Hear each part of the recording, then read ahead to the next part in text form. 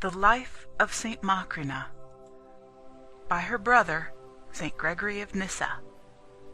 Translated by W.K. Lowther Clark, B.D., formerly Fellow of Jesus College, Cambridge. Introduction. To the monk Olympius. The form of this volume, if one may judge from its heading, is apparently epistolary, but its bulk exceeds that of a letter, extending, as it does, to the length of a book. My apology must be that the subject on which you bade me write is greater than can be compressed within the limits of a letter. I am sure you do not forget our meeting when, on my way to Jerusalem in pursuance of a vow, in order to see the relics of the Lord's sojourning in the flesh on the actual spots, I ran across you in the city of Antioch. And you must remember all the different talks we enjoyed, for it was not likely that our meeting would be a silent one, when your wit provided so many subjects for conversations. As often happens at such times, the talk flowed on until we came to discuss the life of some famous person. In this case, it was a woman who provided us with our subject, if indeed she should be styled woman, for I do not know whether it is fitting to designate her by her sex, who so surpassed her sex. Our account of her was not based on the narrative of others, but our talk was an accurate description of what we had learned by personal experience, nor did it need to be authenticated by strangers, nor even was the Virgin referred to unknown to our family circle, to make it necessary to learn the wonders of her life through others. But she came from the same parents as ourselves, being, so to speak, an offering of first fruits, since she was the earliest born of my mother's womb. As then you have decided that the story of her noble career is worth telling, to prevent such a life being unknown to our time, and the record of a woman who raised herself by philosophy to the greatest height of human virtue, passing into the shades of useless oblivion, I thought it well to obey you, and in a few words, as best I can, to tell her story in unstudied and simple style. The Virgin's name was Macrina. She was so called by her parents after a famous Macrina some time before in the family, our father's mother, who had confessed Christ like a good athlete in the time of the persecutions. This indeed was her name to the outside world, the one used by her friends, but another name had been given her privately, as a result of a vision before she was born into the world. For indeed, her mother was so virtuous that she was guided on all occasions by the divine will. In particular, she loved the pure and unstained mode of life so much that she was unwilling to be married. But since she had lost both her parents, and was in the very flower of her youthful beauty, and the fame of her good looks was attracting many suitors, and there was a danger that, if she were not mated to someone willingly, she might suffer some unwished-for violent fate, seeing that some men, inflamed by her beauty, were ready to abduct her. On this account, she chose for her husband a man who was known and approved for the gravity of his conduct, and so gained a protector of her life. At her first confinement, she became the mother of Macrina.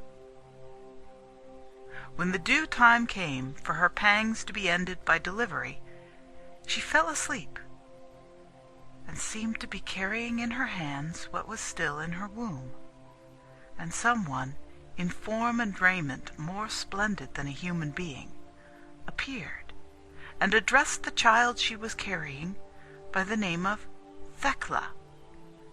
That Thecla, I mean, who is so famous among the virgins. After doing this, and testifying to it 3 times, he departed from her sight, and gave her easy delivery, so that at that moment she awoke from sleep and saw her dream realized. Now, this name, Thecla, was used only in secret, but it seems to me that the apparition spoke not so much to guide the mother to a right choice of name, as to forecast the life of the young child, and to indicate by the name that she would follow her namesake's mode of life. Well, the child was reared. Although she had her own nurse, yet as a rule her mother did the nursing with her own hands. After passing the stage of infancy, she showed herself apt in acquiring childish accomplishments, and her natural powers were shown in every study to which her parents' judgment directed her. The education of the child was her mother's task. She did not, however, employ the usual worldly method of education, which makes a practice of using poetry as a means of training the early years of the child. For her mother considered it disgraceful and quite unsuitable that a tender and plastic nature should be taught either those tragic passions of womanhood which afforded poets their suggestions and plots, or the indecencies of comedy, to be, so to speak, denied with unseemly tales of the women's quarters. But such parts of inspired scripture as you would think were incomprehensible to young children were the subject of the girl's studies. In particular, the wisdom of Solomon, and those parts of it especially which have an ethical bearing. Nor was she ignorant of any part of the Psalter, but at stated times she recited every part of it. When she rose from bed, or engaged in household duties, or rested, or partook of food, or retired from table, when she went to bed, or rose in the night for prayer, the Psalter was her constant companion, like a good fellow traveler that never deserted her. Filling her time with these and the like occupations, and attaining besides a considerable proficiency in wool work, the growing girl reached her 12th year, the age when the bloom of adolescence begins to appear. In which connection it is noteworthy that the girl's beauty could not be concealed, in spite of efforts to hide it. Nor in all the countryside, so it seems, was there anything so marvelous as her beauty in comparison to those of others. So fair was she that even painters' hands could not do justice to her comeliness. The art that contrives all things and essays the greatest tasks, so as even to model in imitation the figures of the heavenly bodies, could not accurately reproduce the loveliness of her form. In consequence, a great swarm of suitors seeking her in marriage crowded round her parents. But her father, a shrewd man with a reputation for forming right decisions, picked out from the rest a young man related to the family, who was just leaving school, of good birth and remarkable steadiness, and he decided to betroth his daughter to him as soon as she was old enough. Meantime, he aroused great hopes, and he offered to his future father-in-law his fame in public speaking, as if it were one of the bridegroom's gifts, for he displayed the power of his eloquence in forensic contests on behalf of the wronged. But envy cut off these bright hopes by snatching away the poor lad from life.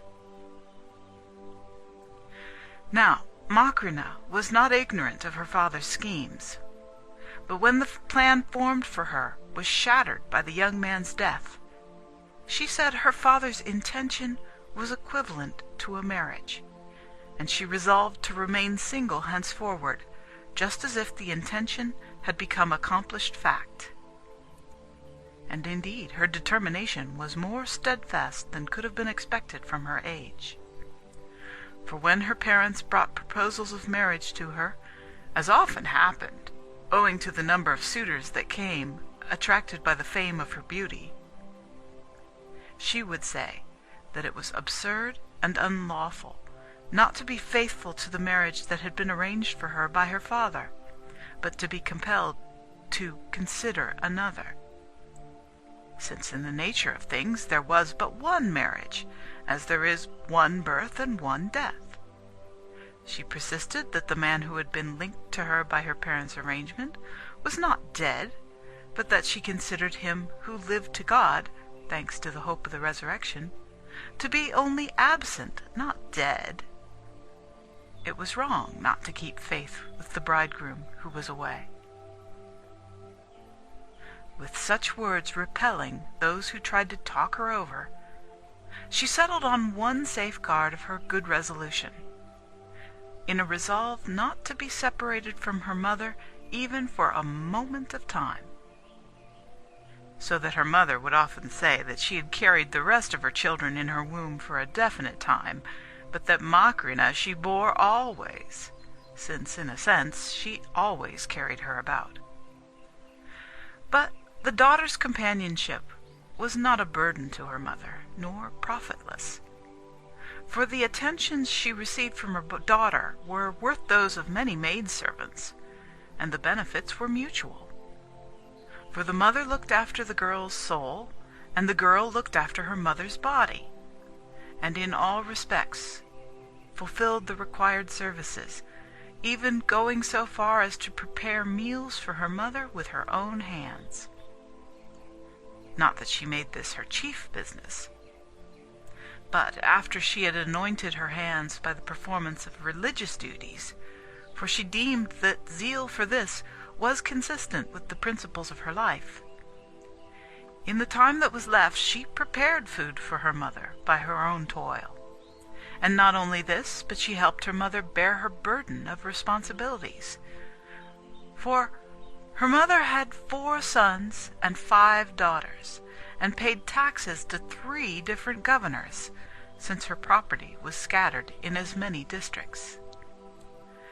In consequence, her mother was distracted with various anxieties, for her father had by this time departed this life. In all these matters she shared her mother's toils, dividing her cares with her, and lightening her heavy load of sorrows. At one and the same time, thanks to her mother's guardianship, she was keeping her own life blameless, so that her mother's eye both directed and witnessed all she did. And also, by her own life, she instructed her mother greatly, leading her to the same mark, that of philosophy, I mean, and gradually drawing her on to the immaterial and more perfect life. When the mother had arranged excellent marriages for the other sisters, such as was best in each case, Macrina's brother, the great Basil, returned after his long period of education, already a practised rhetorician. He was puffed up beyond measure with the pride of oratory, and looked down on the local dignitaries, excelling in his own estimation all the men of leadership and position. Nevertheless, Macrina took him in hand, and with such speed did she draw him also toward the mark of philosophy, that he forsook the glories of this world, and despised fame gained by speaking, and deserted it for this busy life where one toils with one's hands. His renunciation of property was complete, lest anything should impede the life of virtue. But indeed his life, and the subsequent acts by which he became renowned throughout the world, and put into the shade all those who have won renown for their virtue, would need a long description and much time. But I must divert my tale to its appointed task. Now that all the distractions of the material life had been removed, Macrina persuaded her mother to give up her ordinary life, and all showy style of living, and the services of domestics to which she had been accustomed before, and bring her point of view down to that of the masses, and to share the life of the maids, treating all her slave girls and menials as if they were her sisters, and belonged to the same rank as herself. But at this point I should like to insert a short parenthesis in my narrative, and not to pass over unrelated such a matter as the following, in which the lofty character of the maiden is displayed. The second of the 4 brothers, now Claudius by name, who came next after the great Basil, excelled the rest in natural endowments and physical beauty, in strength, in speed, and in ability to turn his hand to anything. When he had reached his 21st year, and had given such demonstration of his studies by speaking in public, that the whole audience in the theatre was thrilled, he was led by divine providence to despise all that was already in his grasp, and drawn by an irresistible impulse, went off to a life of solitude and poverty. He took nothing with him but himself, except that one of the servants named Chrysopius followed him, because of the affection he had toward his master, and the intention he had formed to lead the same life. So now Claudius lived by himself, having found a solitary spot on the banks of the Iris, a river flowing through the midst of Pontus. It actually rises in Armenia, passes through our parts, and discharges its stream into the Black Sea. By it the young man found a place with a luxuriant growth of trees, and a hill nestling under the mass of the overhanging mountain. There he lived, far removed from the noises of the city, and the distractions that surround the lives both of the soldier and the pleader in the law courts. Having thus freed himself from the din of cares that impedes man's higher life, with his own hands he looked after some old people who were living in poverty and feebleness, considering it appropriate to his mode of life to make such a work his care. So the generous youth would go on fishing expeditions, and since he was expert in every form of sport, he provided food to his grateful clients by this means, and at the same time by such exercises he was taming his own manhood. Besides this, he also gladly obeyed his mother's wishes whenever she issued a command, and so in these 2 ways he guided his life, subduing his youthful nature by toil, and caring assiduously for his mother, and thus, keeping the divine commands, he was traveling home to God.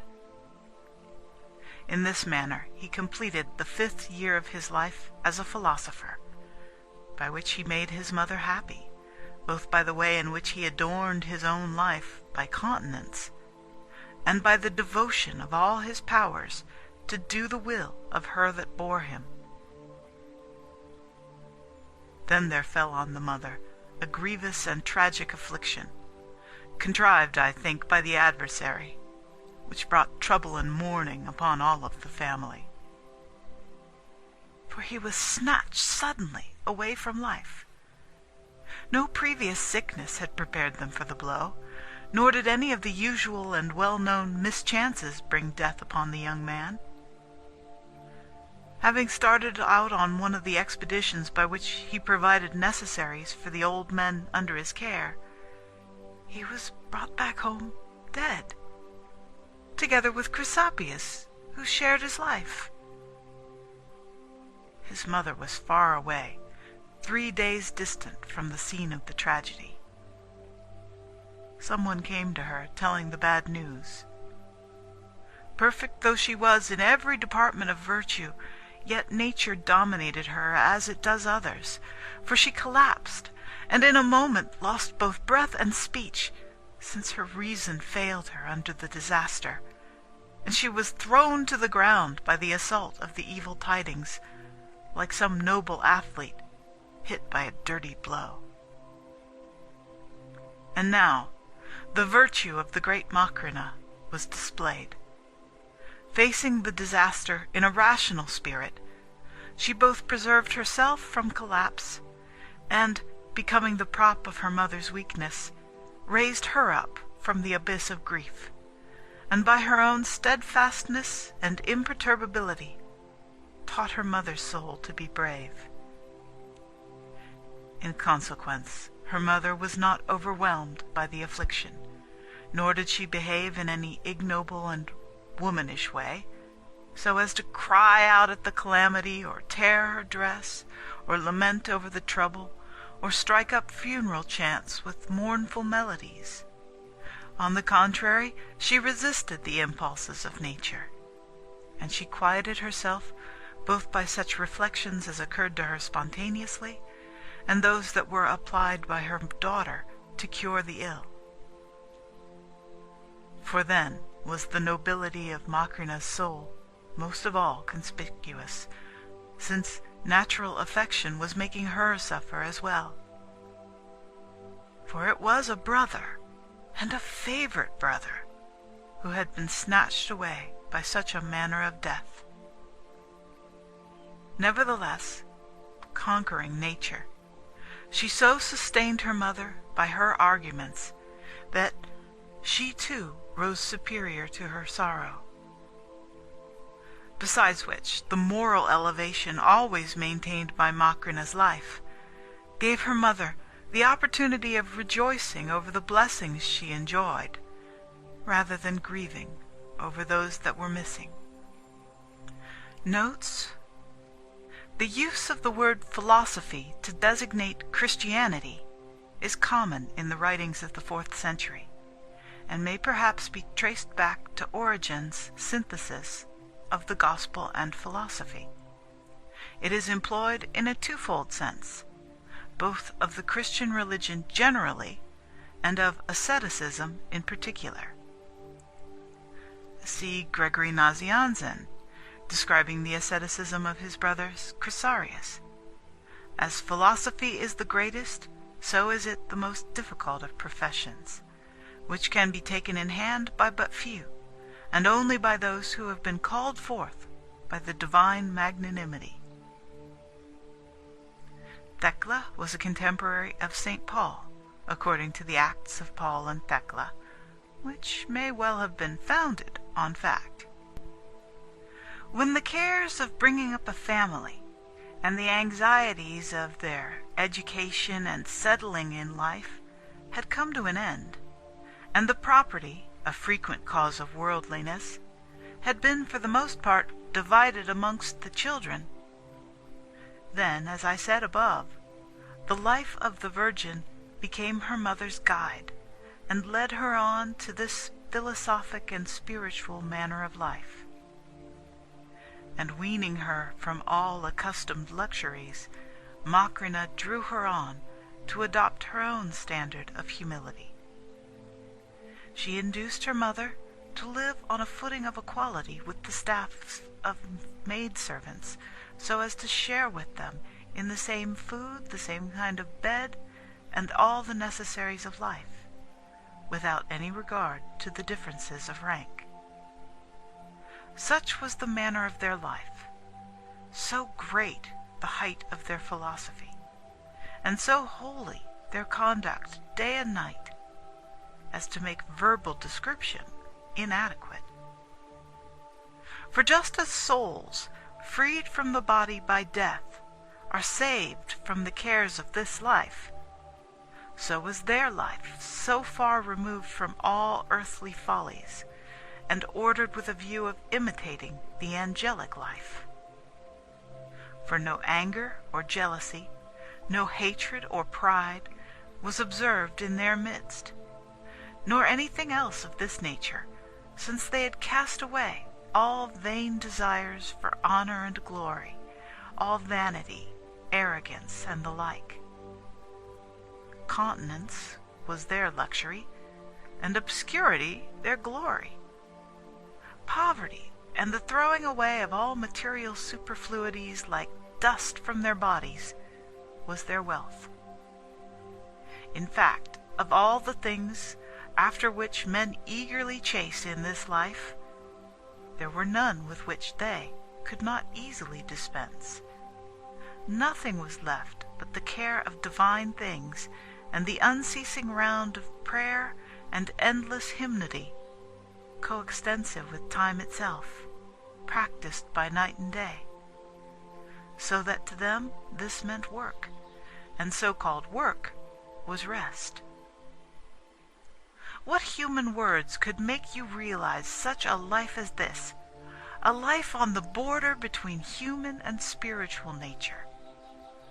For that nature should be free from human weaknesses is not to be expected from mankind, but these women fell short of the angelic and immaterial nature only insofar as they appeared in bodily form, and were contained within a human frame, and were dependent upon the organs of sense.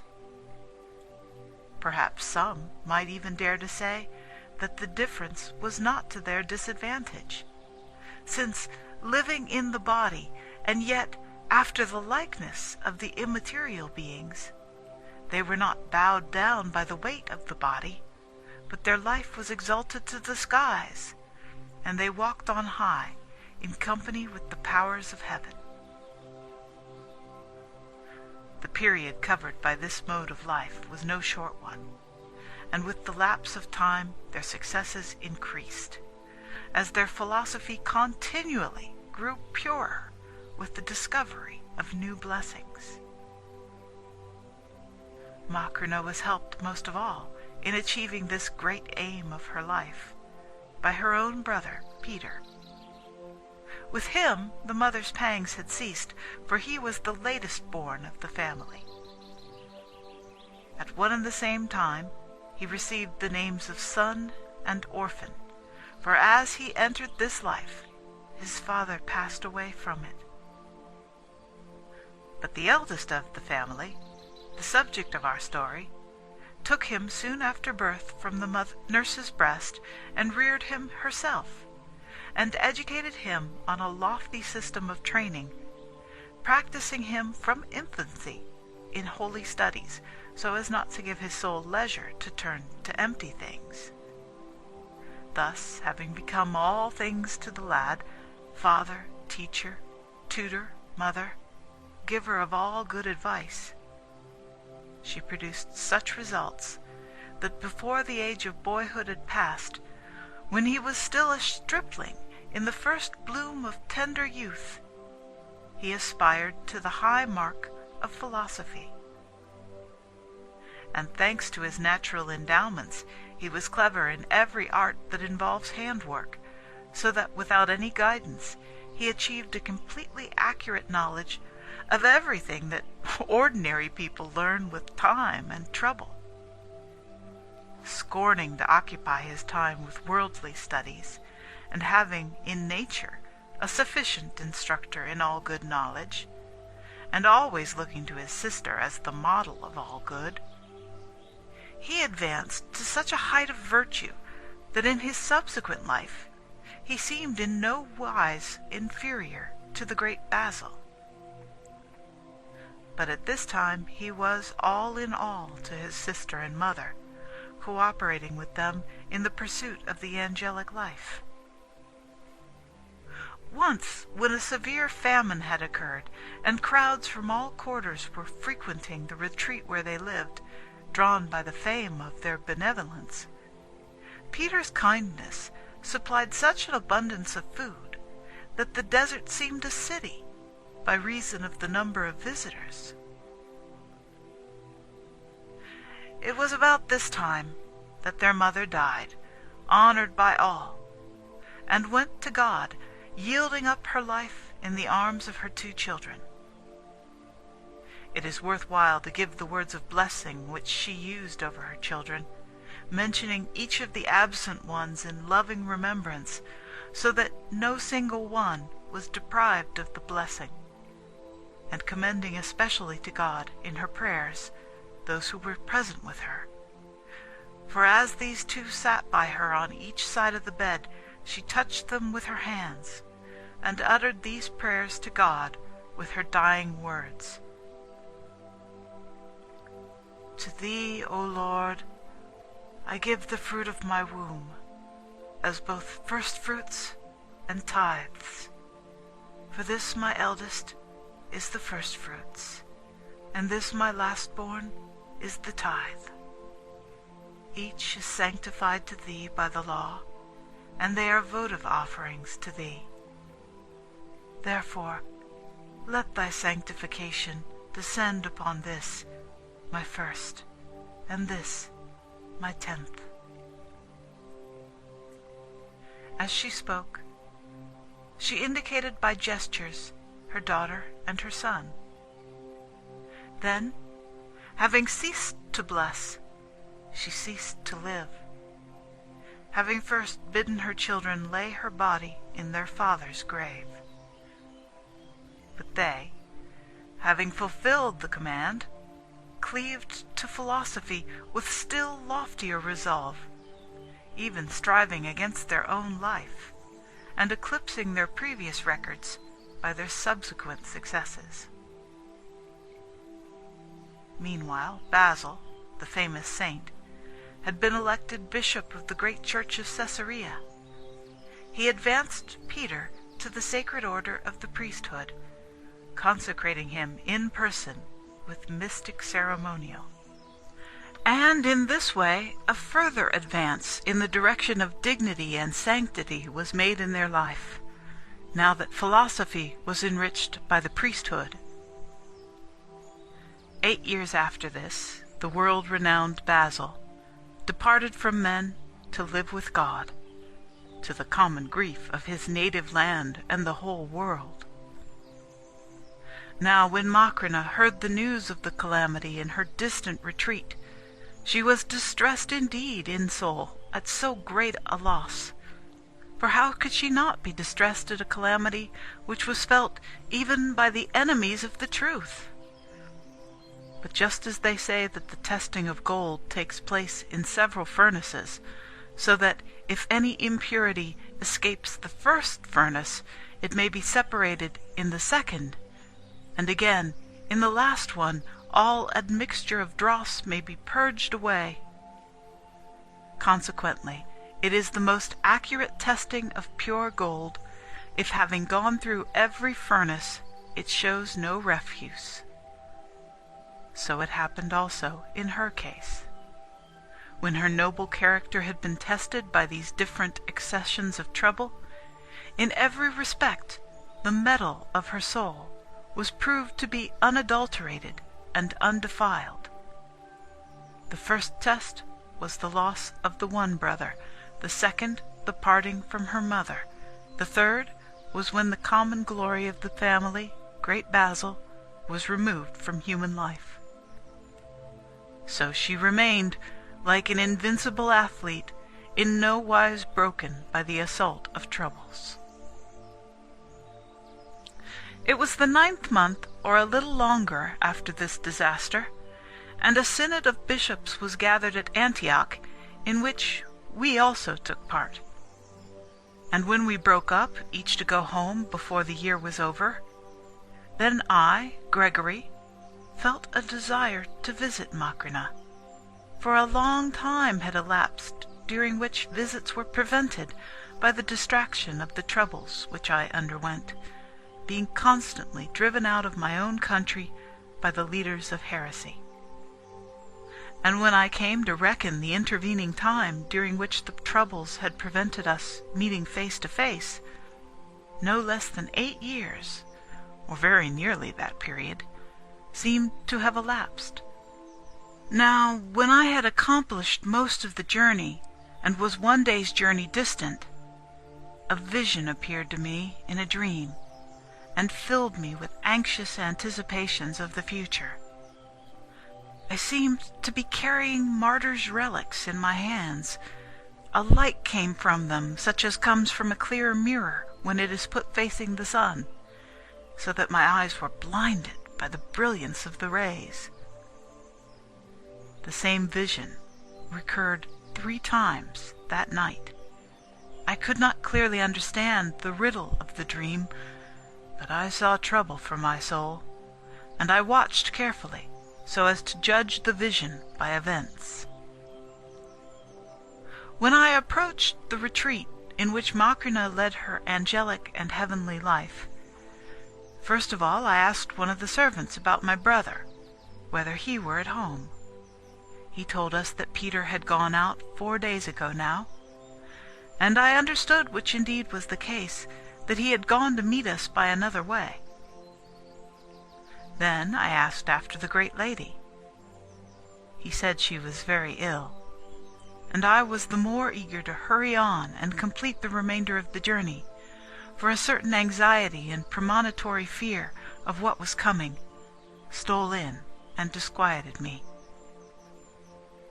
But when I came to the actual place, rumor had already announced my arrival to the brotherhood. Then the whole company of the men came streaming out to meet us from their apartments, for it was their custom to honor friends by meeting them. But the band of virgins on the women's side modestly waited in the church for us to arrive. But when the prayers and the blessing were over, and the women, after reverently inclining their head for the blessing, retired to their own apartments, none of them were left with us. I guessed the explanation, that the abbess was not with them.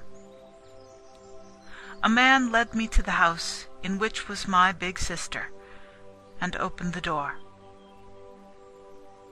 Then I entered that holy dwelling. I found her already terribly afflicted with weakness. My great sister was lying not on a bed or a couch, but on the floor. A sack had been spread on a board, and another board propped up her head, so contrived as to act as a pillow, supporting the sinews of the neck in slanting fashion, and holding up the neck comfortably.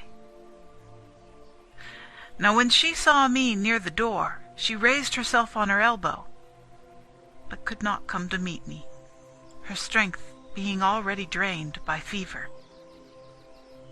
But by putting her hands on the floor and leaning over from the pallet as far as she could, she showed the respect due to my rank.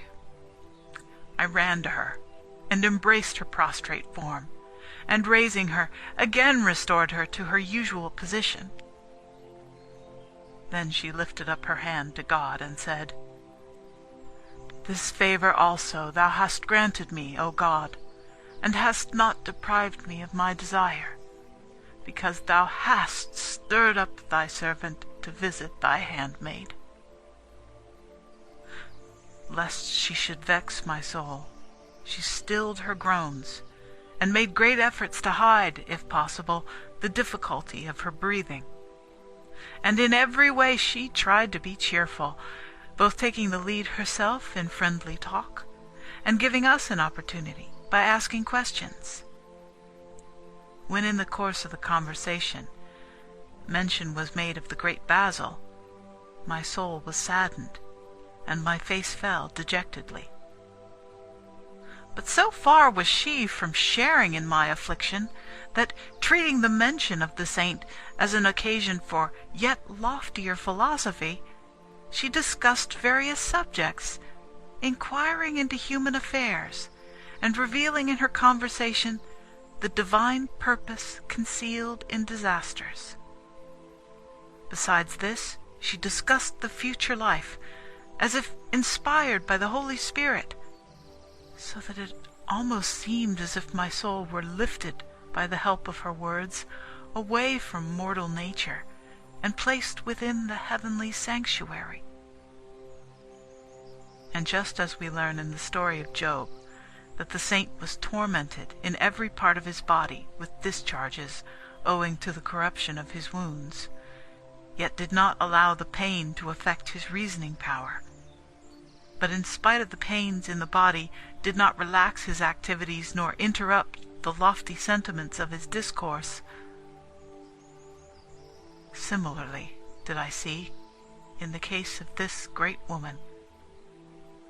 Fever was drying up her strength and driving her on to death, yet she refreshed her body, as it were, with dew, and thus kept her mind unimpeded in the contemplation of heavenly things, in no way injured by her terrible weakness.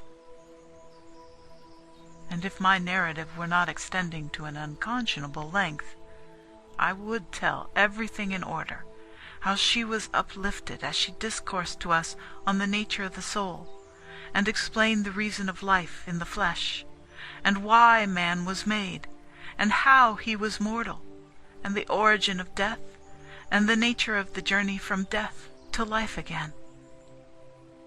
In all which she told her tale clearly and consecutively, as if inspired by the power of the Holy Spirit.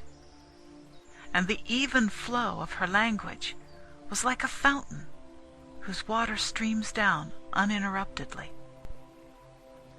When our conversation was finished, she said, "It is time, brother, for you to rest your body a while, since it is wearied with the great toil of your journey." And though I had found it a great and genuine rest to see her and hear her noble words, yet since she wanted it so much, that I might in every particular seem to obey my mistress, I found a pretty arbor prepared for me in one of the neighboring gardens, and rested under the shade of the trailing vines. But it was impossible to have any feelings of enjoyment when my soul within me was constrained by gloomy anticipations, for the secret of the vision of my dream seemed to be now revealed to me by what I had seen. For the image I had seen was indeed true, the relics of a holy witness which had been dead in sin, but now were resplendent with the indwelling power of the Spirit. I explained this to one of those who had heard me tell the dream before.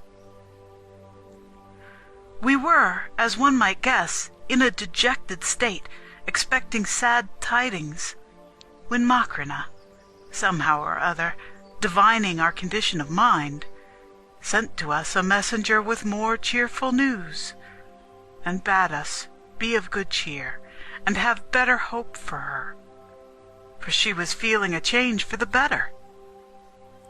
Now, this was not said to deceive, but the message was actually true, though we did not know it at the time. For, in very truth, just as a runner who has passed his adversary and already drawn near to the end of the stadium, as he approaches the judge's seat and sees the crown of victory, rejoices inwardly as if he had already attained his object, and announces his victory to his sympathizers among the spectators. In such a frame of mind did she too tell us to cherish better hopes for her, for she was already looking to the prize of her heavenly calling, and all but uttering the apostle's words, "Henceforward is laid up for me the crown of righteousness, which the righteous judge shall give me. For I have fought the good fight, I have finished the course, I have kept the faith." Accordingly, feeling happy at the good news, we began to enjoy the sights that lay before us, for they were very varied, and the arrangements gave much pleasure, since the great lady was careful even of these trifles. But when we saw her again, for she did not allow us to spend time by ourselves in idleness, she began to recall her past life, beginning with childhood, and describing it all in order, as in a history. She recounted as much as she could remember of the life of our parents, and the events that took place both before and after my birth. But her aim throughout was gratitude toward God, for she described our parents' life not so much from the point of view of the reputation they enjoyed in the eyes of contemporaries on account of their riches, as an example of the divine blessing. My father's parents had their goods confiscated for confessing Christ. Our maternal grandfather was slain by the imperial wrath, and all his possessions were transferred to other masters. Nevertheless, their life abounded so in faith that no one was named above them in those times. And moreover, after their substance had been divided into 9 parts, according to the number of the children, the share of each one was so increased by God's blessing that the income of each of the children exceeded the prosperity of the parents.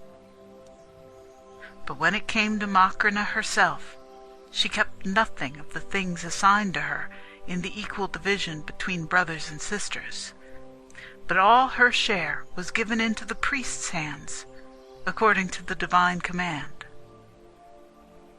Moreover, her life became such, by God's help, that her hands never ceased to work, according to the commandment. Never did she even look for help to any human being, nor did human charity give her the opportunity of a comfortable existence. Never were petitioners turned away, yet never did she appeal for help. But God secretly blessed the little seeds of her good works till they grew into a mighty fruit. As I told my own trouble, and all that I had been through, first my exile at the hands of the Emperor Valens on account of the faith, and then the confusion in the church that summoned me to conflicts and trials, my great sister said, "Will you not cease to be insensible to the divine blessings? Will you not remedy the ingratitude of your soul? Will you not compare your position with that of your parents? And yet, as regards worldly things, we make our boast of being well-born and thinking we come of a noble family. Our father was greatly esteemed as a young man for his learning. In fact, his fame was established throughout the law courts of the province. Subsequently, though he excelled all others in rhetoric, his reputation did not extend beyond Pontus. But he was satisfied with fame in his own land. But you," she said, "are renowned in cities and peoples and nations. Churches summon you as an ally and director. And do you not see the grace of God in it all? Do you fail to recognize the cause of such great blessings? That it is your parents' prayers that are lifting you up on high? You that have little or no equipment within yourself for such success." Thus she spoke, and I longed for the length of the day to be further extended, that she might never cease delighting our ears with sweetness. But the voice of the choir was summoning us to the evening service, and sending me to church, the Great One retired once more to God in prayer, and so she spent the night.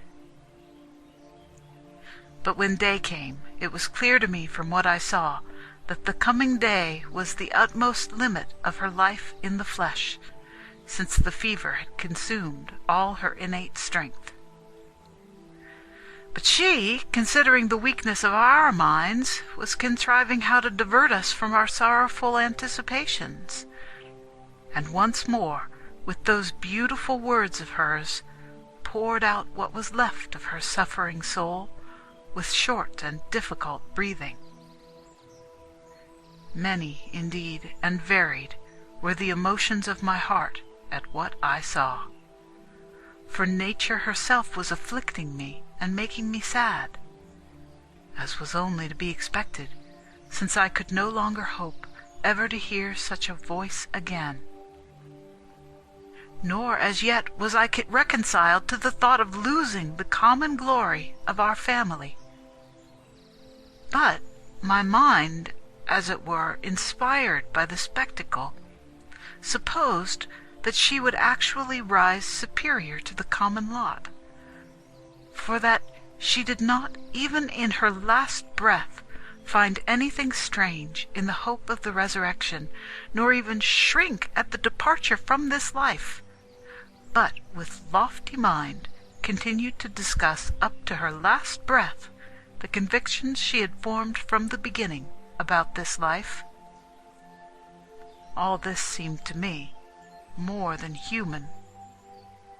Rather did it seem as if some angel had taken human form with a sort of incarnation, to whom it was nothing strange that the mind should remain undisturbed, since he had no kinship or likeness with this life of flesh, and so the flesh did not draw the mind to think on its afflictions.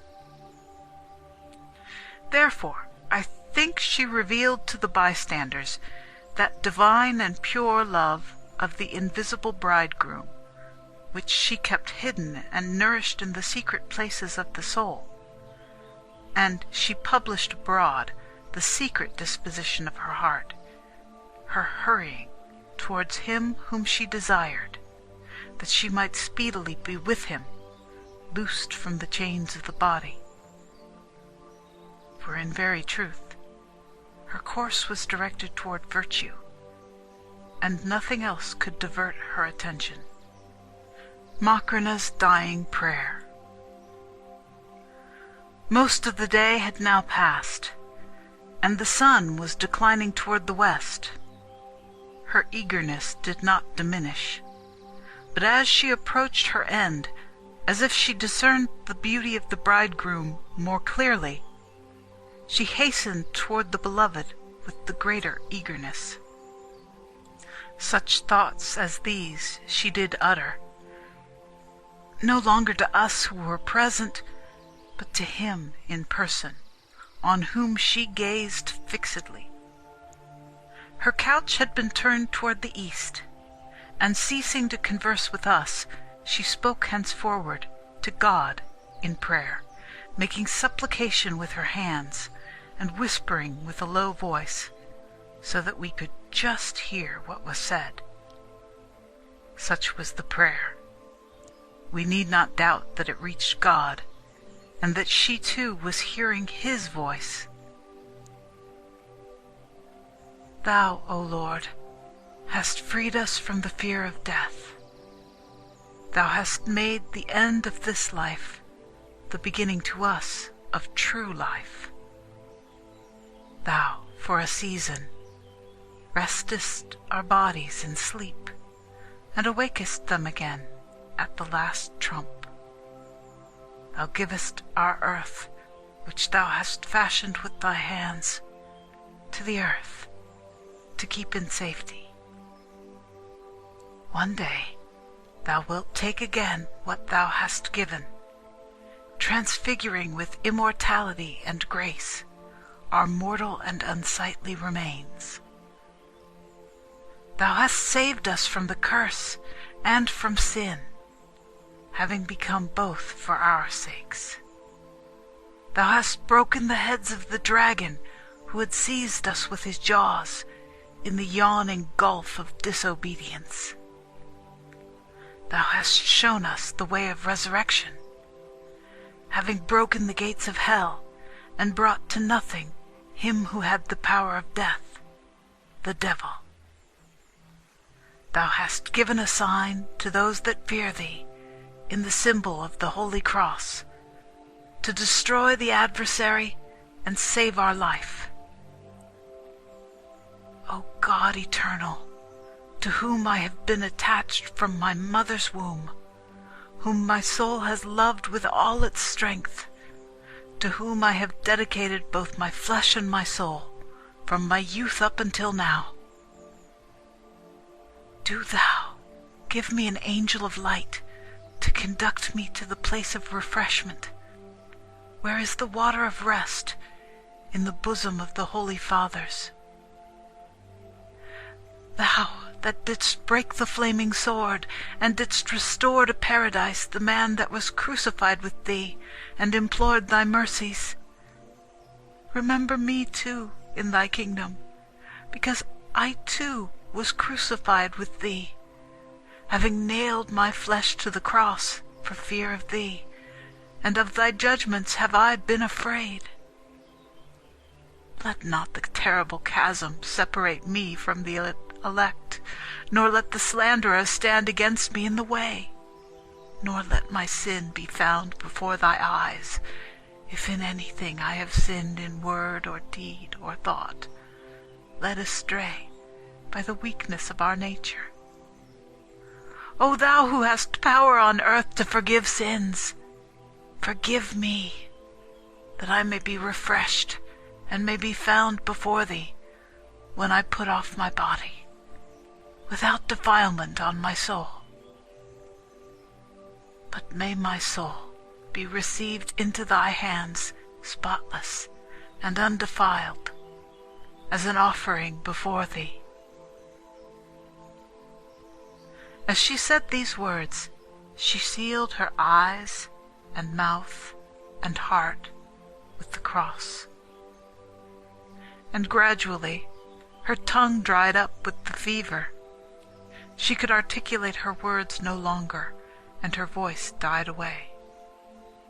And only by the trembling of her lips and the motion of her hands did we recognize that she was praying. Meanwhile, evening had come, and a lamp was brought in. All at once she opened the orb of her eyes and looked toward the light, clearly wanting to repeat the thanksgiving sung at the lighting of the lamps. But her voice failed, and she fulfilled her intention in the heart and by moving her hands, while her lips stirred in sympathy with her inmost desire. But when she had finished the thanksgiving, and her hand brought to her face to make the sign had signified the end of the prayer,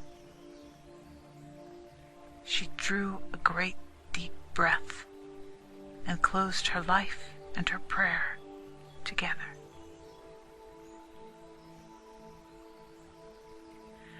And now that she was breathless and still, remembering the command that she had given at our first meeting, telling me she wished her hands laid on her eyes and the accustomed offices done for the body by me, I brought her hands, all numb with the disease, onto her holy face, only that I might not seem to neglect her bidding, for her eyes needed none to compose them, being covered gracefully by the lids, just as happens in natural sleep. The lips were suitably closed, and the hands laid reverently on the breast, and the whole body had automatically fallen into the right position, and in no way needed the help of the layers out. Now my mind was becoming unnerved in two ways from the sight that met my gaze, and the sad wailing of the virgins that sounded in my ears.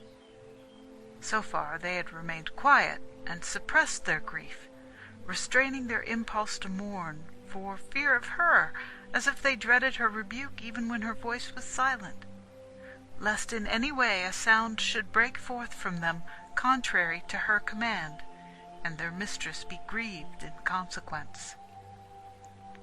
When they could no longer subdue their anguish in silence, and grief like some inward fire was smoldering in their hearts, all at once a bitter and irrepressible cry broke out, so that my reason no longer remained calm, but a flood of emotion like a watercourse in spate swept it away, and so, neglecting my duties, I gave myself up to lamentation. Indeed, the cause for the maidens' weeping seemed to me just and reasonable, for they were not bewailing the loss of human companionship and guidance, nor any other such thing as men grieve over when disaster comes. But it seemed as if they had been torn away from their hope in God and the salvation of their souls. So they cried and bewailed in this manner: "The light of our eyes has gone out. The light that guided our souls has been taken away. The safety of our life is destroyed. The seal of immortality is removed. The bond of restraint has been taken away. The support of the weak has been broken. The healing of the sick removed. In thy presence the night became to us as day, illumined with pure life. But now even our day will be turned to gloom. Saddest of all in their grief were those who called upon her as mother and nurse. These were those whom she had picked up as babies exposed by the roadside in the time of famine.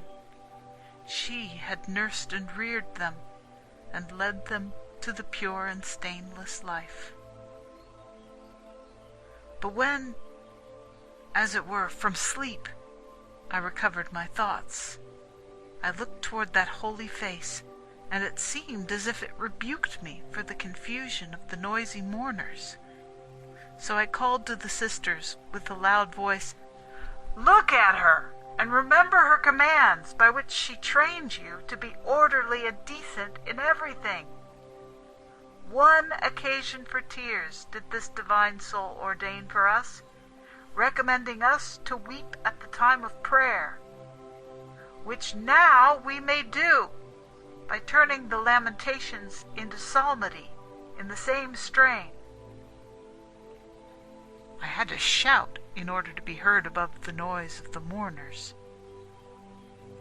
Then I besought them to go away for a while to the neighboring house, but I asked that some of those whose services she used to welcome when she was alive should stay behind. Among these was a lady of gentle birth who had been famous in youth for wealth, good family, physical beauty, and every other distinction. She had married a man of high rank and lived with him for a short time. Then, with her body still young, she was released from marriage, and she chose the great Macrina as protector and guardian of her widowhood, and spent her time mostly with the virgins, learning from them the life of virtue.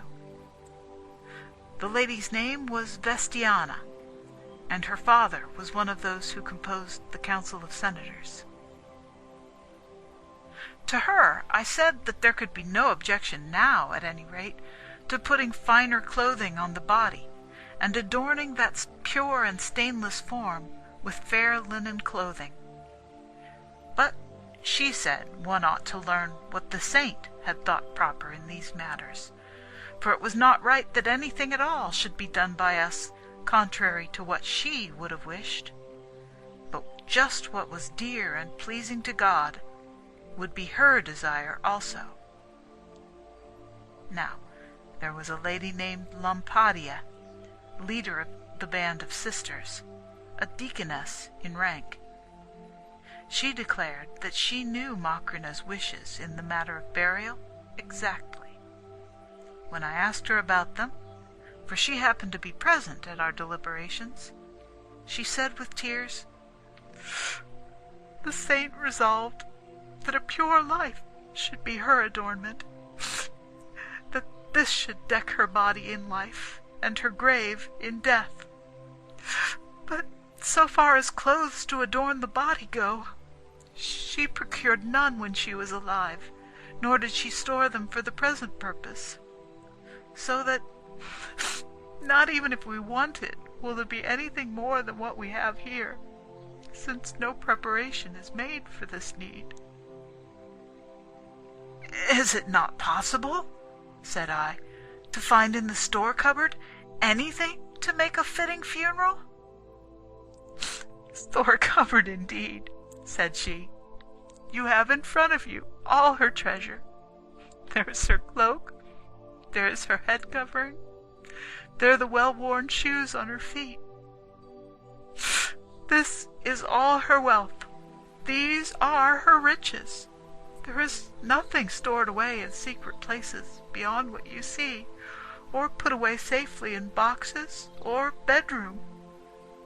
She knew of one storehouse alone for her wealth, the treasury in heaven. There she had stored her all. Nothing was left on earth." "Suppose," said I were to bring some of the things I have got ready for the funeral.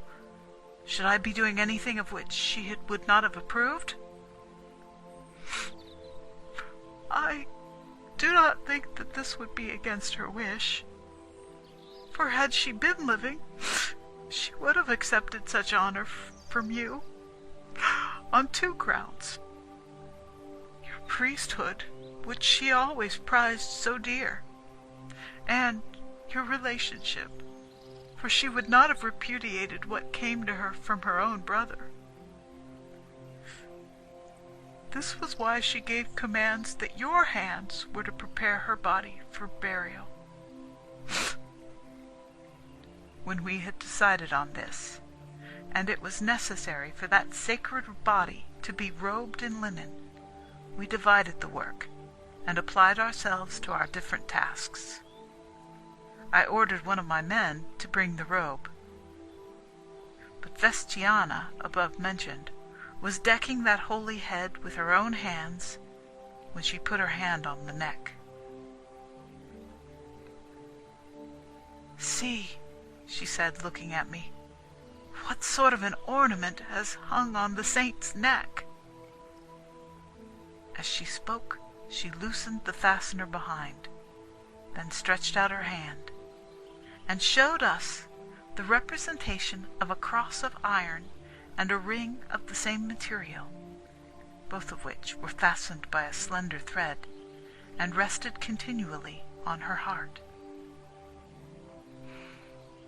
"Let us share the treasure," I said. "You have the phylactery of the cross. I will be content with inheriting the ring." For the cross had been traced on the seal of this ring, too. Looking at it, the lady said to me again, "You have made no mistake in choosing this treasure, for the ring is hollow in the hoop, and in it has been hidden a particle of the cross of life, and so the mark on the seal above shows what is hidden below." But when it was time that the pure body should be wrapped in its robes, the command of the great departed one made it necessary for me to undertake the ministry. But the sister who shared with me that great inheritance was present and joined in the work. "Do not let the great wonders accomplished by the saint pass by unnoticed," she remarked, laying bare part of the breast. "What do you mean?" I said. "Do you see," she said, "this small faint mark below the neck?"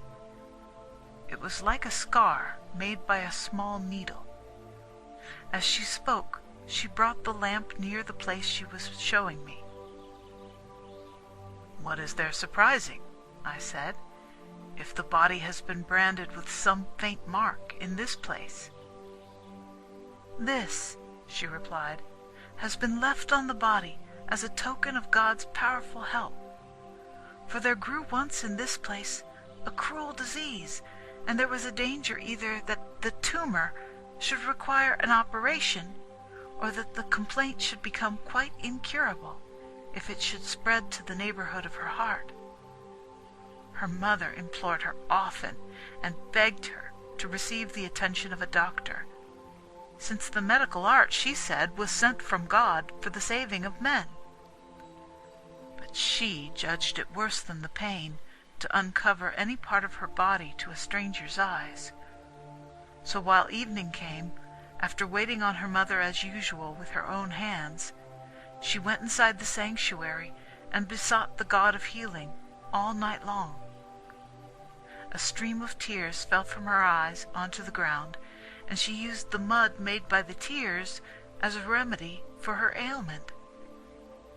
Then, when her mother felt despondent and again urged her to allow the doctor to come, she said it would suffice for the cure of her disease if her mother would make the holy seal on the place with her own hand. But when the mother put her hand within her bosom to make the sign of the cross on the part, the sign worked, and the tumor disappeared. But this is the tiny trace of it. It appeared then in place of that frightful sore, and remained until the end, that it might be, as I imagine, a memorial of the divine visitation, an occasion and reminder of perpetual thanksgiving to God. When our work came to an end, and the body had been decked with the best we had on the spot, the deaconess spoke again, maintaining that it was not fitting that she should be seen by the eyes of the virgins robed like a bride. "But I have," she said, "laid by one of your mother's dark-colored robes, which I think would do well laid over her, that this holy beauty be not decked out with the unnecessary splendor of clothing." Her counsel prevailed, and the robe was laid on her body. But she was resplendent even in that dark robe, divine power having added, as I think, this final grace to the body, so that, as in the vision of my dream, rays actually seemed to shine forth from her beauty. But while we were thus employed, and the virgins' voices singing psalms mingled with lamentations were filling the place, somehow the news had quickly spread throughout the whole neighborhood, and all the people that lived nearby were streaming toward the place, so that the entrance hall could no longer hold the concourse. When the all-night vigil for her, accompanied by hymn singing, as in the case of martyrs' festivals, was finished, and the dawn came, the multitude of men and women that had flocked in from all the neighboring countryside were interrupting the psalms with wailings. But I, sick at heart though I was, owing to the calamity, was yet contriving, so far as was possible with what we had, that no suitable accompaniment of such a funeral should be omitted. I divided the visitors according to sex, and put the crowds of women with the band of virgins, while the menfolk I put in the ranks of the monks. I arranged that the psalms should be sung by both sexes in rhythmical and harmonious fashion, as in chorus singing, so that all the voices should blend suitably. But since the day was progressing, and the entire space of the retreat was getting crowded with the multitude of arrivals, the bishop of that district, Araxius by name, who had come with the entire complement of his priests, ordered the funeral procession to start slowly, for there was a long way to go, and the crowd seemed likely to impede brisk movement. At the same time as he gave this order, he summoned to him all present who shared with him in the priesthood, that the body might be borne by them. When this had been settled, and his directions were being carried out, I got under the bed and called Araxius to the other side. 2 other distinguished priests took the hind part of the bed. Then I went forward, slowly, as was to be expected, our progress being but gradual. For the people thronged round the bed, and all were insatiable to see that holy sight, so that it was not easy for us to complete our journey. On either side we were flanked by a considerable number of deacons and servants, escorting the bier in order, all holding wax tapers. The whole thing resembled a mystic procession, and from beginning to end the voices blended in singing psalms. That, for example, that comes in the hymn of the 3 children. 7 or 8 stades intervened between the retreat and the abode of the holy martyrs, in which also the bodies of our parents were laid. With difficulty did we accomplish the journey in the best part of a day, for the crowds that came with us, and those that were constantly joining us, did not allow our progress to be what we wished. But when we got inside the church, we laid down the bed and turned first to prayer. But our prayer was the signal for the people's lamentations to start again. For when the voice of psalmody was still, and the virgins gazed on that holy face, and the grave of our parents was already being opened, in which it had been decided that Macrina should be laid, a woman cried out impulsively that after this hour we should see that divine face no more. Then the rest of the virgins cried out the same, and a disorderly confusion disturbed the orderly and solemn chanting of psalms, all being upset by the wailing of the virgins. With difficulty did we succeed in procuring silence by our gesture, and the precentor taking the lead and intoning the accustomed prayers of the church, the people composed themselves at last to prayer. When the prayer had come to its due close, fear entered my mind of transgressing the divine command which forbids us to uncover the shame of father or mother. And how, said I, shall I escape such condemnation, if I gaze at the common shame of human nature made manifest in the bodies of my parents, since they are all decayed and dissolved, as must be expected, and turned into foul and repulsive shapelessness? As I thought of these things, and the anger of Noah against his son was striking fear into me, the story of Noah advised me what was to be done. Before the lid of the grave was lifted sufficiently to reveal the bodies to our gaze, they were covered by a pure linen cloth stretched across from either end. And now that the bodies were hidden under the cloth, we, myself that is, and the aforementioned bishop of the district, took up that holy body from the bed and laid it down by the side of the mother, thus fulfilling the common prayer of both. For both were with one voice asking God for this boon all their lives long, that their bodies should be mingled with one another after death, and that their comradeship in life should not even in death be broken. But when we had completed all the accustomed funeral rites, and it became necessary to return home, I first threw myself on the grave and embraced the dust, and then I started on my way back, downcast and tearful, pondering over the greatness of my loss.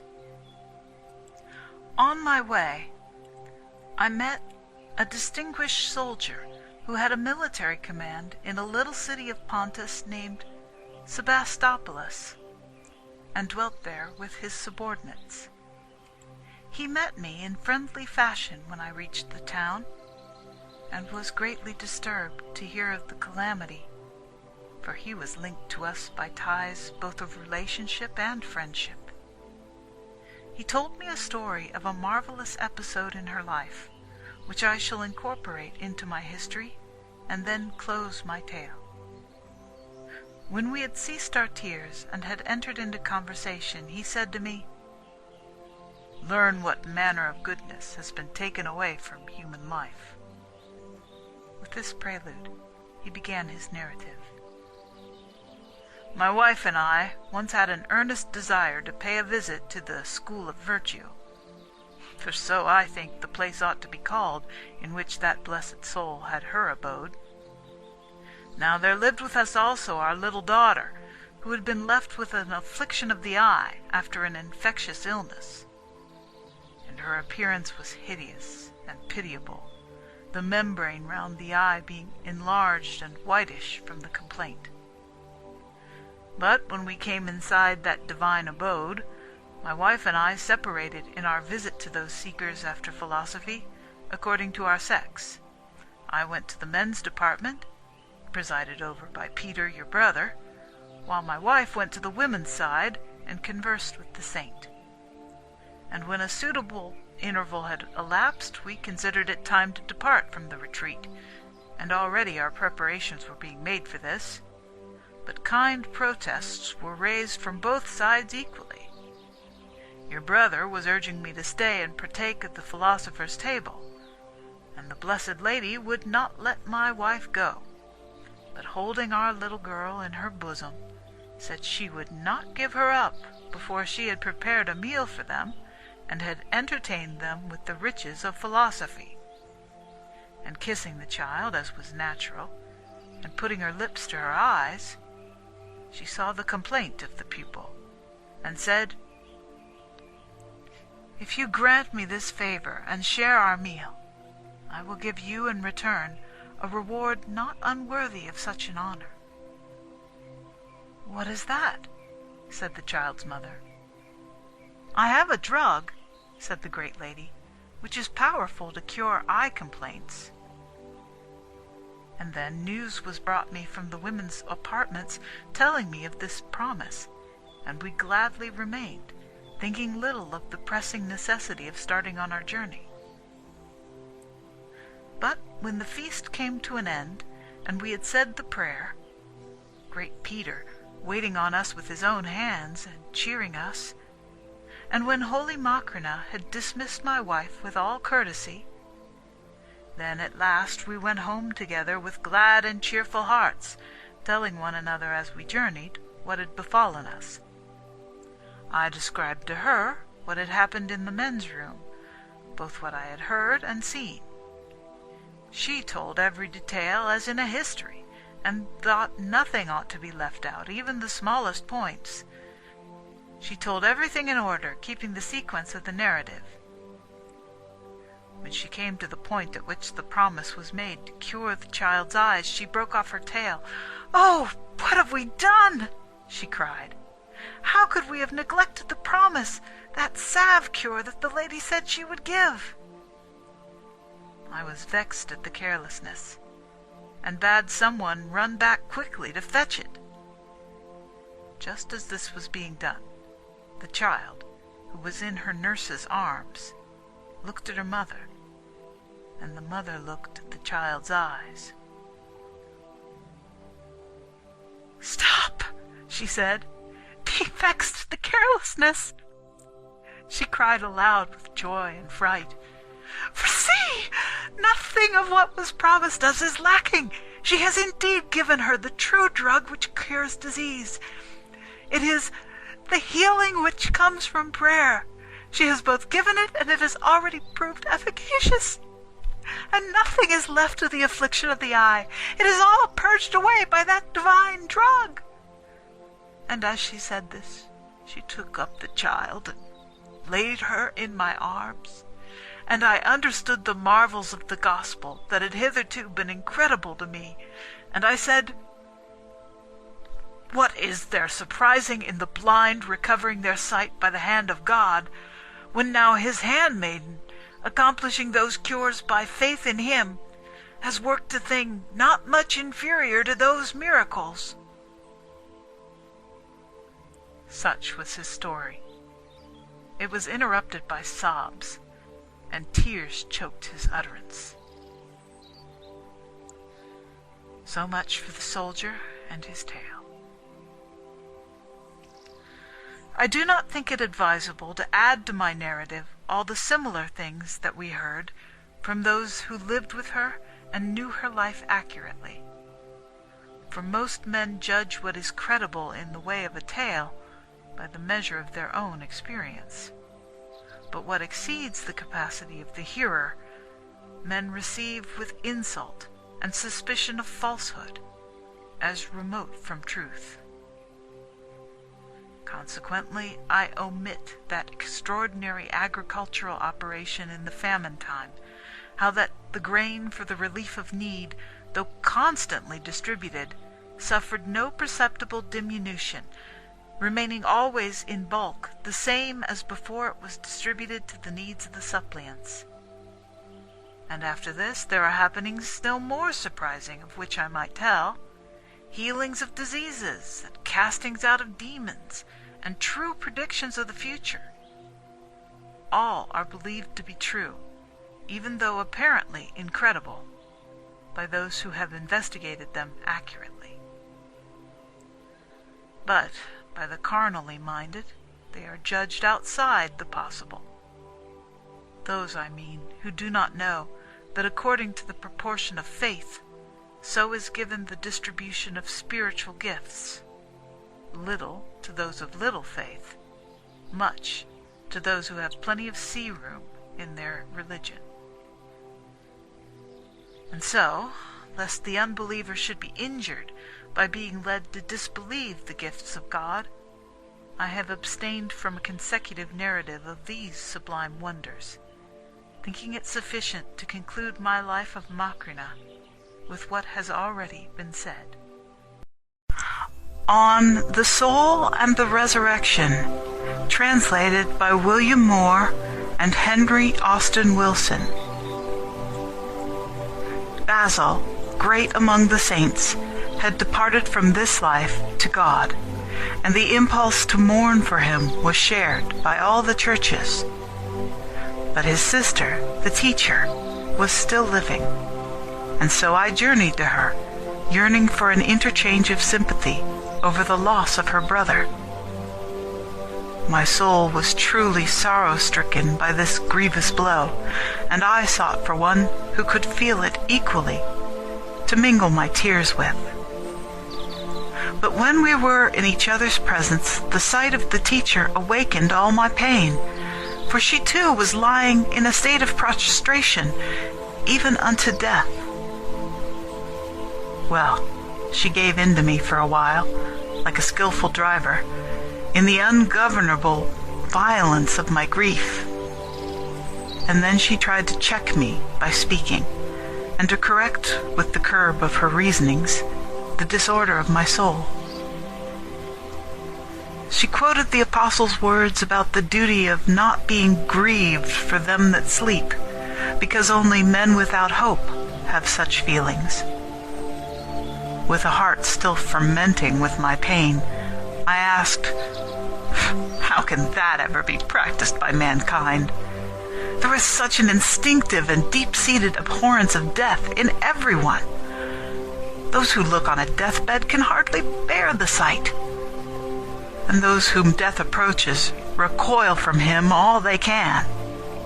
Why, even the law that controls us puts death highest on the list of crimes and highest on the list of punishments.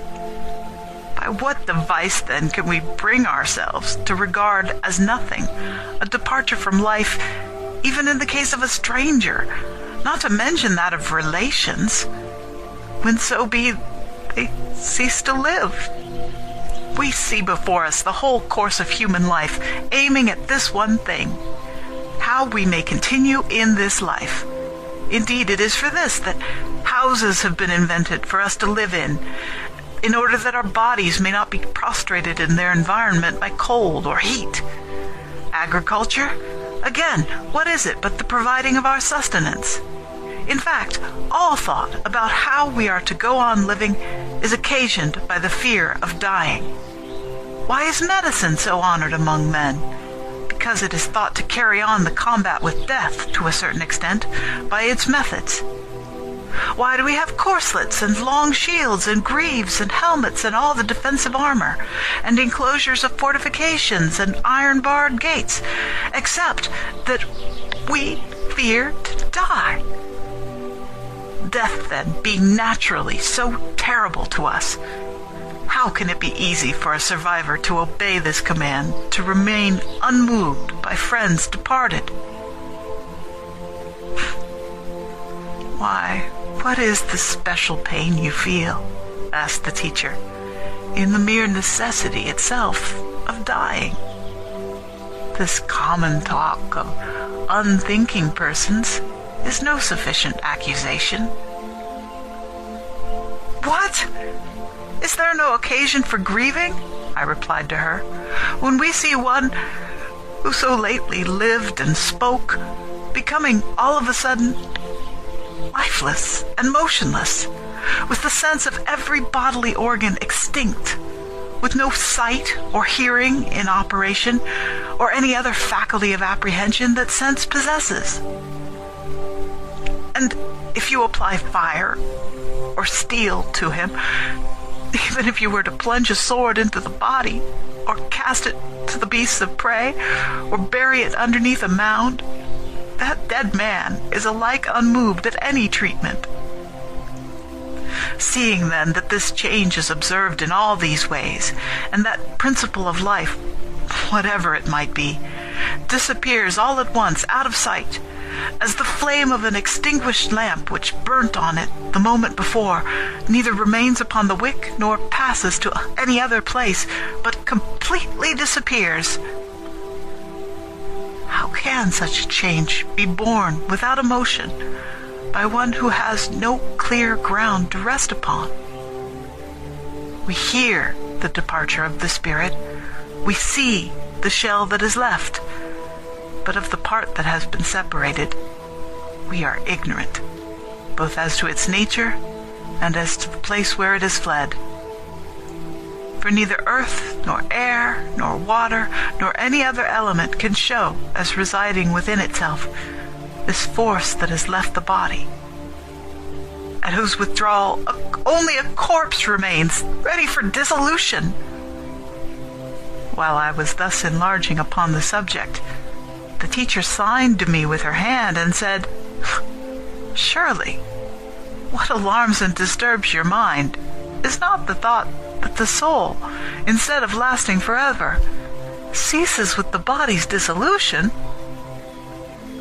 I answered rather audaciously, and without due consideration of what I said, for my passionate grief had not yet given me back my judgment. In fact, I said that the divine utterances seemed to me like mere commands, compelling us to believe that the soul lasts forever. Not, however, that we were led by them to this belief by any reasoning. Our mind within us appears slavishly to accept the opinion enforced, but not to acquiesce with a spontaneous impulse. Hence, our sorrow over the departed is all the more grievous. We do not exactly know whether this vivifying principle is anything by itself, where it is, how it is, whether in fact it exists in any way at all anywhere. This uncertainty about the real state of the case balances the opinions on either side. Many adopt the one view, many the other, and indeed, there are certain persons of no small philosophical reputation among the Greeks who have held and maintained this which I have just said. "Away," she cried, "with that pagan nonsense! For therein the inventor of lies fabricates only false theories to harm the truth. Observe this and nothing else, that such a view about the soul amounts to nothing less than the abandonment of virtue, and seeking the pleasure of the moment only. The life of eternity, by which alone virtue claims the advantage, must be despaired of." "And pray how," I asked, "are we to get a firm and unmovable belief in the soul's continuance? I too am sensible of the fact that human life will be bereft of the most beautiful ornament which life has to give, I mean virtue, unless an undoubting confidence with regard to this be established within us. What indeed does virtue have to stand upon in the case of those persons who conceive of this present life as the limit of their existence, and who hope for nothing beyond?" "Well," replied the teacher, "we must seek where we may get a beginning for our discussion upon this point. And if you please, let the defense of the opposing views be undertaken by yourself. For I see that your mind is a little inclined to accept such a brief. Then, after the conflicting belief has been stated, we shall be able to look for the truth." When she made this request, and I had deprecated the suspicion that I was making the objections in real earnest, instead of only wishing to get a firm ground for the belief about the soul, by calling into court first what is aimed against this view, I began. Would not the defenders of the opposite belief say this, that the body, being composite, must necessarily be resolved into that of which it is composed? And when the coalition of elements in the body ceases, each of those elements naturally gravitates toward its kindred element with the irresistible bias of like to like. The heat in us will thus unite with heat, the earthy with the solid, and each of the other elements also will pass toward its like. Where then will the soul be after that? If one affirm that it is in those elements, one will be obliged to admit that it is identical with them, for this fusion could not possibly take place between two things of different natures.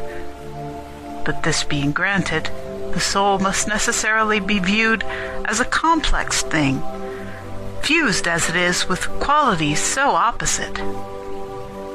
But the complex is not simple, and must be classed with the composite, and the composite is necessarily dissoluble.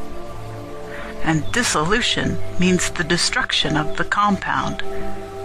And the destructible is not immortal, else the flesh itself, resolvable as it is into its constituent elements, might so be called immortal. If, on the other hand, the soul is something other than these elements, where can our reason suggest a place for it to be, when it is thus, by virtue of its alien nature, not to be discovered in these elements, and there is no other place in the world either where it may continue, in harmony with its own peculiar character, to exist? But if a thing can be found nowhere, plainly it has no existence. The teacher sighed gently at these words of mine, and then said, "Maybe these were the objections, or such as these, that the Stoics and Epicureans collected at Athens made in answer to the apostle. I hear that Epicurus carried his theories in this very direction. The framework of things was, to his mind, a fortuitous and mechanical affair, without a providence penetrating its operations. And as a piece with this, he thought that human life was like a bubble, existing only as long as the breath within was held in by the enveloping substance, inasmuch as our body was a mere membrane, as it were, encompassing a breath, and that on the collapse of the inflation, the imprisoned essence was extinguished. To him, the visible was the limit of existence. He made our senses the only means of our apprehension of things. He completely closed the eyes of his soul, and was incapable of seeing anything in the intelligible and immaterial world, just as a man who is imprisoned in a cabin whose walls and roof obstruct the view outside remains without a glimpse of all the wonders in the sky. Verily, everything in the universe that is seen to be an object of sense is like an earthen wall, forming in itself a barrier between the narrower souls and that intelligible world which is ready for their contemplation. And it is the earth and water and fire alone that such behold. Whence comes each of these elements, in what and by what they are encompassed? Such souls, because of their narrowness, cannot detect. While the sight of a garment suggests to anyone the weaver of it, and the thought of the shipwright comes at the sight of the ship, and the hand of the builder is brought to the mind of him who sees the building, these little souls gaze upon the world, but their eyes are blind to him whom all this that we see around us makes manifest. And so they propound their clever and pungent doctrines about the soul's vanishment, body from elements and elements from body, and besides, the impossibility of the soul's self-existence if it is not to be one of these elements or lodged in one. For if these opponents suppose that by virtue of the soul not being akin to the elements, it is nowhere after death, they must propound, to begin with, the absence of the soul from fleshly life as well, seeing that the body itself is nothing but a concourse of those elements. And so they must not tell us that the soul is to be found there either, independently vivifying their compound. If it is not possible for the soul to exist after death, though the elements do, then I say, according to this teaching, our life as well is proved to be nothing else but death. But if, on the other hand, they do not make the existence of the soul now in the body a question for doubt, how can they maintain its evanishment when the body is resolved into its elements? Then, secondly, they must employ an equal audacity against the God in this nature too. For how can they assert that the intelligible and immaterial unseen can be dissolved and diffused into the wet and the soft, as also into the hot and the dry, and so hold together the universe in existence through being, though not of a kindred nature with the things which it penetrates, yet not thereby incapable of so penetrating them? Let them therefore remove from their system the very deity who upholds the world. This is the very point, I said, upon which our adversaries cannot fail to have doubts, viz. That all things depend on God and are encompassed by him, or that there is any divinity at all transcending the physical world. It would be more fitting, she cried, to be silent about such doubts, and not deign to make any answer to such foolish and wicked propositions. For there is a divine precept forbidding us to answer a fool in his folly. And he must be a fool, as the prophet declares, who says that there is no God. But since one needs must speak, I will urge upon you an argument which is not mine, nor that of any human being, for it would then be of small value whoever spoke it, but an argument which the whole creation enunciates by the medium of its wonders to the audience of the eye, with a skillful and artistic utterance that reaches the heart. Creation proclaims outright the Creator. For the very heavens, as the prophet says, declare the glory of God with their unutterable words. We see the universal harmony in the wondrous sky and on the wondrous earth, how elements essentially opposed to each other are all woven together in an ineffable union to serve one common end, each contributing its particular force to maintain the whole. How the unmingling and mutually repellent do not fly apart from each other by virtue of their peculiarities, any more than they are destroyed when compounded by such contrariety. How those elements which are naturally buoyant move downwards, the heat of the sun, for instance, descending in its rays, while the bodies which possess weight are lifted by becoming rarefied in vapor, so that water, contrary to its nature, ascends, being conveyed through the air to the upper regions. How, too, that fire of the firmament so penetrates the earth that even its abysses feel the heat. how the moisture of the rain infused into the soil generates, one though it be by nature, myriads of differing seeds, and animates in due proportion each subject of its influence. How very swiftly the polar sphere revolves, how the orbits within it move the contrary way, with all the eclipses and conjunctions and measured intervals of the planets.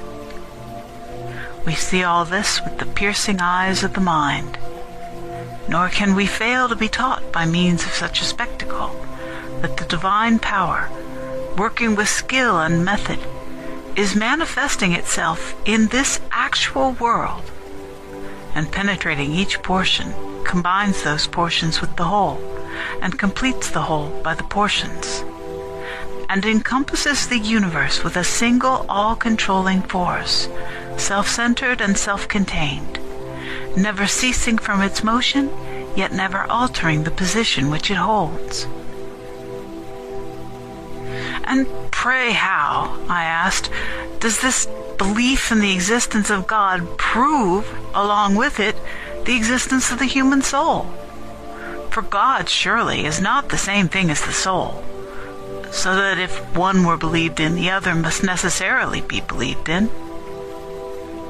She replied, "It has been said by wise men that man is a little world in himself, and contains all the elements which go to complete the universe. If this view is a true one, and so it seems, perhaps we shall need no other ally than it to establish the truth of our conception of the soul. And our conception of it is this, that it exists with a rare and peculiar nature of its own, independent of the body with its gross texture. We get our exact knowledge of this outer world from the apprehension of our senses, and these sensational operations themselves lead us on to the understanding of the supersensual world of fact and thought. And our eye thus becomes the interpreter of that almighty wisdom which is visible in the universe, and points in itself to the being who encompasses it. Just so, when we look to our inner world, we find no slight grounds there also in the known for conjecturing the unknown. And the unknown there also is that which, being the object of thought and not of sight, eludes the grasp of sense." I rejoined,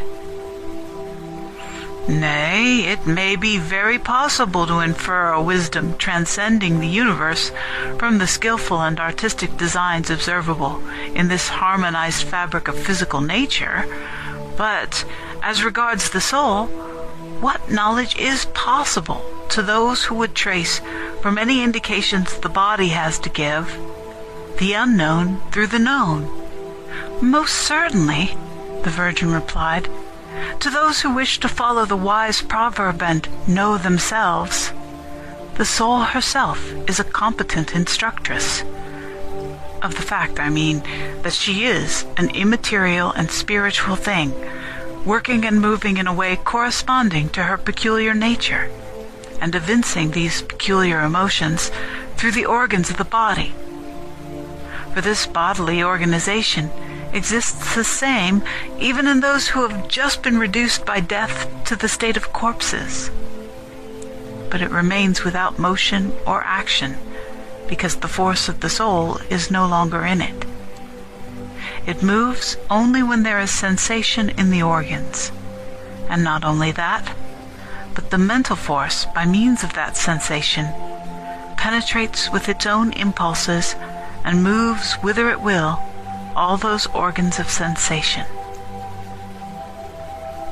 "What then," I asked, "is the soul? Perhaps there may be some possible means of delineating its nature, so that we may have some comprehension of this subject in the way of a sketch."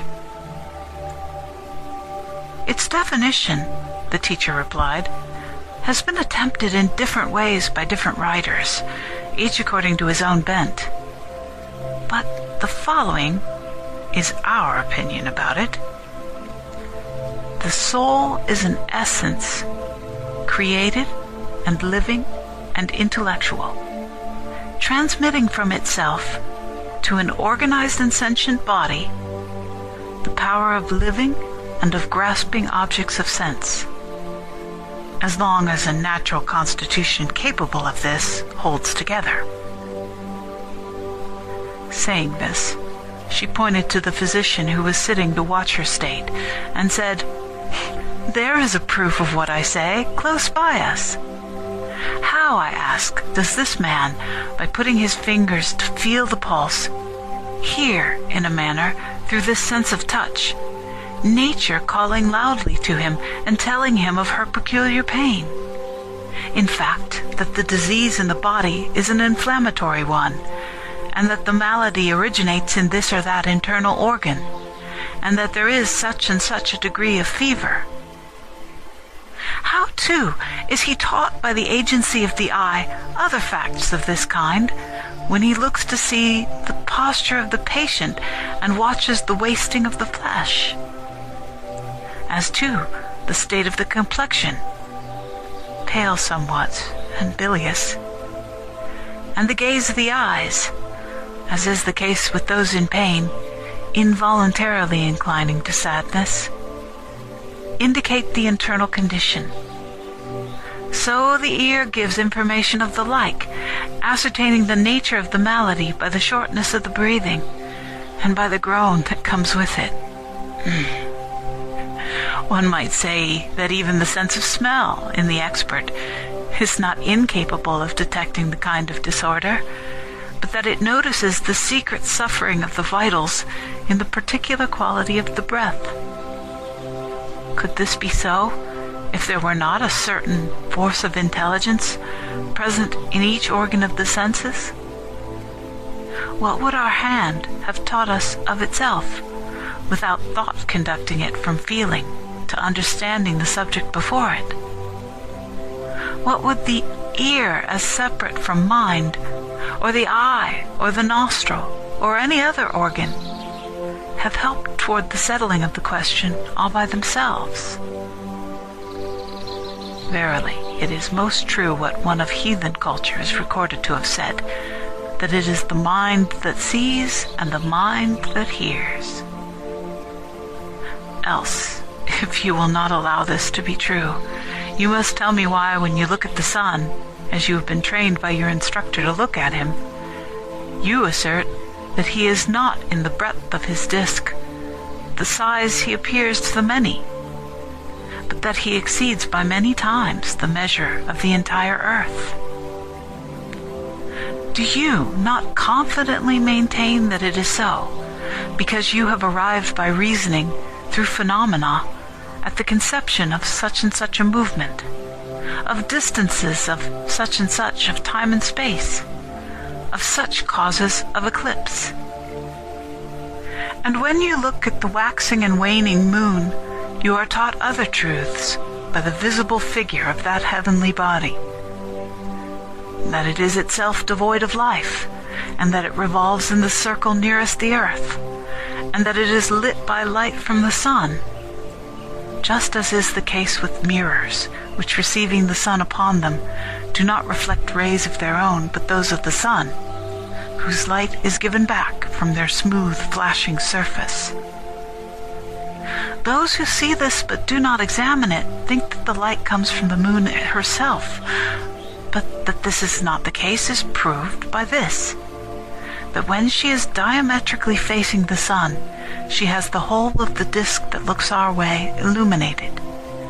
But as she traverses her own circle of revolution quicker from moving in a narrower space, she herself has completed this more than 12 times before the sun has once traveled round his, whence it happens that her substance is not always covered by light, for her position facing him is not maintained in the frequency of her revolutions, but while this position causes the whole side of the moon which looks to us to be illumined, directly she moves sideways, her hemisphere, which is turned to us, necessarily becomes partially shadowed, and only that which is turned to him meets his embracing rays.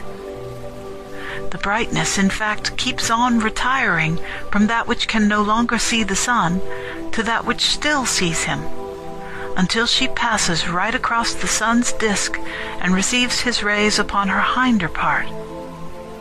And then the fact of her being in herself totally devoid of light and splendor causes the side turned to us to be invisible, while the further hemisphere is all in light. And this is called the completion of her waning. But when again in her own revolution she has passed the sun, and she is transverse to his rays, the side which was dark just before begins to shine a little, for the rays move from this illumined part to that so lately invisible. You see what the eye does teach, and yet it would never of itself have afforded this insight without something that looks through the eyes and uses the data of the senses as mere guides to penetrate from the apparent to the unseen. It is needless to add the methods of geometry that lead us step by step through visible delineations to truths which lie out of sight, and countless other instances which all prove that apprehension is the work of an intellectual essence deeply seated in our nature, acting through the operation of our bodily senses. But what, I asked, if insisting on the great differences which, in spite of a certain quality of matter shared alike by all elements in their visible form, exist between each particular kind of matter? Motion, for instance, is not the same in all, some moving up, some down, nor form, nor quality either. If someone were to say that there was in the same manner, incorporated in or belonging to these elements, a certain force as well, which affects these intellectual insights and operations by a purely natural effort of their own, such effects, for instance, as we often see produced by the mechanists, in whose hands matter, combined according to the rules of art, thereby imitates nature, exhibiting resemblance not in figure alone, but even in motion, so that when the piece of mechanism sounds in its resonant part, it mimics a human voice, without, however, our being able to perceive anywhere any mental force working out the particular figure or character, sound, and movement. Suppose, I say, we were to affirm that all this was produced as well in the organic machine of our own natural bodies, without any intermixture of a special thinking substance, but owing simply to an inherent motive power of the elements within us, accomplishing by itself these operations, to nothing else in fact but an impulsive movement working for the cognition of the object before us. Would not then the fact stand proved of the absolute non-existence of that intellectual and impalpable being, the soul, which you talk of? Your instance, she replied, and your reasoning upon it, though belonging to the counter-argument, may both of them be made allies of our statement, and will contribute not a little to the confirmation of its truth. Why, how can you say that? Because, you see, so to understand, manipulate, and dispose the soulless matter, that the art which is stored away in such mechanisms becomes almost like a soul to the material, in all the various ways in which it mocks movement, in figure and voice and so on, may be turned into a proof of there being something in man whereby he shows an innate fitness to think out within himself, through the contemplative and inventive faculties, such thoughts, and having prepared such mechanisms in theory to put them into practice by manual skill and exhibit in matter the product of his mind. First, for instance, he saw by dint of thinking that to produce any sound there is need of some wind, and then, with a view to produce wind in the mechanism, he previously ascertained by a course of reasoning and close observation of the nature of elements that there is no vacuum at all in the world, but that the lighter is to be considered a vacuum only by comparison with the heavier, seeing that the air itself, taken as a separate subsistence, is crowded, quite full. It is by an abuse of language that a jar is said to be empty, for when it is empty of any liquid, it is nonetheless, even in this state, full to the eyes of the experienced. A proof of this is that a jar, when put into a pool of water, is not immediately filled, but at first floats on the surface, because the air it contains helps to buoy up its rounded sides, till at last the hand of the drawer of the water forces it down to the bottom, and when there, it takes in water by its neck, during which process it is shown not to have been empty even before the water came.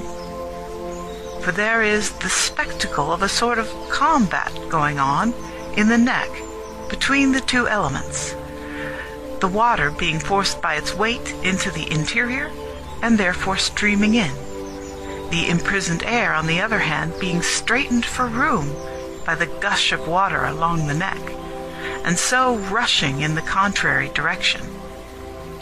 Thus the water is checked by the strong current of air, and gurgles and bubbles against it. Men observed this, and devised, in accordance with this property of the two elements, a way of introducing air to work their mechanism. They made a cavity of some hard stuff, and prevented the air in it from escaping in any direction, and then introduced water into this cavity through its mouth, apportioning the quantity of water according to requirement. Next, they allowed an exit in the opposite direction to the air, so that it passed into a pipe placed ready to hand, and in so doing, being violently constrained by the water, became a blast. And this, playing on the structure of the pipe, produced a note. Is it not clearly proved by such visible results that there is a mind of some kind in man? Something other than that which is visible, which by virtue of an invisible thinking nature of its own, first prepares by inward invention such devices, and then, when they have been so matured, brings them to the light, and exhibits them in the subservient matter.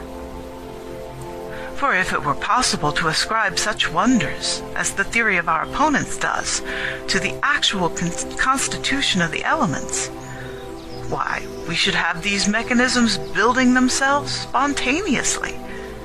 The bronze would not wait for the artist to be made into the likeness of a man, but would become such by an innate force.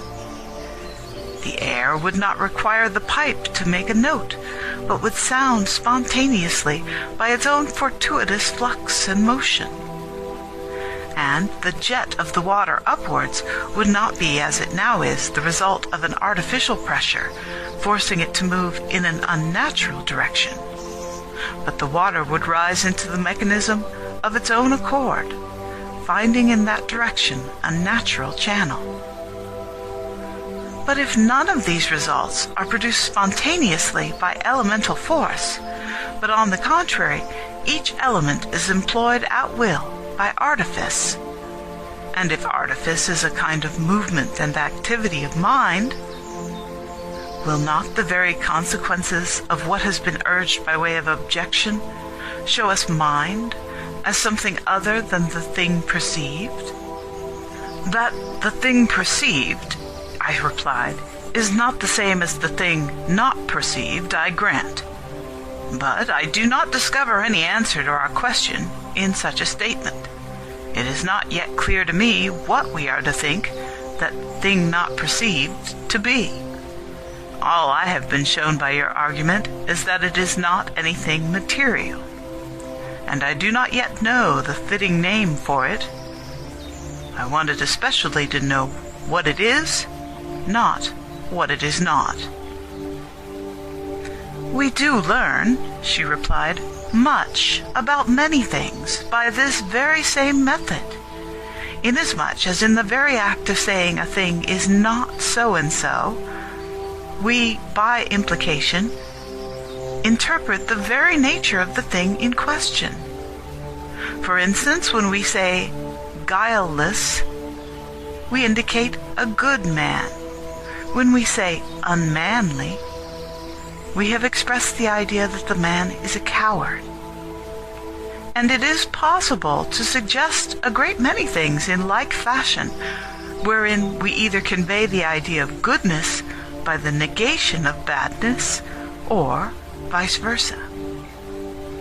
Well then, if one thinks so, with regard to the matter now before us, one will not fail to gain a proper conception of it.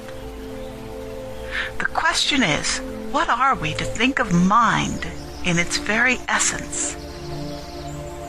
Now, granted that the inquirer has had his doubts set at rest as to the existence of the thing in question, owing to the activities which it displays to us, and only wants to know what it is, he will have adequately discovered it by being told that it is not that which our senses perceive, neither a color, nor a form, nor a hardness, nor a weight, nor a quantity, nor a cubic dimension, nor a point, nor anything else perceptible in matter.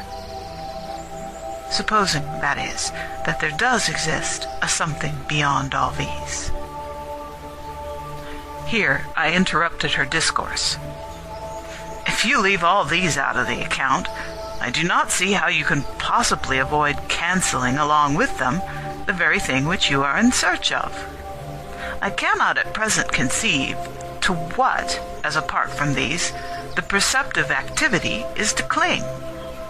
For on all occasions in investigating with the scrutinizing intellect the contents of the world, we must, so far as we put our hand at all on what we are seeking, inevitably touch, as blind men feeling along the walls for the door, some one of the things aforesaid. We must come on color, or form, or quantity, or something else on your list. And when it comes to saying that the thing is none of them, our feebleness of mind induces us to suppose that it does not exist at all. Shame on such absurdity, said she, indignantly interrupting. A fine conclusion this narrow-minded, groveling view of the world brings us to. If all that is not cognizable by sense is to be wiped out of existence, the all-embracing power that presides over things is admitted by this same assertion not to be. Once a man has been told about the non-material and invisible nature of the deity, he must perforce with such a premise reckon it as absolutely non-existent. If, on the other hand, the absence of such characteristics, in his case, does not constitute any limitation on his existence, how can the mind of man be squeezed out of existence along with this withdrawal, one by one, of each property of matter? Well then, I retorted, we only exchange one paradox for another in arguing in this way. For our reason will be reduced to the conclusion that the deity and the mind of man are identical, if it be true that neither can be thought of except by the withdrawal of all the data of sense. Say not so, she replied. To talk so also is blasphemous. Rather, as the Scripture tells you, say that the one is like the other. For that which is made in the image of the deity necessarily possesses a likeness to its prototype in every respect. It resembles it in being intellectual, immaterial, unconnected with any notion of weight, and in eluding any measurement of its dimensions. Yet, as regards its own peculiar nature, it is something different from that other. Indeed, it would no longer be an image if it were altogether identical with that other. But where we have a big letter alpha in that uncreate prototype, we have a little letter alpha in the image. Just as in a minute particle of glass, when it happens to face the light, the complete disk of the sun is often to be seen, not represented thereon in proportion to its proper size, but so far as the minuteness of the particle admits of its being represented at all. Thus do the reflections of those ineffable qualities of deity shine forth within the narrow limits of our nature. And so our reason, following the lead of these reflections, will not miss grasping the mind in its essence by clearing away from the question all corporeal qualities. Nor, on the other hand, will it bring the pure and infinite existence to the level of that which is perishable and little. It will regard this essence of the mind as an object of thought only, since it is the image of an existence which is such. But it will not pronounce this image to be identical with the prototype. Just then, as we have no doubts, owing to the display of a divine, mysterious wisdom in the universe, about a divine being and a divine power existing in it all, which secures its continuance, though if you required a definition of that being, you would therein find the deity completely sundered from every object in creation, whether of sense or thought, while in these last two, natural distinctions are admitted. So too, there is nothing strange in the soul's separate existence as a substance, whatever we may think that substance to be, being no hindrance to her actual existence, in spite of the elemental atoms of the world not harmonizing with her in the definition of her being. In the case of our living bodies, composed as they are from the blending of these atoms, there is no sort of communion, as has been just said, on the score of substance, between the simplicity and invisibility of the soul and the grossness of those bodies. But notwithstanding that, there is not a doubt that there is in them the soul's vivifying influence exerted by a law which it is beyond the human understanding to comprehend. Not even then, when those atoms have again been dissolved into themselves, has that bond of a vivifying influence vanished. But as, while the framework of the body still holds together, each individual part is possessed of a soul which penetrates equally every component member, and one could not call that soul hard and resistant, though blended with the solid, nor humid or cold, or the reverse, though it transmits life to all and each of such parts. So, when that framework is dissolved and has returned to its kindred elements, there is nothing against probability that that simple and incomposite essence, which has once for all, by some inexplicable law, grown with the growth of the bodily framework, should continually remain beside the atoms with which it has been blended, and should in no way be sundered from a union once formed. For it does not follow that because the composite is dissolved, the incomposite must be dissolved with it. That those atoms, I rejoined, should unite and again be separated, and that this constitutes the formation and dissolution of the body, no one would deny. But we have to consider this. There are great intervals between these atoms. They differ from each other both in position and also in qualitative distinctions and peculiarities. When indeed these atoms have all converged upon the given subject, it is reasonable that that intelligent and undimensional essence which we call the soul should cohere with that which is so united. But once these atoms are separated from each other and have gone whither their nature impels them, what is to become of the soul when her vessel is thus scattered in many directions? As a sailor, when his ship has been wrecked and gone to pieces, cannot float upon all the pieces at once which have been scattered this way and that over the surface of the sea, for he seizes any bit that comes to hand and lets all the rest drift away. In the same way, the soul, being by nature incapable of dissolution along with the atoms, will, if she finds it hard to be parted from the body altogether, cling to some one of them.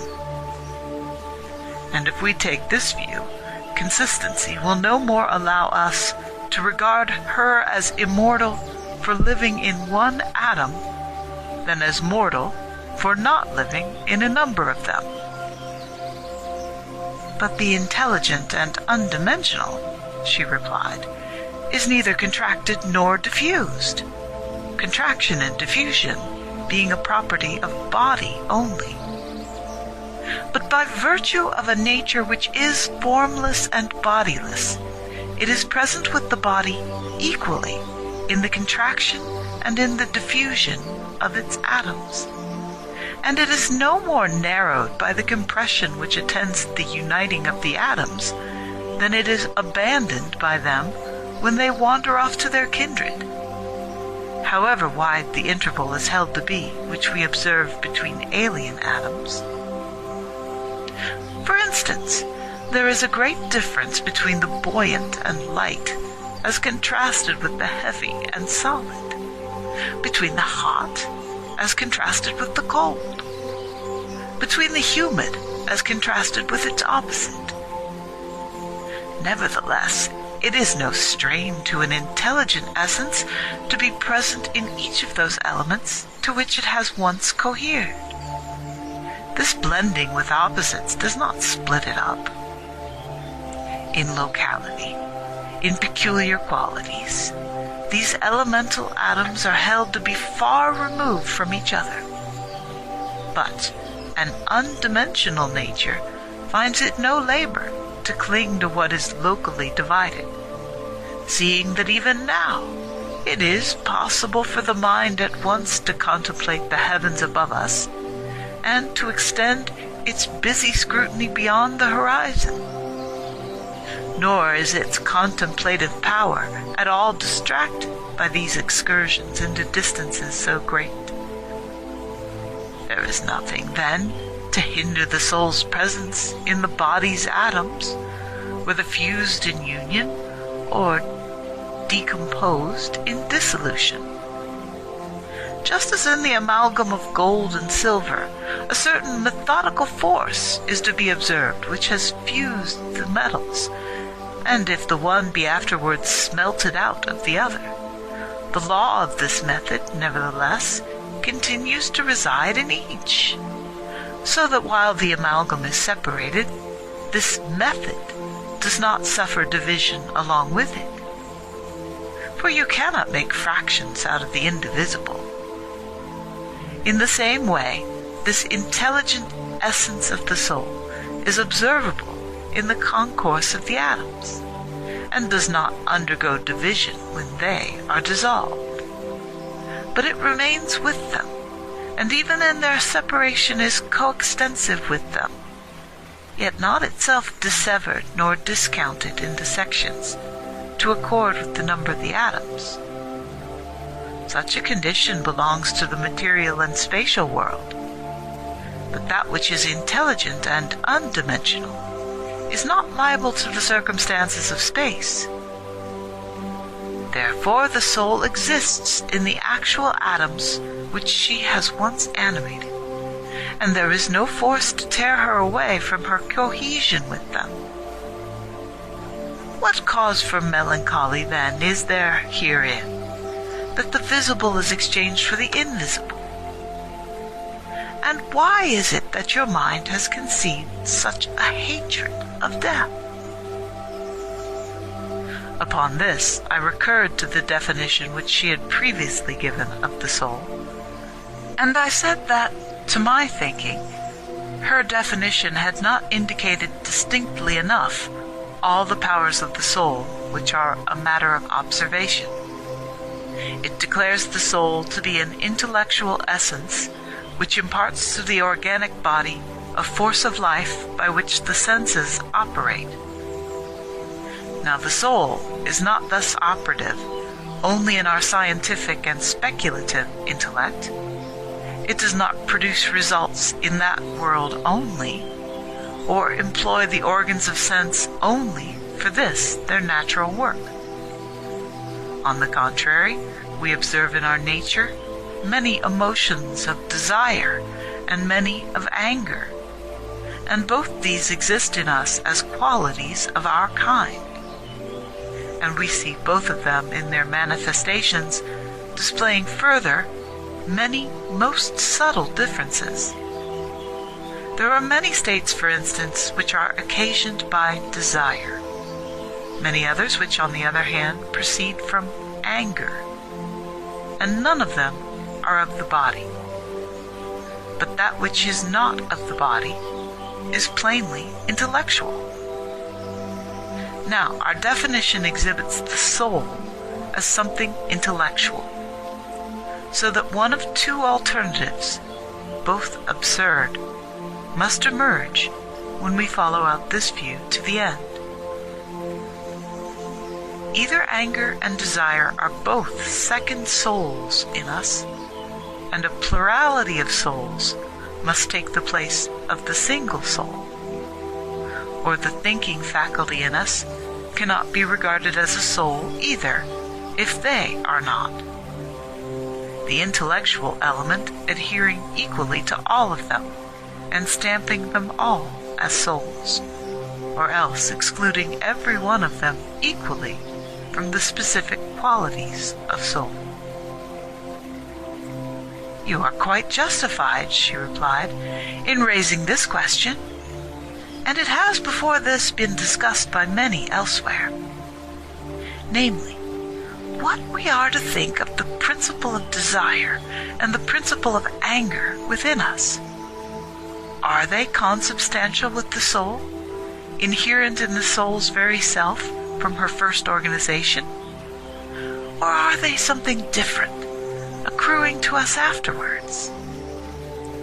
In fact, while all equally allow that these principles are to be detected in the soul, investigation has not yet discovered exactly what we are to think of them, so as to gain some fixed belief with regard to them. The generality of men still fluctuate in their opinions about this, which are as erroneous as they are numerous. As for ourselves, if the Gentile philosophy, which deals methodically with all these points, were really adequate for a demonstration, it would certainly be superfluous to add a discussion on the soul to those speculations. But while the latter proceeded on the subject of the soul as far in the direction of supposed consequences as the thinker pleased, we are not entitled to such license. I mean, that of affirming whatever we please. We make the Holy Scriptures the rule and the measure of every tenet. We necessarily fix our eyes upon that, and approve that alone, which may be made to harmonize with the intention of those writings. We must therefore neglect the Platonic chariot and the pair of horses of dissimilar forces yoked to it, and their driver, whereby the philosopher allegorizes these facts about the soul. We must neglect also all that is said by the philosopher who succeeded him, and who followed out probabilities by rules of art, and diligently investigated the very question now before us, declaring that the soul was mortal by reason of these two principles. We must neglect all, before and since their time, whether they philosophized in prose or in verse. And we will adopt, as the guide of our reasoning, the Scripture, which lays it down as an axiom that there is no excellence in the soul which is not a property as well of the divine nature. For he who declares the soul to be God's likeness asserts that anything foreign to him is outside the limits of the soul. Similarity cannot be retained in those qualities which are diverse from the original. Since then, nothing of the kind we are considering is included in the conception of the divine nature, one would be reasonable in surmising that such things are not consubstantial with the soul either.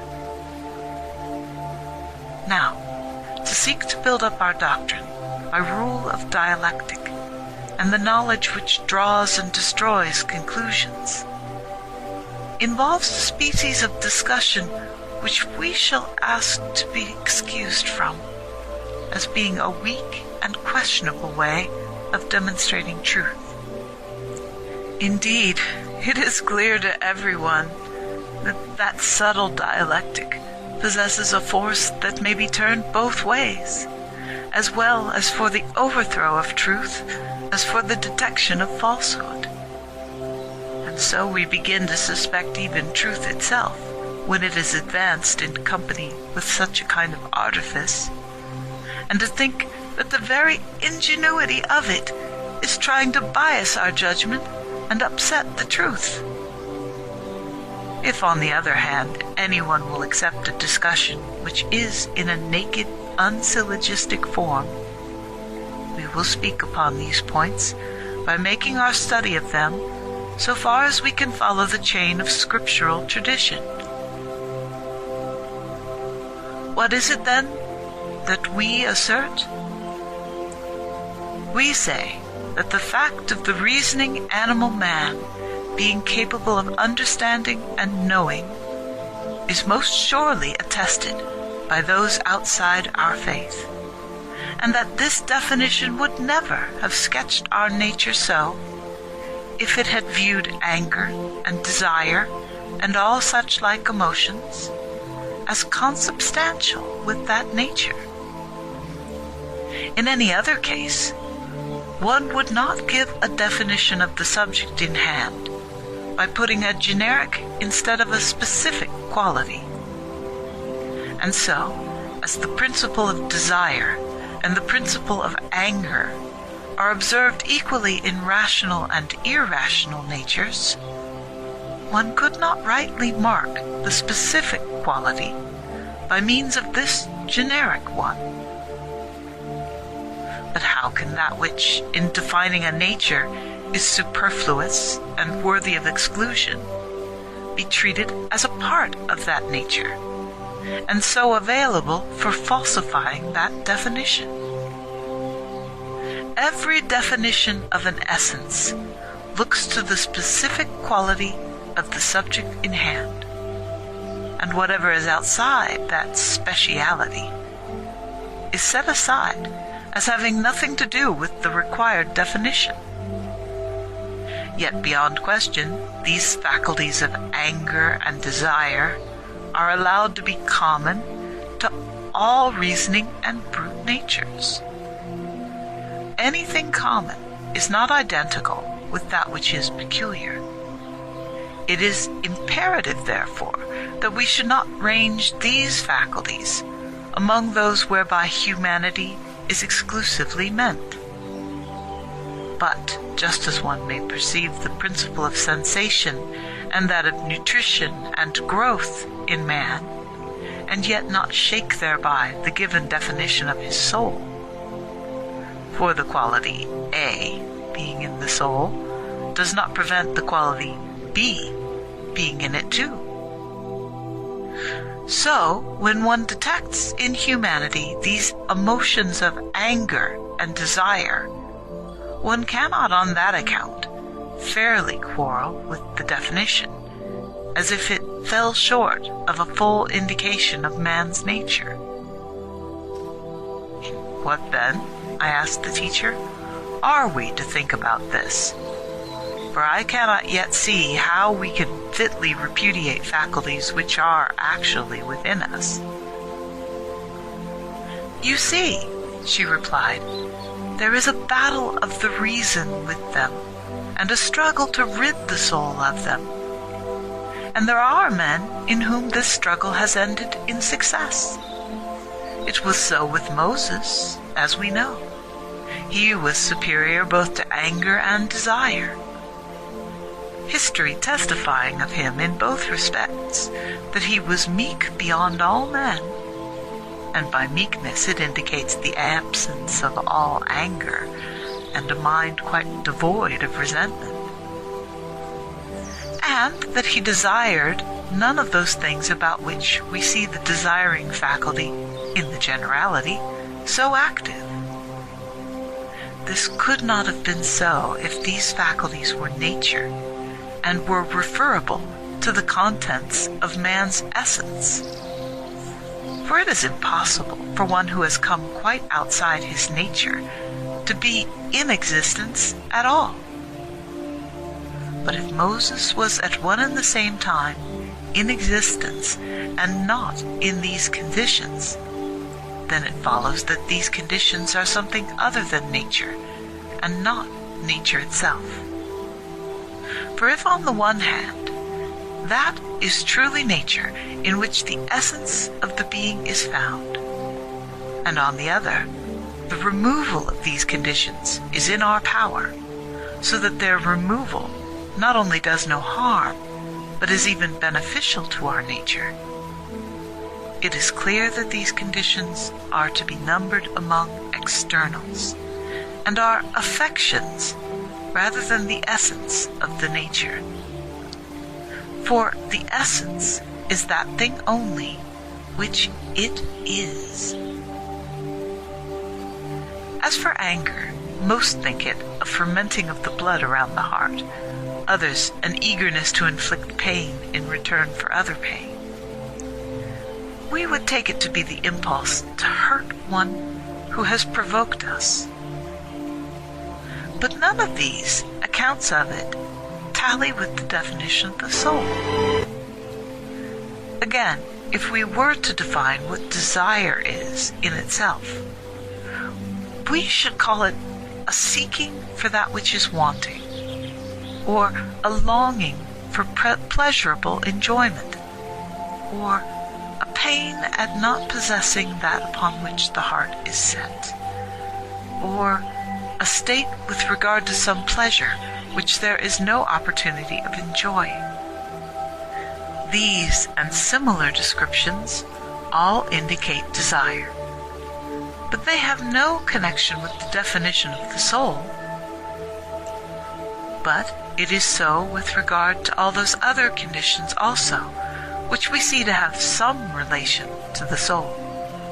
Those, I mean, which are mutually opposed to each other, such as cowardice and courage, pleasure and pain, fear and contempt, and so on. Each of them seems akin to the principle of desire or that of anger, while they have a separate definition to mark their own peculiar nature.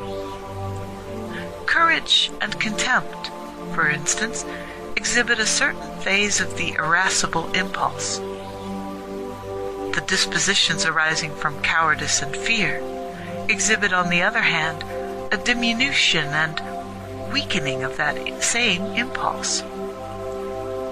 Pain, again, draws its material both from anger and desire. For the impotence of anger, which consists in not being able to punish one who has first given pain, becomes itself pain. And that despair of getting objects of desire, and the absence of things upon which the heart is set, create in the mind this same sullen state. Moreover, the opposite to pain, I mean the sensation of pleasure, like pain, divides itself between anger and desire, for pleasure is the leading motive of them both. All these conditions, I say, have some relation to the soul, and yet they are not the soul, but only like warts growing out of the soul's thinking part, which are reckoned as part of it because they adhere to it, and yet are not that actual thing which the soul is in its essence. And yet, I rejoined to the Virgin, we see no slight help afforded for improvement to the virtuous from all these conditions. Daniel's desire was his glory, and Phineas's anger pleased the deity. We have been told, too, that fear is the beginning of wisdom, and learned from Paul that salvation is the goal of the sorrow after a godly sort.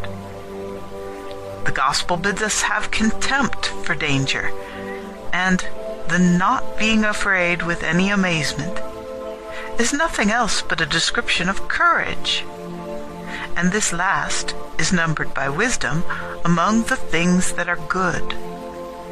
In all this, Scripture shows that such emotional conditions are not to be considered weaknesses. Weaknesses would not have been so employed for putting virtue into practice.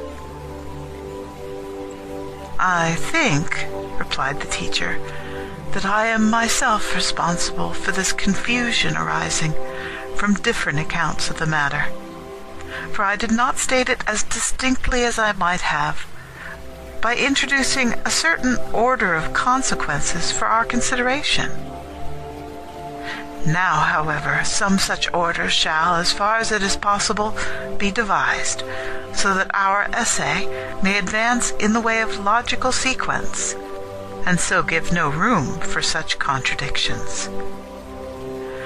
We declare, then, that the speculative, critical, and world-surveying faculty of the soul is its peculiar property by virtue of its very nature, and that thereby the soul preserves within itself the image of the divine grace, since our reason surmises that divinity itself, whatever it may be in its inmost nature, is manifested in these very things: universal supervision and the critical discernment between good and evil. But all those elements of the soul which lie on the borderland and are capable from their peculiar nature of inclining to either of two opposites, whose eventual determination to the good or to the bad depends on the kind of use they are put to. Anger, for instance, and fear, and any other such like emotion of the soul, divested of which human nature cannot be studied.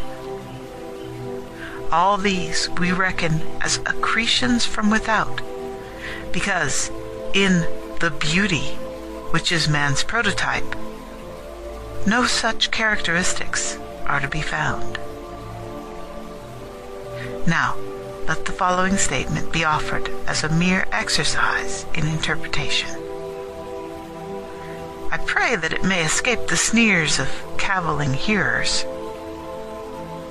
Scripture informs us that the deity proceeded by a sort of graduated and ordered advance to the creation of man.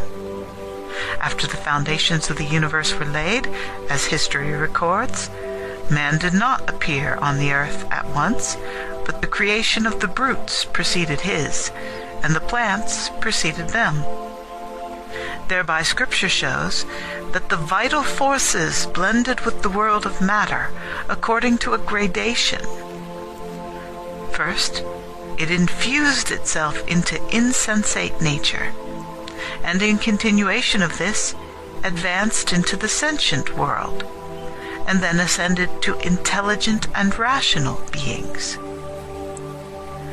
Accordingly, while all existing things must either be corporeal or spiritual, the former are divided into the animate and inanimate. By animate, I mean possessed of life, and of things possessed of life, some have it with sensation, sentient, the rest have no sensation. Again, of these sentient things, some have reason, the rest have not.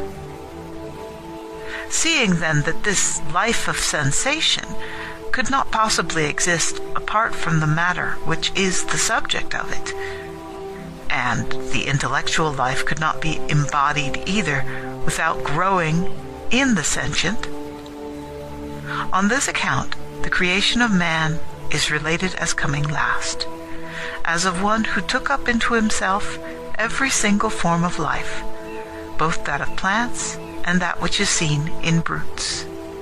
His nourishment and growth he derives from vegetable life, for even in vegetables such processes are to be seen when nourishment is being drawn in by their roots and given off in fruit and leaves. His sentient organization he derives from the brute creation, but his faculty of thought and reason is incommunicable and is a peculiar gift in our nature to be considered by itself. However, just as this nature has the instinct acquisitive of the necessaries to material existence, an instinct which, when manifested in us men, we call appetite, and as we admit this appertains to the vegetable form of life, since we can notice it there too, like so many impulses working naturally to satisfy themselves with their kindred aliment and to issue in germination, so all the peculiar conditions of the brute creation are blended with the intellectual part of the soul. To them, she continued, belongs anger. To them belongs fear. To them all those other opposing activities within us, everything except the faculty of reason and thought. That alone, the choice product, as has been said, of all our life, bears the stamp of the divine character. But since, according to the view which we have just enunciated, it is not possible for this reasoning faculty to exist in the life of the body without existing by means of sensations, and since sensation is already found subsisting in the brute creation, necessarily, as it were, by reason of this one condition, our soul has touch with the other things which are knit up with it, and these are all those phenomena within us which we call passions, which have not been allotted to human nature for any bad purpose at all, for the Creator would most certainly be the author of evil if, so deeply rooted as they are in our nature, any necessities of wrongdoing were found in them. But according to the use which our free will puts them to, these emotions of the soul become the instruments of virtue or vice. They are like the iron which is being fashioned according to the volition of the artificer, and receives whatever shape the idea which is in his mind prescribes, and becomes a sword or some agricultural implement. Supposing then that our reason, which is our nature's choicest part, holds the dominion over these imported emotions, as Scripture allegorically declares in the command to men to rule over the brutes, none of them will be active in the ministry of evil. Fear will only generate within us obedience, and anger, fortitude, and cowardice, caution. And the instinct of desire will procure for us the delight that is divine and perfect. But if reason drops the reins and is dragged behind like a charioteer who has got entangled in his chariot, then these instincts are changed into fierceness, just as we see happen among the brutes. For since reason does not preside over the natural impulses that are implanted in them, the more irascible animals, under the generalship of their anger, mutually destroy each other, while the bulky and powerful animals get no good themselves from their strength, but become by their want of reason slaves of that which has reason. Neither are the activities of their desire for pleasure employed on any of the higher objects, nor does any other instinct to be observed in them result in any profit for themselves. Thus too with ourselves, if these instincts are not turned by reasoning into the right direction, and if our feelings get the mastery of our mind, the man is changed from a reasoning into an unreasoning being, and from God-like intelligence sinks by the force of these passions to the level of the brute. Much moved by these words, I said, "To anyone who reflects, indeed, your exposition, advancing as it does in this consecutive manner, though plain and unvarnished, bears sufficiently upon it the stamp of correctness, and hits the truth. And to those who are expert only in the technical methods of proof, a mere demonstration suffices to convince.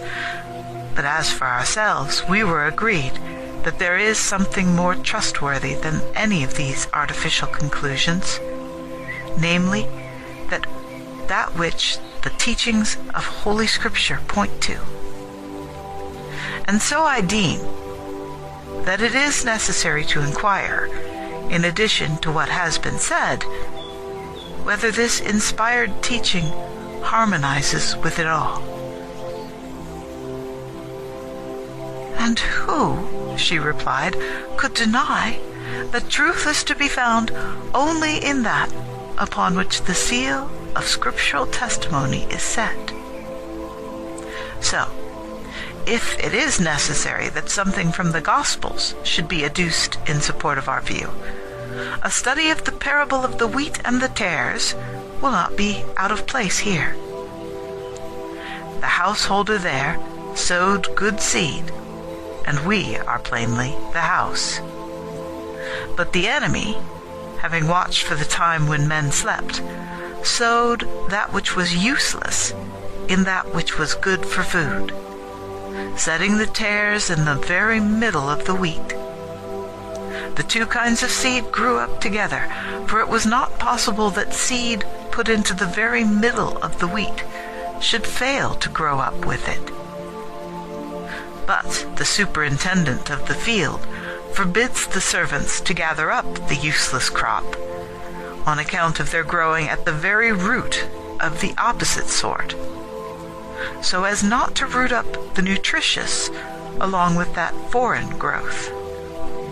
Now, we think that Scripture means by the good seed the corresponding impulses of the soul, each one of which, if only they are cultivated for good, necessarily will put forth the fruit of virtue within us. But since there has been scattered among these the bad seed of the error of judgment as to the true beauty, which is alone in its intrinsic nature such, and since this last has been thrown into the shade by the growth of delusion which springs up along with it, for the active principle of desire does not germinate and increase in the direction of that natural beauty which was the object of its being sown in us, but it has changed its growth so as to move toward a bestial and unthinking state. This very error as to beauty carrying its impulse toward this result. And in the same way, the seed of anger does not steel us to be brave, but only arms us to fight with our own people. And the power of loving deserts its intellectual objects and becomes completely crazy for the immoderate enjoyment of the pleasures of sense. And so, in like manner, our other affections put forth the worse instead of the better growths.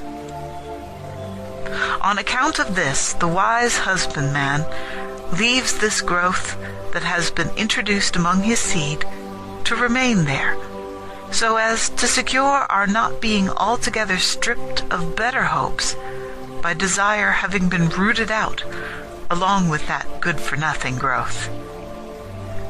If our nature suffered such a mutilation, what will there be to lift us up to grasp the heavenly delights?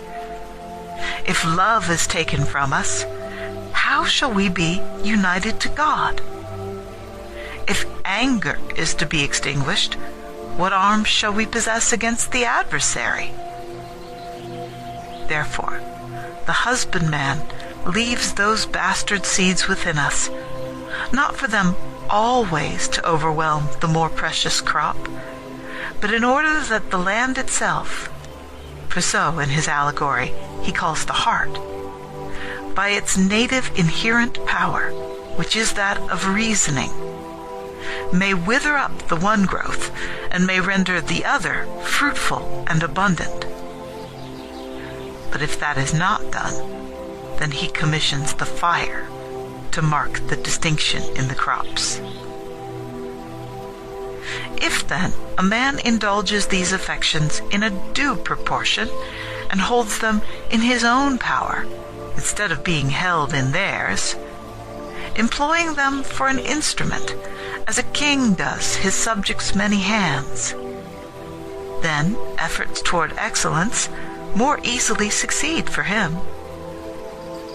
But should he become their property, and as when any slaves mutiny against their master, gets enslaved by those slavish thoughts, and ignominiously bows before them, a prey to his natural inferiors, he will be forced to turn to those employments which his imperious masters command. This being so, we shall not pronounce these emotions of the soul, which lie in the power of their possessors for good or for ill, to be either a virtue or a vice. But whenever their impulse is towards what is noble, then they become matter for praise, as his desire did for Daniel, and his anger for Phineas, and their grief to those who nobly mourn. But if they incline toward baseness, then these are and are called bad passions. She ceased after this statement, and allowed the discussion a short interval, in which I reviewed mentally all that had been said. And reverting to that former course of proof in her discourse, that it was not impossible that the soul, after the body's dissolution, should reside in its atoms, I again addressed her. Where is that much talked of and renowned Hades, then? The word is in frequent circulation, both in the intercourse of daily life and in the writings of the heathens and in our own. And all think that into it, as into a place of safekeeping, souls migrate from here. Surely you would not call your atoms that Hades? Clearly, replied the teacher, you have not quite attended to the argument. In speaking of the soul's migration from the seen to the unseen, I thought I had omitted nothing as regards the question about Hades. It seems to me that whether in the heathen or in the divine writings, this word for a place in which souls are said to be means nothing else but a transition to that unseen world of which we have no glimpse. And how, then, I asked, is it that some think that by the underworld is meant an actual place, and that it harbors within itself the souls that have at last flitted away from human life, drawing them towards itself as the right receptacle for such natures? Well, replied the teacher, our doctrine will be in no ways injured by such a supposition. For if it is true what you say, and also that the vault of heaven prolongs itself so uninterruptedly that it encircles all things with itself, and that the earth and its surroundings are poised in the middle, and that the motion of all the revolving bodies is round this fixed and solid center, then I say there is an absolute necessity that whatever may happen to each one of the atoms on the upper side of the earth, the same will happen on the opposite side, seeing that one single substance encompasses its entire bulk. As when the sun shines above the earth, the shadow is spread over its lower part, because its spherical shape makes it impossible to be clasped all around at one and the same time by the rays. And necessarily, on whatever side the sun's rays may fall on some particular part of the globe, if we follow a straight diameter, we will find a shadow upon the opposite point. And so continuously, at the opposite end of the direct line of the rays, shadow moves round that globe, keeping pace with the sun, so that equally, in their turn, both the upper half and under half of the earth are in light and darkness. So by this analogy, we have reason to be certain that whatever in our hemisphere is observed to befall the atoms, the same will befall them in that other hemisphere. The environment of the atoms being one and the same on every side of the earth, I deem it right neither to contradict nor yet favor those who raise the objection that we must regard either this or the lower region as assigned to the souls released. As long as this objection does not shake our central doctrine of the existence of those souls after the life in the flesh, there need be no controversy about the whereabouts to our mind, holding as we do that place is a property of body only, and that soul, being immaterial, is by no necessity of its nature detained in any place. But what, I asked, if your opponent should shield himself behind the Apostle, Paul, where he says that every reasoning creature in the restitution of all things is to look toward him who presides over the whole? In that passage in the Epistle to the Philippians, he makes mention of certain things that are under the earth. Every knee shall bow to him of things in heaven and things in earth and things under the earth. We shall stand by our doctrine, answered the teacher, even if we should hear them adducing these words. For the existence of the soul after death, we have the assent of our opponent, and so we do not make an objection as to the place, as we have just said. But if some were to ask the meaning of the apostle in this utterance, what is one to say? Would you remove all signification of place from the passage?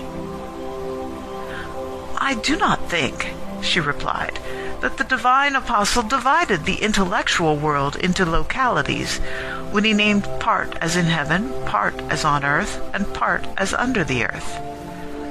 There are three states in which reasoning creatures can be.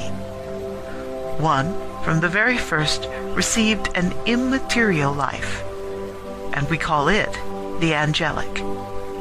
Another is in union with the flesh, and we call it the human. A third is released by death from fleshy entanglements, and it is to be found in souls pure and simple.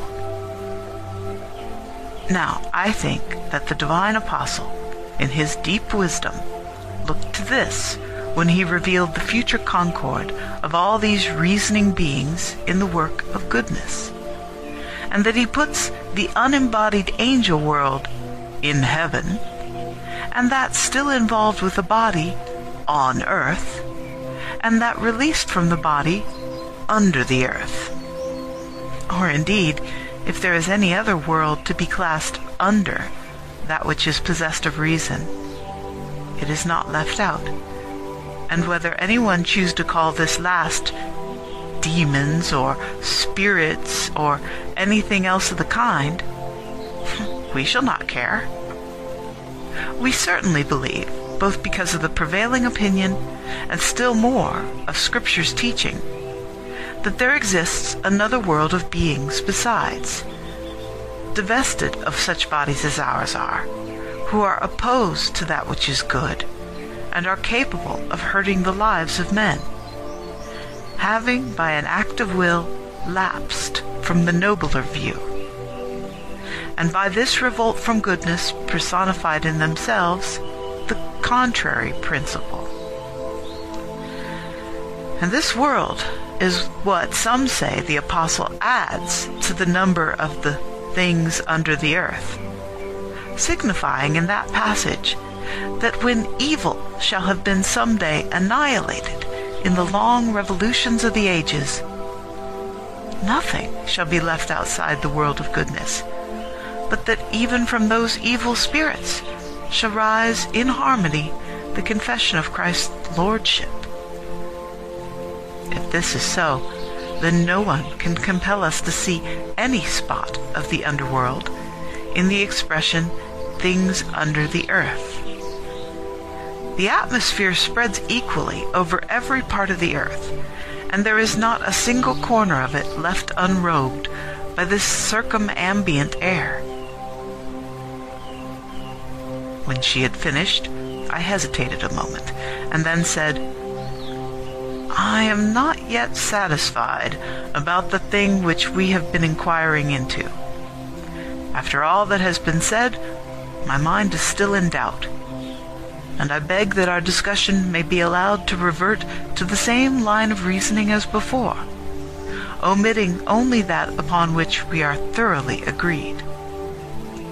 I say this, for I think that all but the most stubborn controversialists will have been sufficiently convinced by our debate not to consign the soul after the body's dissolution to annihilation and non-entity, nor to argue that because it differs substantially from the atoms, it is impossible for it to exist anywhere in the universe.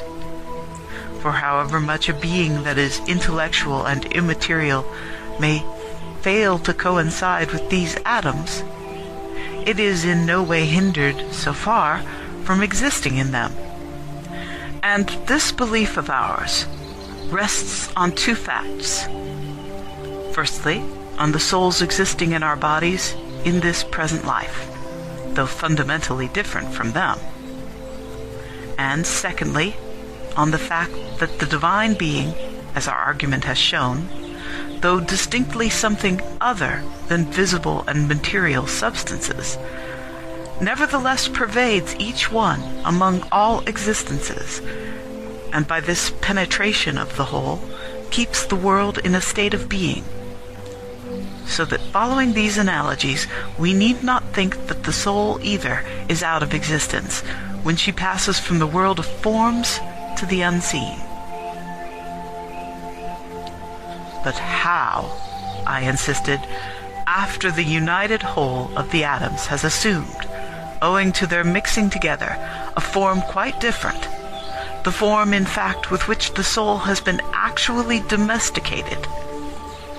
By what mark, when this form, as we should have expected, is effaced along with the resolution of the atoms, shall the soul follow along them now that the familiar form ceases to persist? She waited a moment, and then said, Give me leave to invent a fanciful simile in order to illustrate the matter before us, even though that which I suppose may be outside the realm of possibility.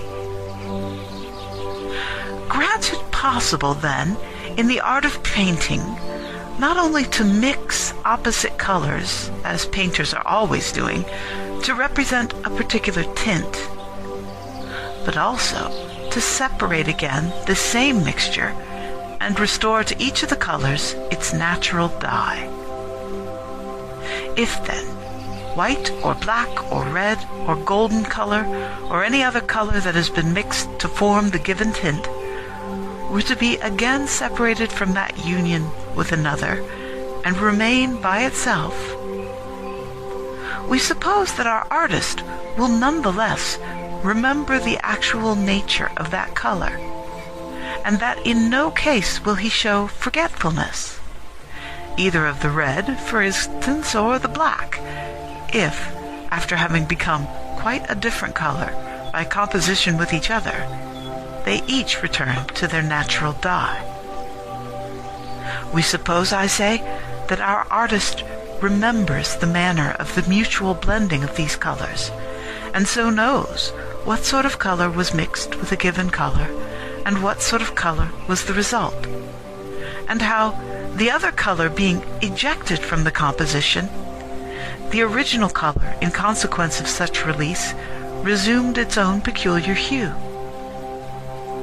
And supposing it were required to produce the same result again by composition, the process will be all the easier from having been already practiced in his previous work. Now, if reason can see any analogy in this simile, we must search the matter in hand by its light. Let the soul stand for this art of the painter, and let the natural atoms stand for the colors of his art, and let the mixture of that tint compounded of the various dyes, and the return of these to their native state, which we have been allowed to assume, represent, respectively, the concourse and the separation of the atoms.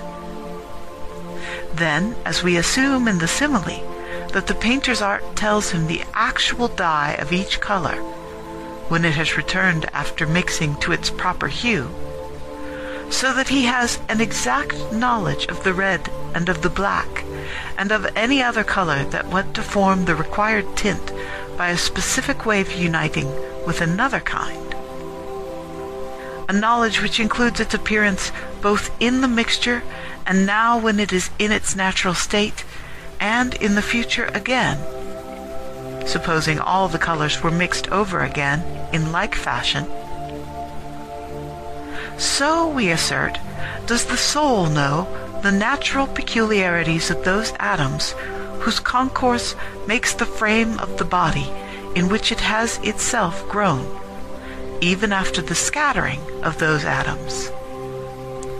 However far from each other their natural propensity and their inherent forces of repulsion urge them, and debar each from mingling with its opposite, none the less will the soul be near each by its power of recognition, and will persistently cling to the familiar atoms until their concourse after this division again takes place in the same way, for that fresh formation of the dissolved body, which will properly be and be called resurrection.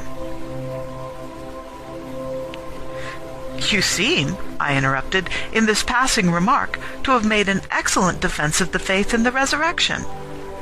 By it, I think, the opponents of this doctrine might be gradually led to consider it not a thing absolutely impossible that the atoms should again coalesce and form the same man as before. That is very true, the teacher replied, for we may hear these opponents urging the following difficulty. The atoms are resolved like to like into the universe.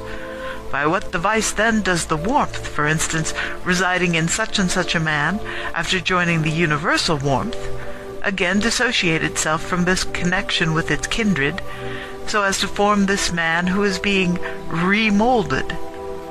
For if the identical individual particle does not return, and only something that is homogeneous but not identical is fetched, you will have something else in the place of that first thing, and such a process will cease to be a resurrection and will merely be the creation of a new man. But if the same man is to return into himself, he must be the same entirely, and regain his original formation in every single atom of the elements. Then, to meet such an objection, I rejoined, the above opinion about the soul will, as I said, avail.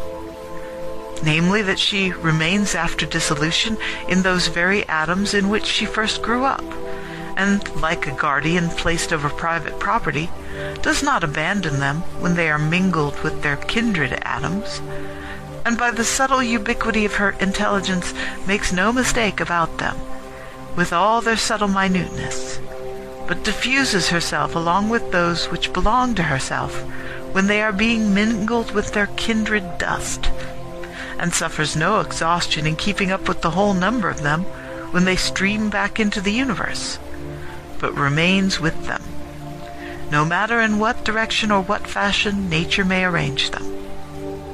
But should the signal be given by the all-disposing power for these scattered atoms to combine again, then just as when every one of the various ropes that hang from one block answer at one and the same moment to the pull from that center, so, following this force of the soul which acts upon the various atoms, all these, once so familiar with each other, rush simultaneously together and form the cable of the body by means of the soul, each single one of them being wedded to its former neighbor and embracing an old acquaintance. The following illustration also, the teacher went on, might be very properly added to those already brought forward to show that the soul has not need of much teaching in order to distinguish its own from the alien among the atoms. Imagine a potter with a supply of clay, and let the supply be a large one, and let part of it already have been molded to form finished vessels, while the rest is still waiting to be molded.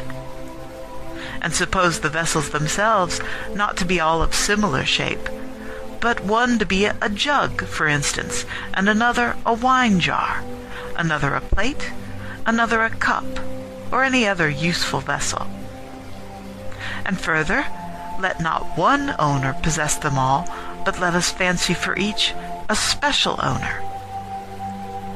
Now, as long as these vessels are unbroken, they are, of course, recognizable by their owners, and none the less so, even should they be broken in pieces. For from those pieces, each will know, for instance, that this belongs to a jar, and again, what sort of fragment belongs to a cup. And if they are plunged again into the unworked clay, the discernment between what has been already worked and that clay will be a more unerring one still. The individual man is as such a vessel. He has been molded out of the universal matter owing to the concourse of his atoms, and he exhibits in a form peculiarly his own a marked distinction from his kind.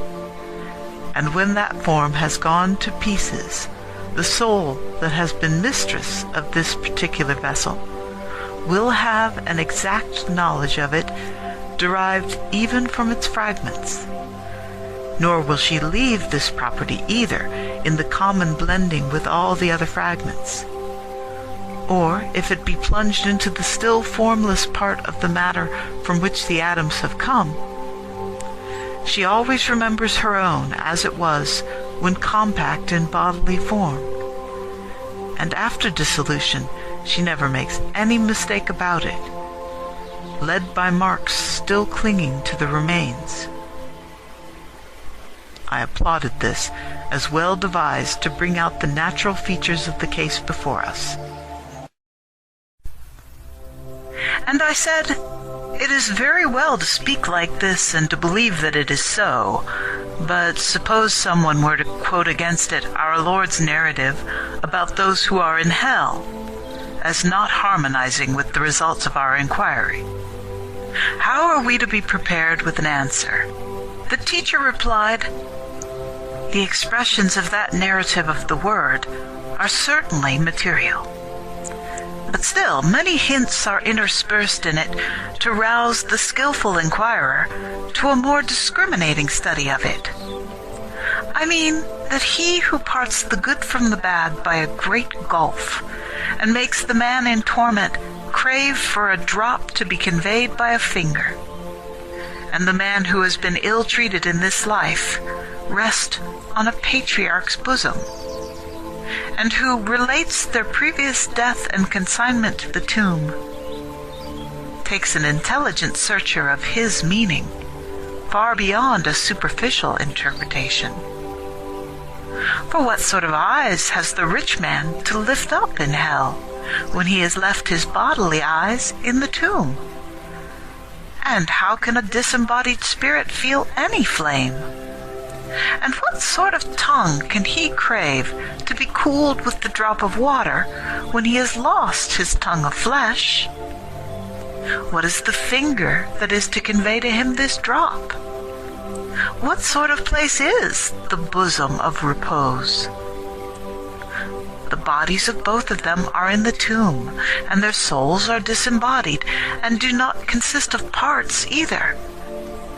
And so, it is impossible to make the framework of the narrative correspond with the truth if we understand it literally. We can do that only by translating each detail into an equivalent in the world of ideas. Thus we must think of the gulf as that which parts ideas which may not be confounded from running together, not as a chasm of the earth. Such a chasm, however vast it were, could be traversed with no difficulty by a disembodied intelligence, since intelligence can in no time be wherever it will. What then, I asked, are the fire and the gulf and the other features in the picture? Are they not that which they are said to be? I think, she replied, that the gospel signifies by means of each of them certain doctrines with regard to our question of the soul. For when the patriarch first says to the rich man, "You in your lifetime received your good things," and in the same way speaks of the poor man, that he, namely, has done his duty in bearing his share of life's evil things, and then, after that, adds with regard to the gulf, that it is a barrier between them, he evidently, by such expressions, intimates a very important truth, and to my thinking, it is as follows. Once, man's life had but one character, and by that I mean that it was to be found only in the category of the good, and had no contact with evil. The first of God's commandments attests the truth of this, that namely which gave to man unstinted enjoyment of all the blessings of paradise, forbidding only that which was a mixture of good and evil, and so composed of contraries, but making death the penalty for transgressing in that particular. But man, acting freely by a voluntary impulse, deserted the lot that was unmixed with evil, and drew upon himself that which was a mixture of contraries. Yet divine providence did not leave that recklessness of ours without a corrective. Death indeed, as the fixed penalty for breaking the law, necessarily fell upon its transgressors. But God divided the life of man into two parts, namely, this present life, and that out of the body hereafter. And he placed on the first a limit of the briefest possible time, while he prolonged the other into eternity. And in his love for man he gave him his choice, to have the one or the other of those things, good or evil, I mean, in which of the two parts he liked, either in this short and transitory life, or in those endless ages whose limit is infinity. Now, these expressions good and evil are equivocal. They are used in two senses, one relating to mind and the other to sense. Some classify as good whatever is pleasant to feeling. Others are confident that only that which is perceptible by intelligence is good and deserves that name. Those, then, whose reasoning powers have never been exercised and who have never had a glimpse of the better way, soon use up on gluttony in this fleshly life the dividend of good which their constitution can claim, and they reserve none of it for the afterlife. But those who by a discreet and sober-minded calculation economize the powers of living are afflicted by things painful to sense here, but they reserve their good for the succeeding life, and so their happier lot is lengthened out to last as long as that eternal life. This, in my opinion, is the gulf, which is not made by the parting of the earth, but by those decisions in this life which result in a separation into opposite characters. The man who has once chosen pleasure in this life and has not cured his inconsiderateness by repentance places the land of the good beyond his own reach, for he has dug against himself the yawning, impassable abyss of a necessity that nothing can break through. This is the reason, I think, that the name of Abraham's bosom is given to that good situation of the soul in which Scripture makes the athlete of endurance repose. For it is related of this patriarch first, of all up to that time born, that he exchanged the enjoyment of the present for the hope of the future. He was stripped of all the surroundings in which his life at first was passed, and resided among foreigners, and thus purchased by present annoyance future blessedness. As then, figuratively, we call a particular circuit of the ocean a bosom, so does Scripture seem to me to express the idea of those measureless blessings above by the word bosom, meaning a place into which all virtuous voyagers of this life are, when they have put in from hence, brought to anchor in the waveless harbor of that gulf of blessings. Meanwhile, the denial of these blessings which they witness becomes in the others a flame which burns the soul and causes the craving for the refreshment of one drop out of that ocean of blessings wherein the saints are affluent, which nevertheless they do not get. If, too, you consider the tongue and the eye and the finger and the other names of bodily organs which occur in the conversation between those disembodied souls, you will be persuaded that this conjecture of ours about them chimes in with the opinion we have already stated about the soul. Look closely into the meaning of those words. For as the concourse of atoms forms the substance of the entire body, so it is reasonable to think that the same cause operates to complete the substance of every member of the body. If then the soul is present with the atoms of the body when they are again mingled with the universe, it will not only be cognizant of the entire mass which once came together to form the whole body, and will be present with it, but besides that will not fail to know the particular materials of each one of the members, so as to remember by what divisions among the atoms our limbs were completely formed. There is then nothing improbable in supposing that what is present in the complete mass is present also in every division of the mass. If one then thinks of those atoms in which each detail of the body potentially inheres, and surmises that the Scripture means a finger and a tongue and an eye and the rest, as existing after dissolution only in the sphere of the soul, one will not miss the probable truth.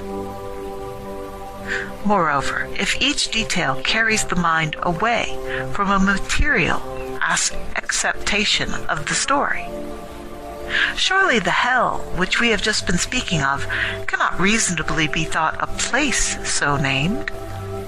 Rather, we are there told by Scripture about a certain unseen and immaterial situation in which the soul resides. In this story of the rich and the poor man, we are taught another doctrine also, which is intimately connected with our former discoveries. The story makes the sensual, pleasure-loving man, when he sees that his own case is one that admits of no escape, evince forethought for his relations on earth. And when Abraham tells him that the life of those still in the flesh is not unprovided with a guidance, for they may find it at hand, if they will, in the law and the prophets, he still continues entreating that just patriarch, and asks that a sudden and convincing message brought by someone risen from the dead may be sent to them. What then, I asked, is the doctrine here? Why, seeing that Lazarus' soul is occupied with his present blessings, and turns round to look at nothing he has left, while the rich man is still attached with a cement, as it were, even after death, to the life of feeling, which he does not divest himself of even when he has ceased to live, still keeping as he does flesh and blood in his thoughts. For in his entreaty that his kindred may be exempted from his sufferings, he plainly shows that he is not freed yet from fleshly feeling.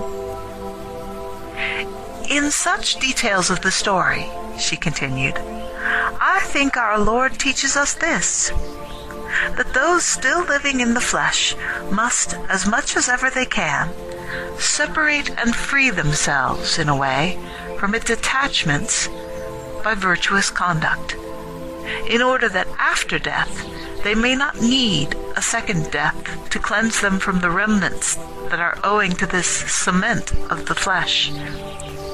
And when once the bonds are loosed from around the soul, her soaring up to the good may be swift and unimpeded, with no anguish of the body to distract her. For if anyone becomes wholly and thoroughly carnal in thought, such a one, with every motion and energy of the soul absorbed in fleshly desires, is not parted from such attachments even in the disembodied state. Just as those who have lingered long in noisome places do not part with the unpleasantness contracted by that lengthened stay, even when they pass into a sweet atmosphere, so it is that when the change is made into the impalpable unseen, not even then will it be possible for the lovers of the flesh to avoid dragging away with them, under any circumstances, some fleshly foulness, and thereby their torment will be intensified, their soul having been materialized by such surroundings. I think, too, that this view of the matter harmonizes, to a certain extent, with the assertion made by some persons that around their graves shadowy phantoms of the departed are often seen. If this is really so, an inordinate attachment of that particular soul to the life in the flesh is proved to have existed, causing it to be unwilling, even when expelled from the flesh, to fly clean away, and to admit the complete change of its form into the impalpable. It remains near the frame even after the dissolution of the frame, and though now outside it, hovers regretfully over the place where its material is, and continues to haunt it. Then, after a moment's reflection on the meaning of these latter words, I said, I think that a contradiction now arises between what you have said and the result of our former examination of the passions. For if on the one hand the activity of such movements within us is to be held as arising from our kinship with the brutes, such movements, I mean, as were enumerated in our previous discussion, anger, for instance, and fear, desire of pleasure, and so on. And on the other hand, it was affirmed that virtue consists in the good employment of these movements, and vice in their bad employment. and in addition to this we discussed the actual contribution of each of the other passions to a virtuous life, and found that through desire above all we were brought nearer to God, drawn up by its chain, as it were, from earth towards Him. I think that part of the discussion is in a way opposed to that which we are now aiming at. How so? She asked. Why, when every unreasoning instinct is quenched within us after our purgation, this principle of desire will not exist any more than the other principles, and this being removed, it looks as if the striving after the better way would also cease, no other emotion remaining in the soul that can stir us up to the appetence of good. To that objection, she replied, we answer this. The speculative and critical faculty is the property of the soul's godlike part, for it is by these that we grasp the deity also. If then, whether by forethought here or by purgation hereafter, our soul becomes free from any emotional connection with the brute creation, there will be nothing to impede its contemplation of the beautiful.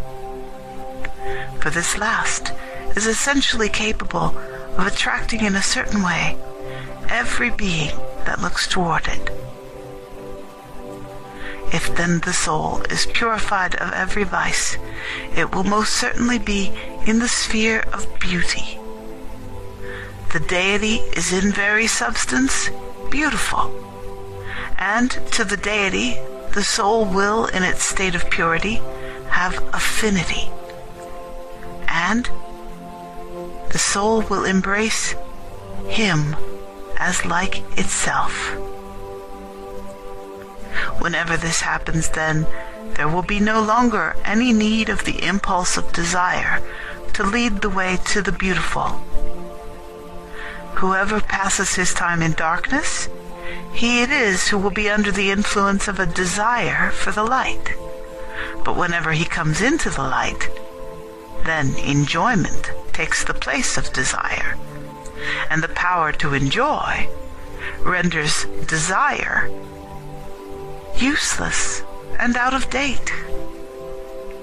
It will therefore be no detriment to our participation in the good that the soul should be free from such emotions, and turning back upon herself, should know herself accurately what her actual nature is, and should behold the original beauty reflected in the mirror and figure of her own beauty. For truly herein consists the real assimilation to the divine, in making our own life, in some degree, a copy of the Supreme Being. For a nature like that which transcends all thought, and is far removed from all that we observe within ourselves, proceeds in its existence in a very different manner to what we do in this present life.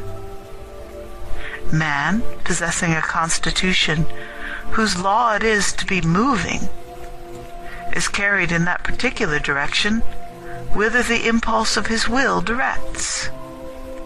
And so his soul is not affected in the same way toward what lies before it, as one may say, as to what it has left behind. For hope leads the forward movement, but it is memory that succeeds that movement when it has advanced to the attainment of the hope. And if it is to something intrinsically good that hope thus leads on the soul, the print that this exercise of the will leaves upon the memory is a bright one. But if hope has seduced the soul with some phantom only of the good, and the excellent way has been missed, then the memory that succeeds what has happened becomes shame, and an internal war is thus waged in the soul between memory and hope. because the last has been such a bad leader of the will. Such, in fact, is the state of mind that shame gives expression to. The soul is stung, as it were, at the result. Its remorse for its ill-considered attempt is a whip that makes it feel to the quick, and it would bring in oblivion to its aid against its tormentor. Now, in our case, nature, owing to its being indigent of the good, is aiming always at this which is still wanting to it. And this aiming at a thing still missing is this very habit of desire, which our constitution displays equally, whether it is balked of the real good or wins that which it is good to win. But a nature that surpasses every idea that we can form of the good, and transcends all other power, being in no want of anything that can be regarded as good, is itself the fullness of every good. It does not move in the sphere of the good by way of participation in it only, but it is itself the substance of the good, whatever we imagine the good to be. It neither gives scope for any rising hope, for hope manifests activity in the direction of something absent. But what a man has, why does he yet hope for it? As the Apostle asks. Nor is it in want of the activity of the memory for the knowledge of things. That which is actually seen has no need of being remembered. Since then, this divine nature is beyond any particular good, and to the good is an object of love, it follows that when the divine nature looks within itself, it wishes for what it contains, and contains what it wishes, and admits nothing external. Indeed, there is nothing external to the divine nature, with the sole exception of evil, which, strange as it may seem to say, possesses existence in not existing at all. For there is no other origin of evil except the negation of what exists, and the truly existent forms the substance of the good. That, therefore, which is not to be found in the existent must be in the non-existent.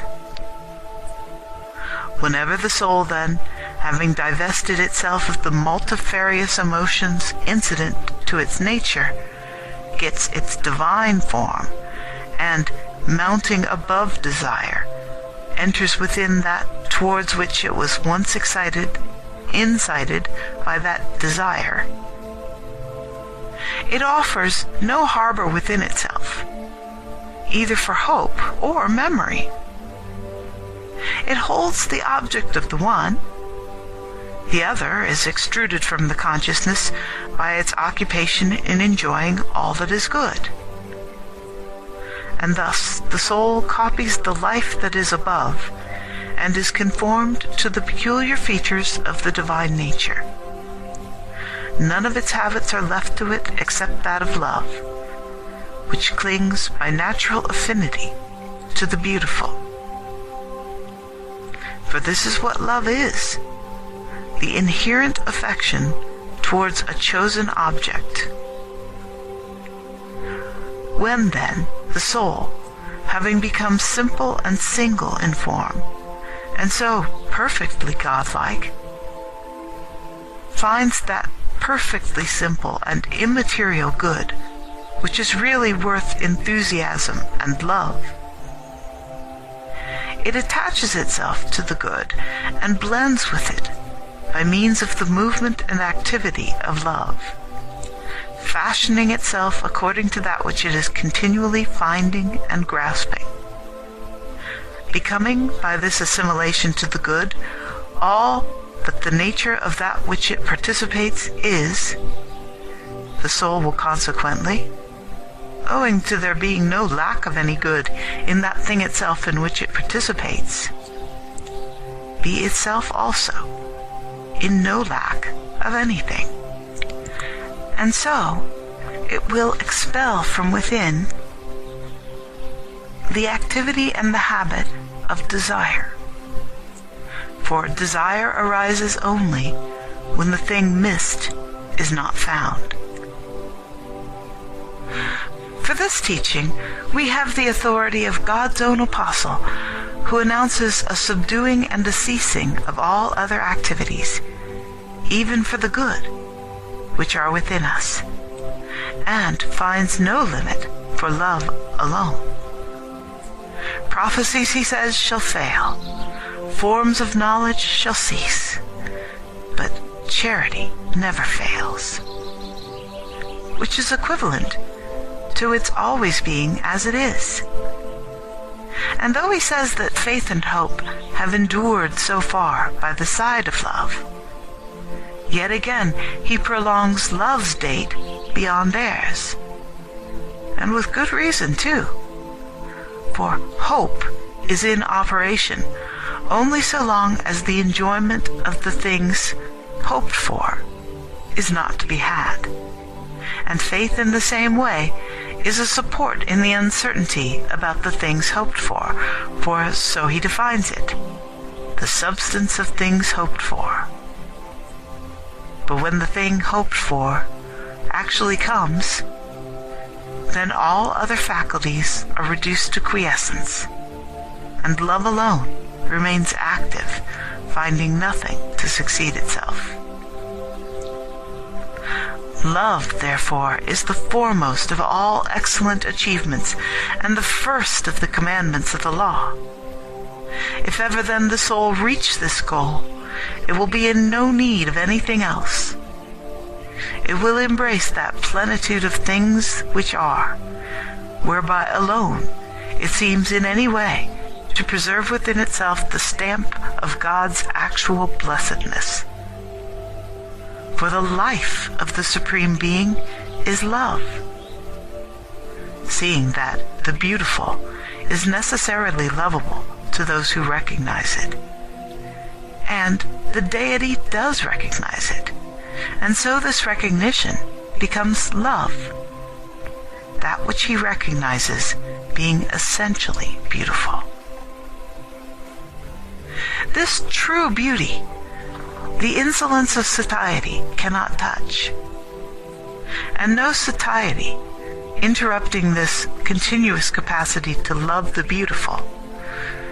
God's life will have its activity in love, which life is thus in itself beautiful, and is essentially of a loving disposition toward the beautiful, and receives no check to this activity of love.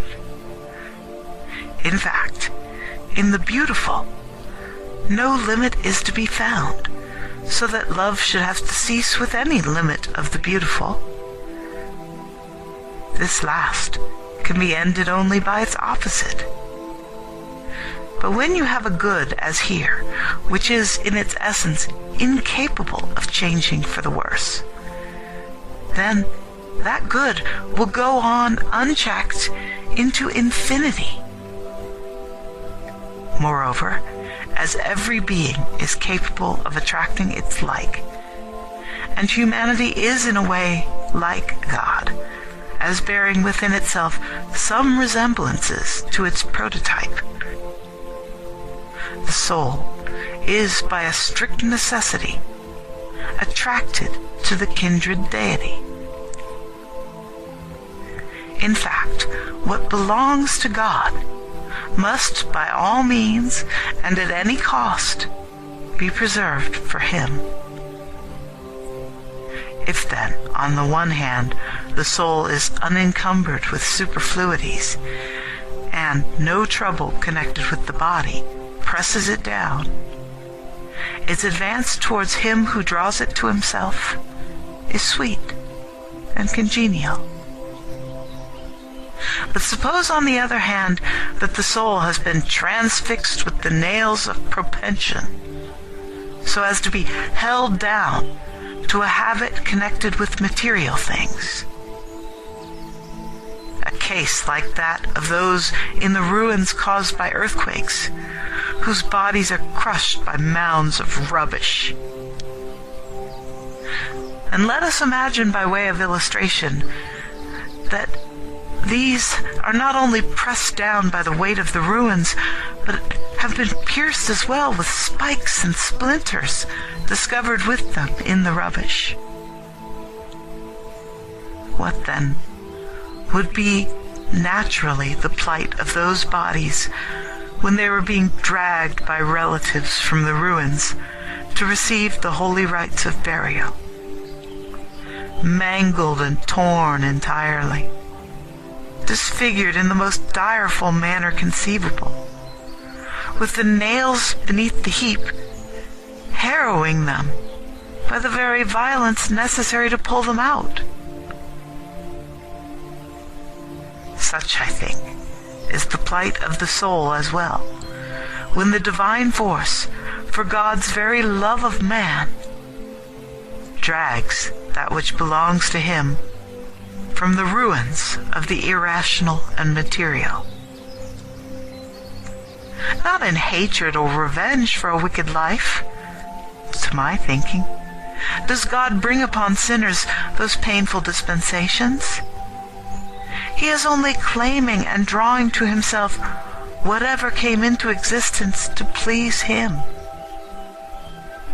But while he, for a noble end, is attracting the soul to himself, the fountain of all blessedness, it is the occasion necessarily to the being so attracted of a state of torture, just as those who refine gold from the dross which it contains not only get this base dross to melt in the fire, but are obliged to melt the pure gold along with the alloy.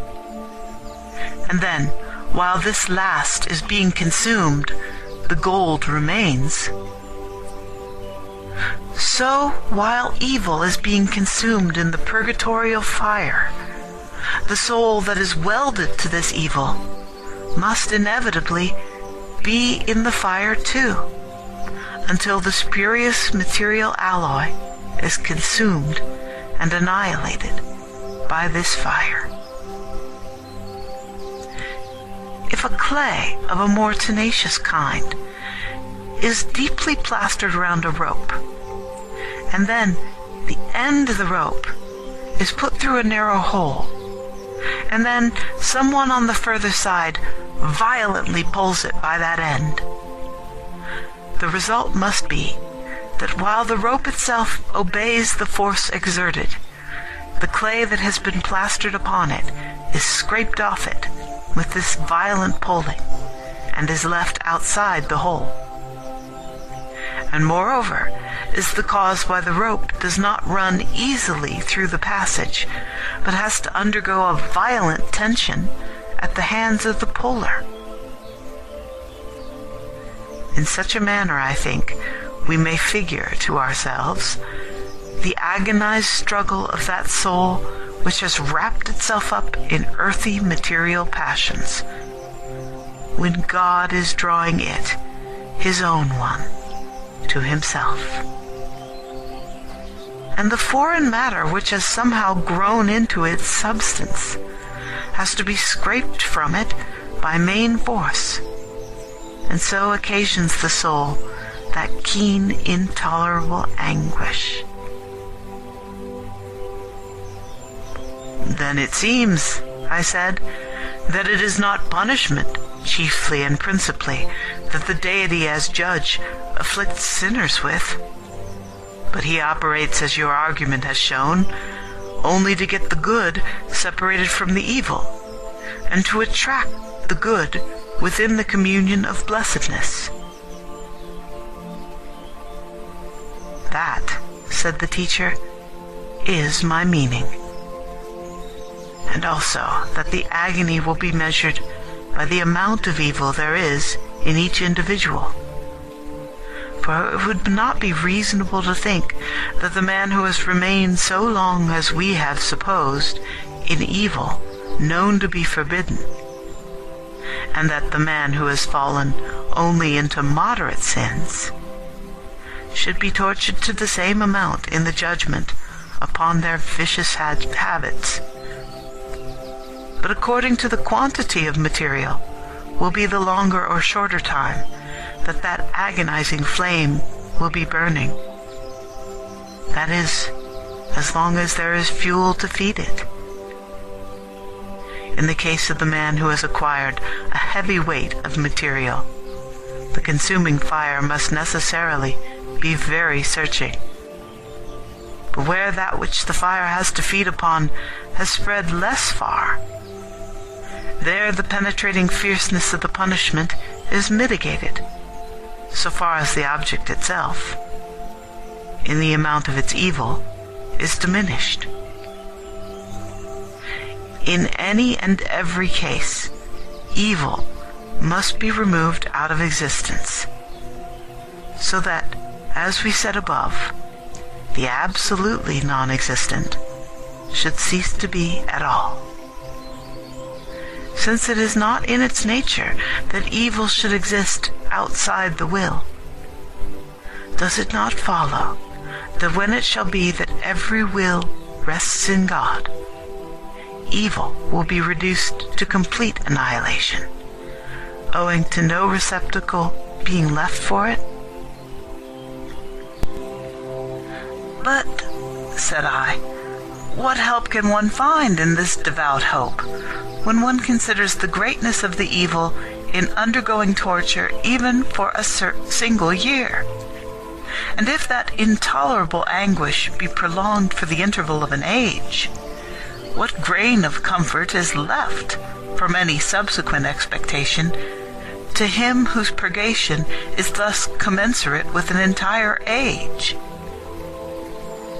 Why, either we must plan to keep the soul absolutely untouched and free from any stain of evil, or, if our passionate nature makes that quite impossible, then we must plan that our failures in excellence consist only in mild and easily curable derelictions. For the gospel in its teaching distinguishes between a debtor of 10,000 talents and a debtor of 500 pence, and of 50 pence, and of a farthing, which is the uttermost of coins. It proclaims that God's just judgment reaches to all, and enhances the payment necessary as the weight of the debt increases, and on the other hand does not overlook the very smallest debts. But the gospel tells us that this payment of debts was not effected by the refunding of money, but that the indebted man was delivered to the tormentors until he should pay the whole debt. And that means nothing else than paying in the coin of torment the inevitable recompense.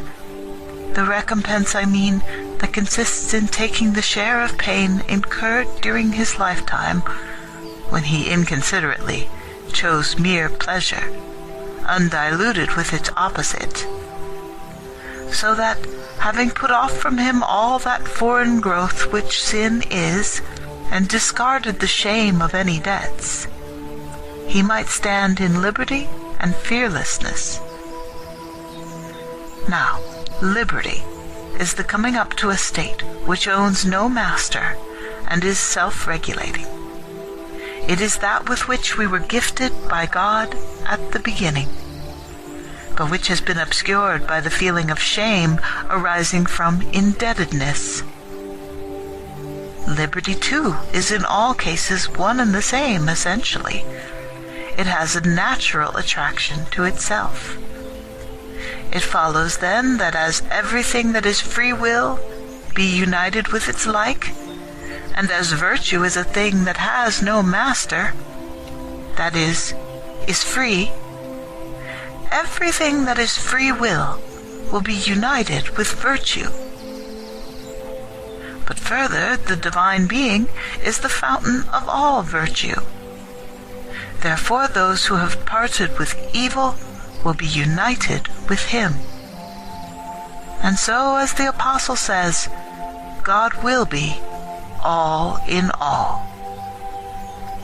For this utterance seems to me plainly to confirm the opinion we have already arrived at, for it means that God will be instead of all other things, and in all. For while our present life is active among a variety of multiform conditions, and the things we have relations with are numerous, for instance, time, air, locality, food and drink, clothing, sunlight, lamplight, and other necessities of life, none of which, many though they be, are God, that blessed state which we hope for is in need of none of these things, but the divine being will become all, and instead of all, to us, distributing himself proportionately to every need of that existence. It is plain, too, from Holy Scripture that God becomes to those who deserve it locality and home and clothing and food and drink and light and riches and dominion and everything thinkable and nameable that goes to make our life happy. But he that becomes all things will be in all things too. And herein it appears to me that Scripture teaches the complete annihilation of evil. If that is, God will be in all existing things, evil plainly will not then be among them. For if anyone was to assume that it did exist, then how will the belief that God will be in all be kept intact? The accepting of that one thing, evil, mars the comprehensiveness of the term all. But he that will be in all will never be in that which does not exist. What then, I asked, are we to say to those whose hearts fail at these calamities? We will say to them, replied the teacher, this: it is foolish, good people, for you to fret and complain of the chain of this fixed sequence of life's realities. You do not know the goal towards which each single dispensation of the universe is moving. You do not know that all things have to be assimilated to the divine nature in accordance with the artistic plan of their author, in a certain regularity and order. Indeed, it was for this that intelligent beings came into existence, namely, that the riches of the divine blessings should not lie idle. The all-creating wisdom fashioned these souls, these receptacles with free wills, these vessels, as it were, for this very purpose, that there should be some capacities able to receive his blessings and become continually larger with the inpouring of the stream. Such are the wonders that the participation in the divine blessings works. It makes him into whom they come larger and more capacious. From his capacity to receive, it gets for the receiver an actual increase in bulk as well, and he never stops enlarging.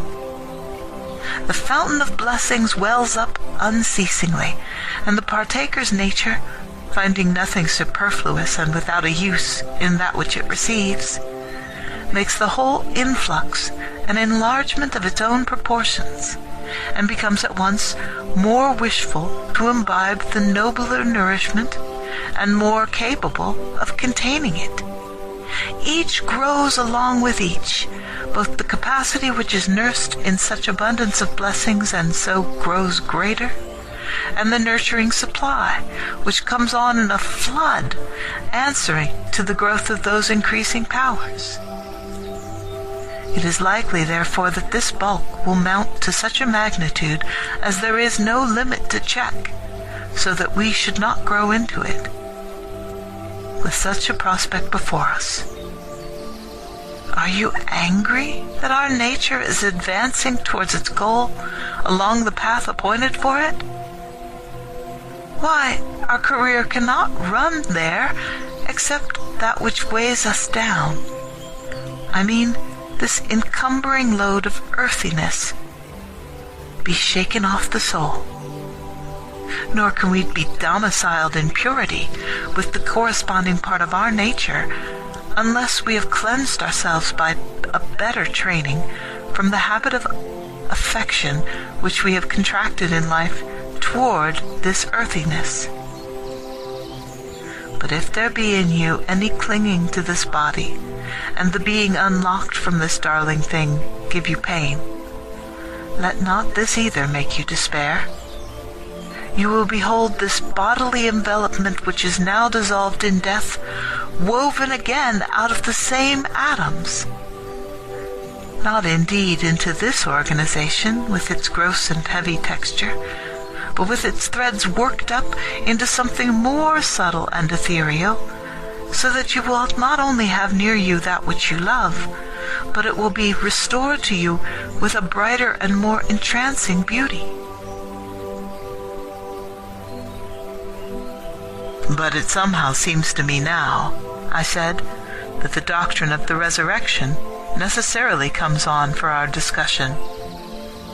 A doctrine which I think is, even at first sight, true as well as credible, as it is told us in Scripture. So that will not come in question between us.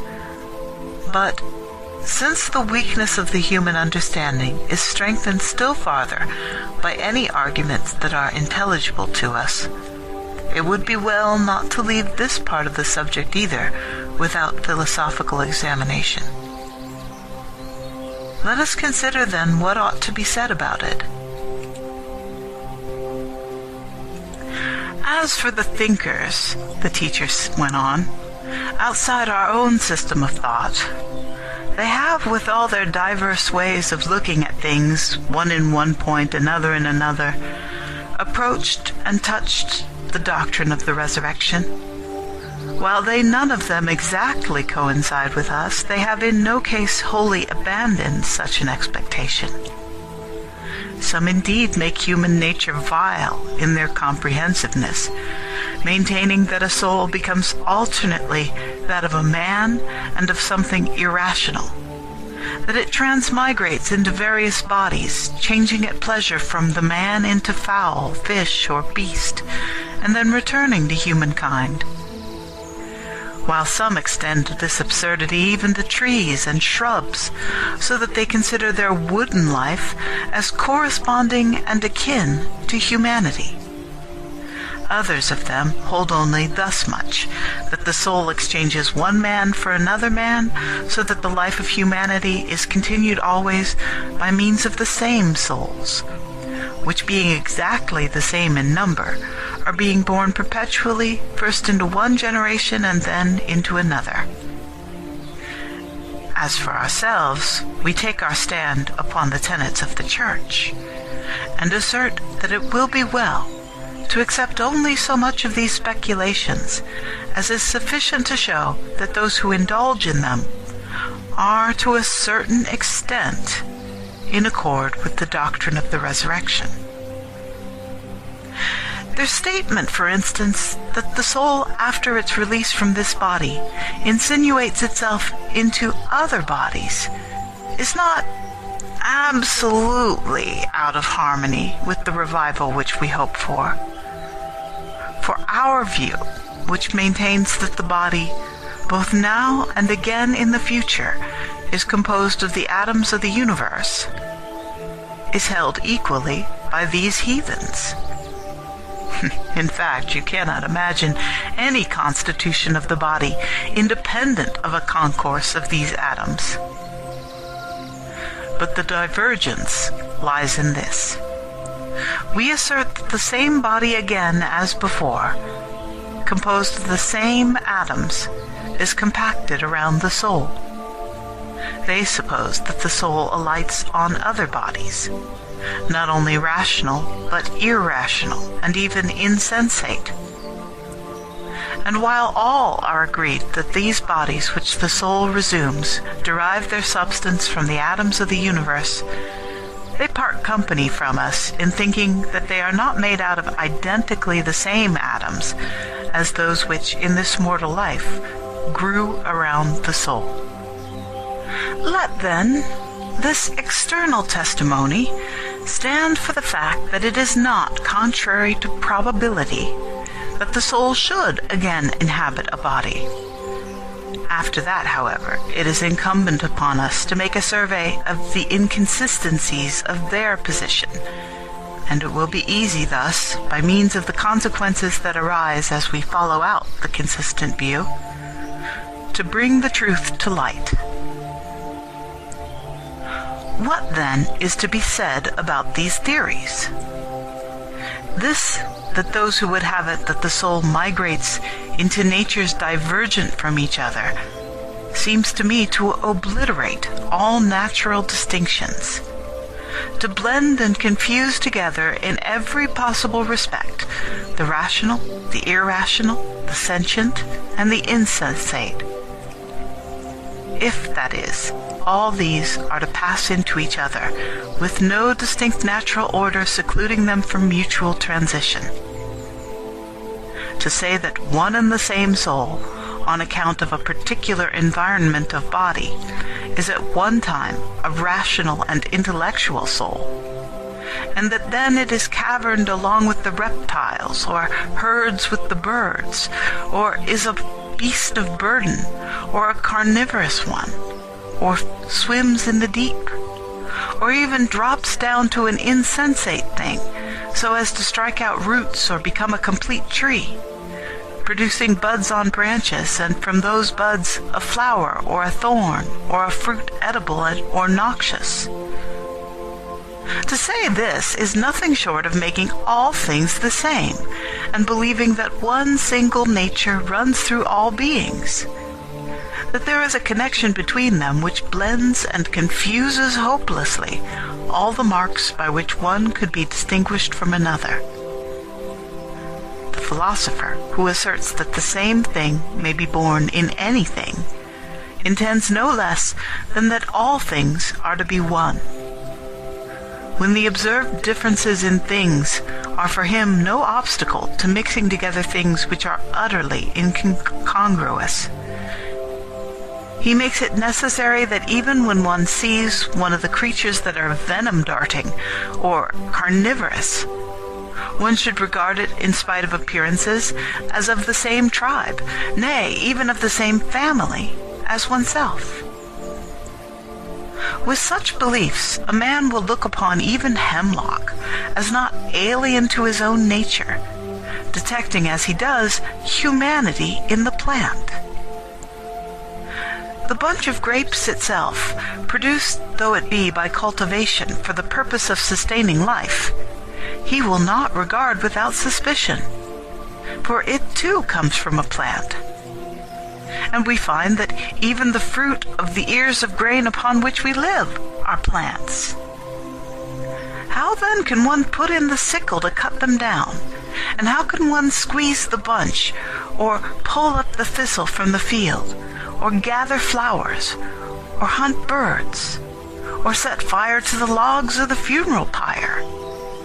It being all the while uncertain whether we are not laying violent hands on our kinsmen or ancestors or fellow countrymen, and whether it is not through the medium of some body of theirs that the fire is being kindled and the cup mixed and the food prepared. To think that in the case of any single one of these things, a soul of a man has become a plant or animal, while no marks are stamped upon them to indicate what sort of plant or animal it is that has been a man, and what sort has sprung from other beginnings, such a conception as this will dispose him who has entertained it to feel an equal amount of interest in everything.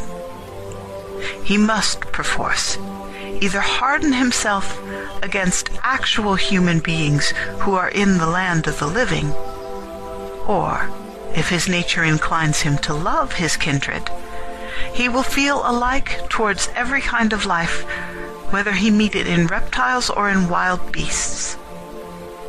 Why, if the holder of such an opinion go into a thicket of trees, even then he will regard the trees as a crowd of men.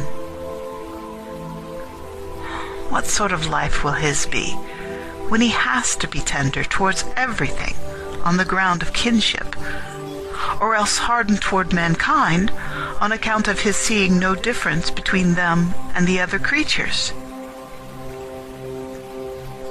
From what has already been said, then, we must reject this theory. And there are many other considerations as well, which on the grounds of mere consistency lead us away from it. For I have heard persons who hold these opinions saying that whole nations of souls are hidden away somewhere in a realm of their own, living a life analogous to that of the embodied souls. But such is the fineness and buoyancy of their substance that they themselves roll around with the revolution of the universe, and that these souls, having individually lost their wings through some gravitation toward evil, become embodied. First this takes place in men, and after that, passing from a human life, owing to brutish affinities in their passions, they are reduced to the level of brutes, and leaving that, drop down to this insensate life of pure nature, which you have been hearing so much of, so that that inherently fine and buoyant thing that the soul is first becomes weighted and downward tending in consequence of some vice, and so migrates to a human body. Then its reasoning powers are extinguished and it goes on living in some brute. And then even this gift of sensation is withdrawn and it changes into the insensate plant life. But after that mounts up again by the same gradations until it is restored to its place in heaven. Now, this doctrine will at once be found, even after a very cursory survey, to have no coherency within itself. For first, seeing that the soul is to be dragged down from its life in heaven on account of evil there to the condition of a tree, and is then from this point on account of virtue exhibited there to return to heaven, their theory will be unable to decide which is to have the preference, the life in heaven or the life in a tree. A circle, in fact, of the same sequences will be perpetually traversed, where the soul, at whatever point it may be, has no resting place. If it thus lapses from the disembodied state to the embodied, and thence to the insensate, and then springs back to the disembodied, an inextricable confusion of good and evil must result in the minds of those who thus teach. For the life in heaven will no more preserve its blessedness, since evil can touch heaven's denizens, then the life in trees will be devoid of virtue, since it is from this, they say, that the rebound of the soul toward the good begins, while from heaven it begins the evil life again. Secondly, seeing that the soul as it moves round in heaven is there entangled with evil and in consequence is dragged down to live in mere matter, from whence, however, it is again lifted into its residence on high, it follows that those philosophers establish the very contrary of their own views. They establish, namely, that the life in matter is the purgation of evil, while that undeviating revolution along with the stars is the foundation and cause of evil in every soul. It is here that the soul, by means of virtue, grows its wings, and then soars upward. And it is there that those wings, by reason of evil, fall off, so that it descends and clings to this lower world, and is commingled with the grossness of material nature. But the untenableness of this view does not stop even in this, namely that it contains assertions diametrically opposed to each other. Beyond this, their fundamental conception itself cannot stand secure on every side. They say, for instance, that a heavenly nature is unchangeable. How then can there be room for any weakness in the unchangeable? If again a lower nature is subject to infirmity, how, in the midst of this infirmity, can freedom from it be achieved? They attempt to amalgamate two things that can never be joined together. They descry strength in weakness, passionlessness in passion. But even to this last view they are not faithful throughout, for they bring home the soul from its material life to that very place whence they had exiled it because of evil there, as though the life in that place was quite safe and uncontaminated, apparently quite forgetting the fact that the soul was weighted with evil there, before it plunged down into this lower world. The blame thrown on the life here below and the praise of the things in heaven are thus interchanged and reversed. For that which was once blamed conducts, in their opinion, to the brighter life, while that which was taken for the better state gives an impulse to the soul's propensity to evil. Expel, therefore, from among the doctrines of the faith all erroneous and shifting suppositions about such matters. We must not follow either, as though they had hit the truth, those who suppose that souls pass from women's bodies to live in men's, or, reversely, that souls that have parted with men's bodies exist in women. Or even if they only say that they pass from men into men or from women into women.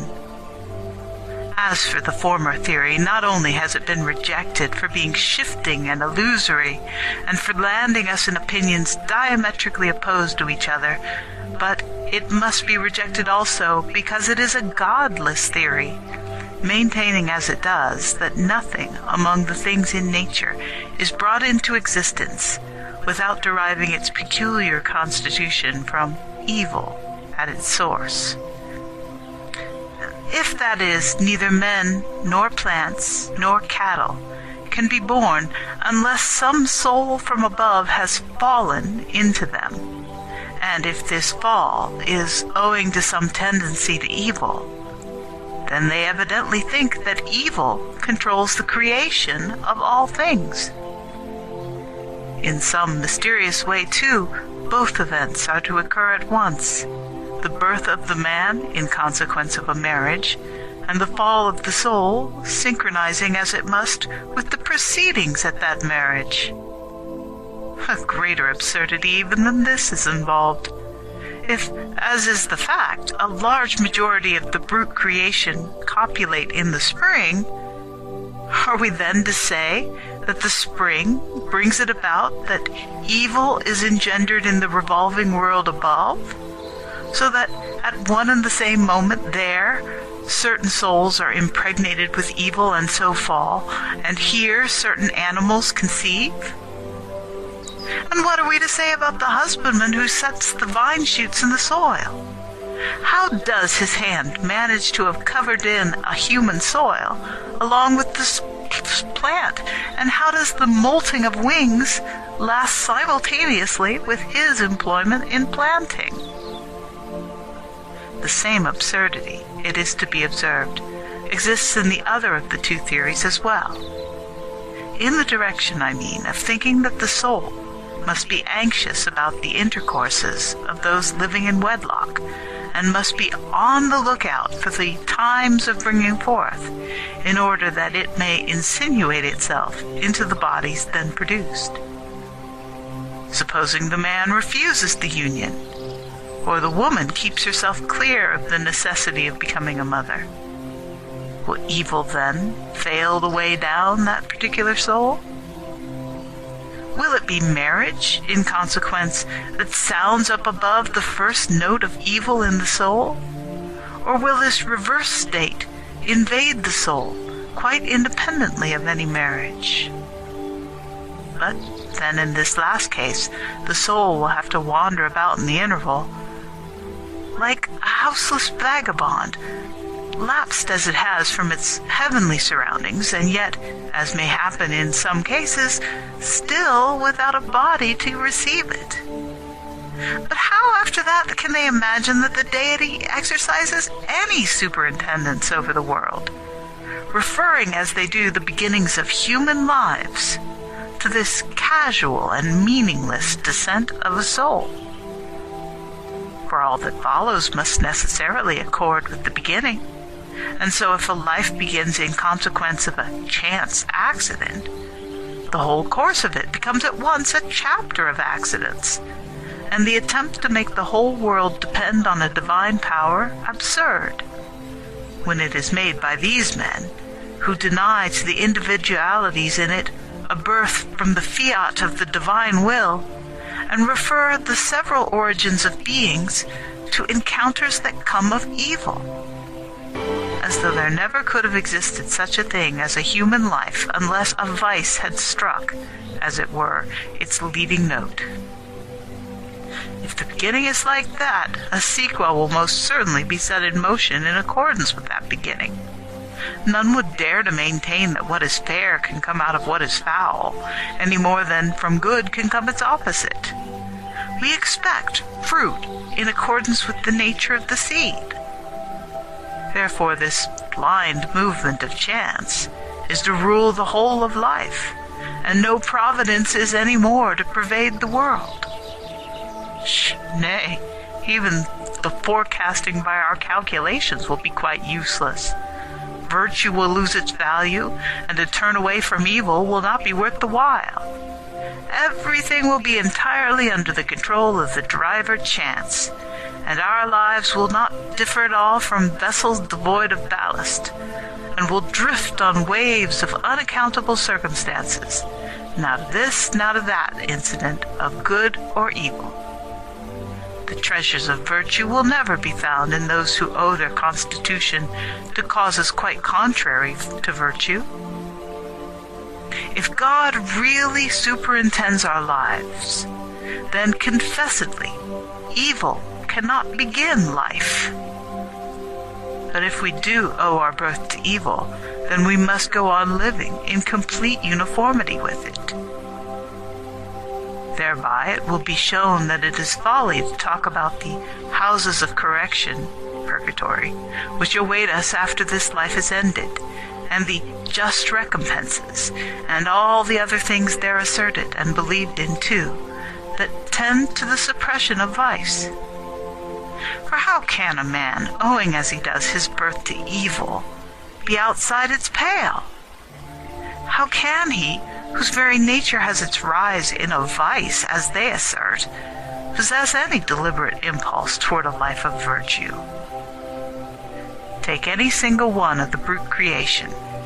Animals do not attempt to speak like a human being, but in using the natural kind of utterance, sucked in, as it were, with its mother's milk, it deems it no loss to be deprived of articulate speech. Just in the same way, those who believed that a vice was the origin and cause of their being alive will never bring themselves to have a longing after virtue, because it will be a thing quite foreign to their nature. But as a fact, they who by reflecting have cleansed the vision of their soul, do all of them desire and strive after a life of virtue. Therefore, it is by that fact clearly proved that vice is not prior in time to the act of beginning to live, and that our nature did not thence derive its source, but that the all-disposing wisdom of God was the cause of it. In short, that the soul issues on the stage of life in the manner which is pleasing to its Creator, and then, but not before, by virtue of its power of willing, is free to choose that which is to its mind, and so, whatever it may wish to be, it becomes that very thing. We may understand this truth by the example of the eyes. To see is their natural state, but to fail to see results to them either from choice or from disease. This unnatural state may supervene instead of the natural, either by willful shutting of the eyes or by deprivation of their sight through disease. With the like truth, we may assert that the soul derives its constitution from God, and that as we cannot conceive of any vice in him, it is removed from any necessity of being vicious. That nevertheless, though this is the condition in which it came into being, the soul can be attracted of its own free will in a chosen direction, either willfully shutting its eyes to the good, or letting themselves be damaged by that insidious foe whom we have taken home to live with us, and so passing through life in the darkness of error. Or, reversely, preserving undimmed its sight of the truth, and keeping far away from all weaknesses that can darken it. But then, someone will ask, when and how did the soul come into being? Now, as for the question, how any single thing came into existence, we must banish it altogether from our discussion. Even in the case of things which are quite within the grasp of our understanding, and of which we have sensible perception, it would be impossible for the speculative reason to grasp the how of the production of the phenomenon, so much so that even inspired and saintly men have deemed such questions insoluble.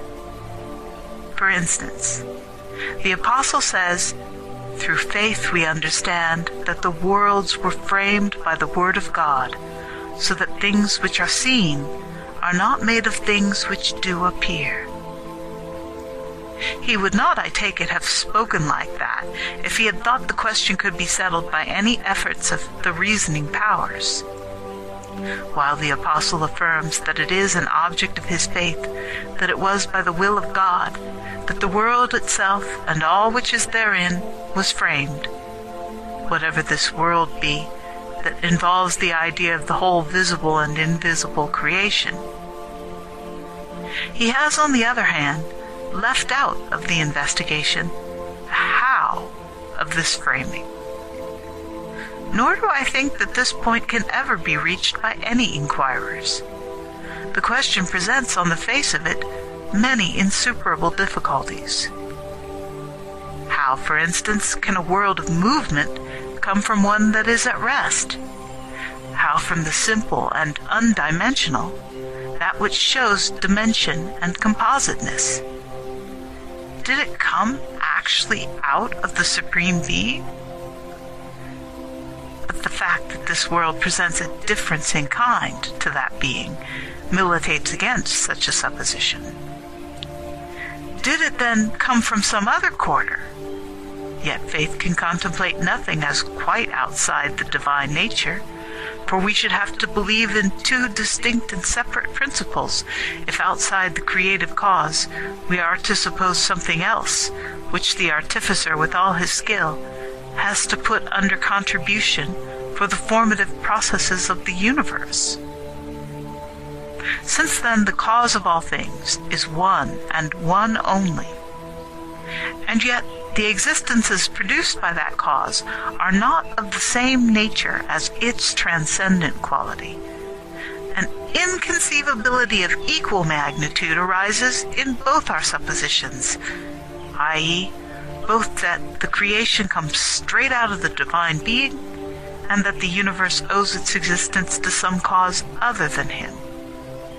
For if created things are to be of the same nature as God, we must consider him to be invested with the properties belonging to his creation.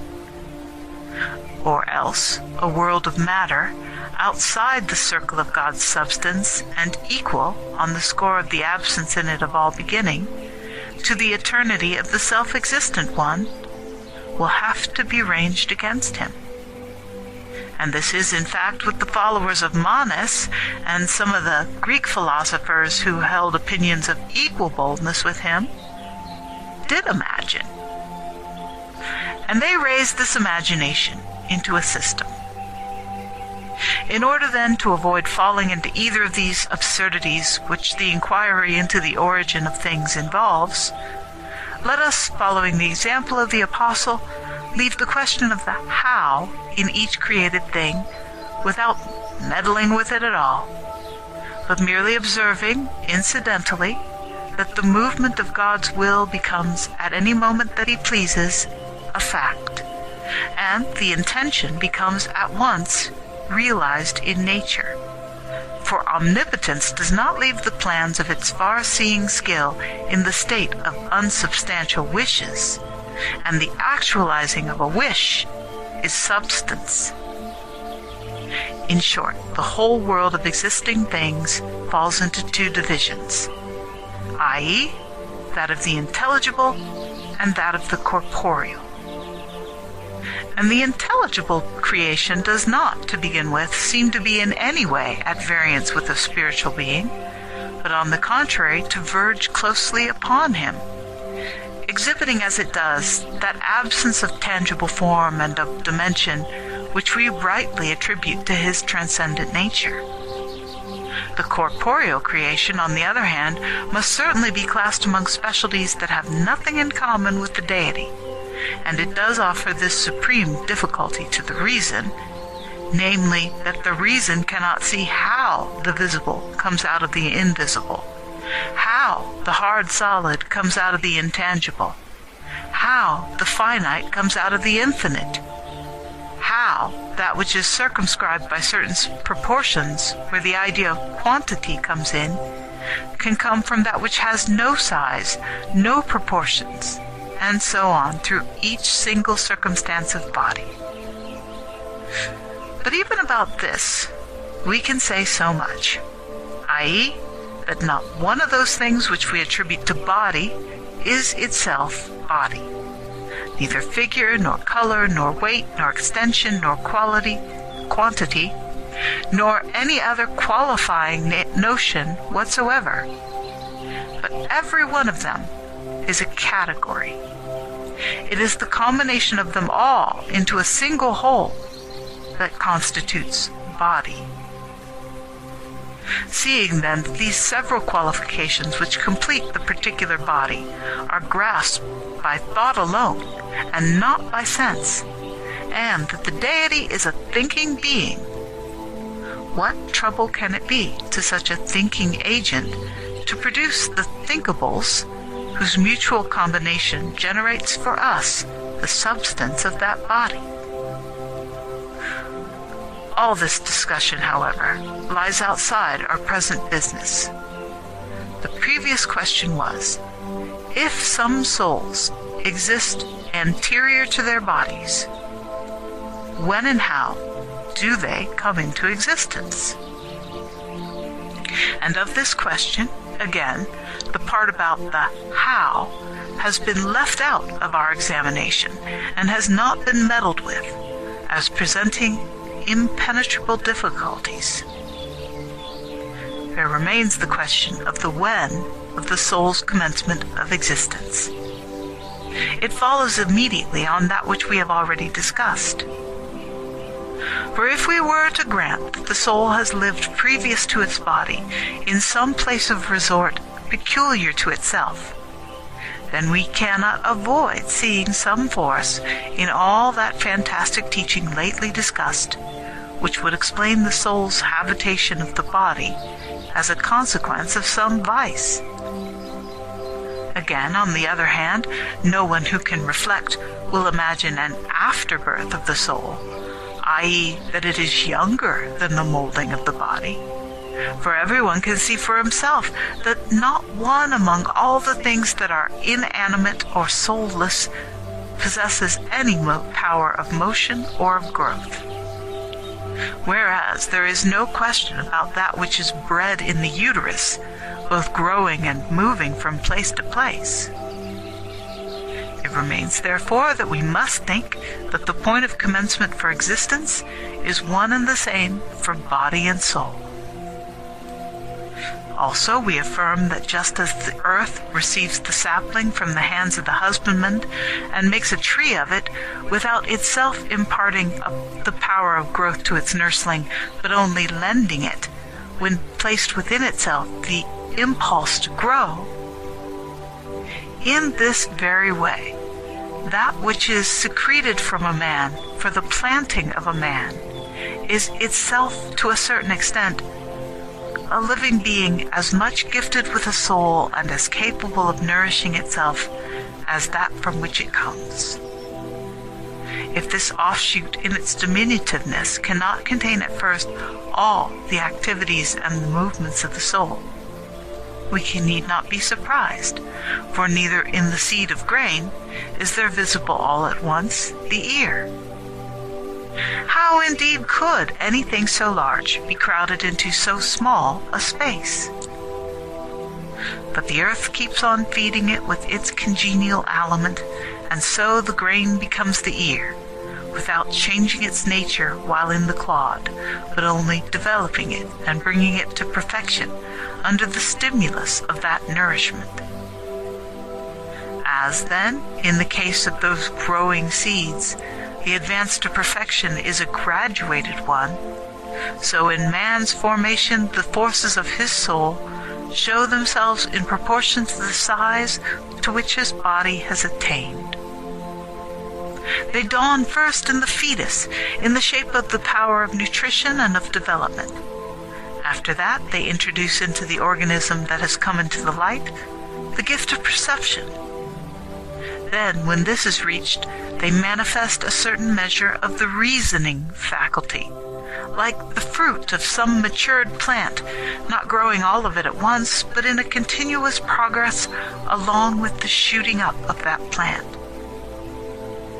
Seeing then that which is secreted from one living being to lay the foundations of another living being cannot itself be dead, for a state of deadness arises from the privation of life, and it cannot be that privation should precede the having.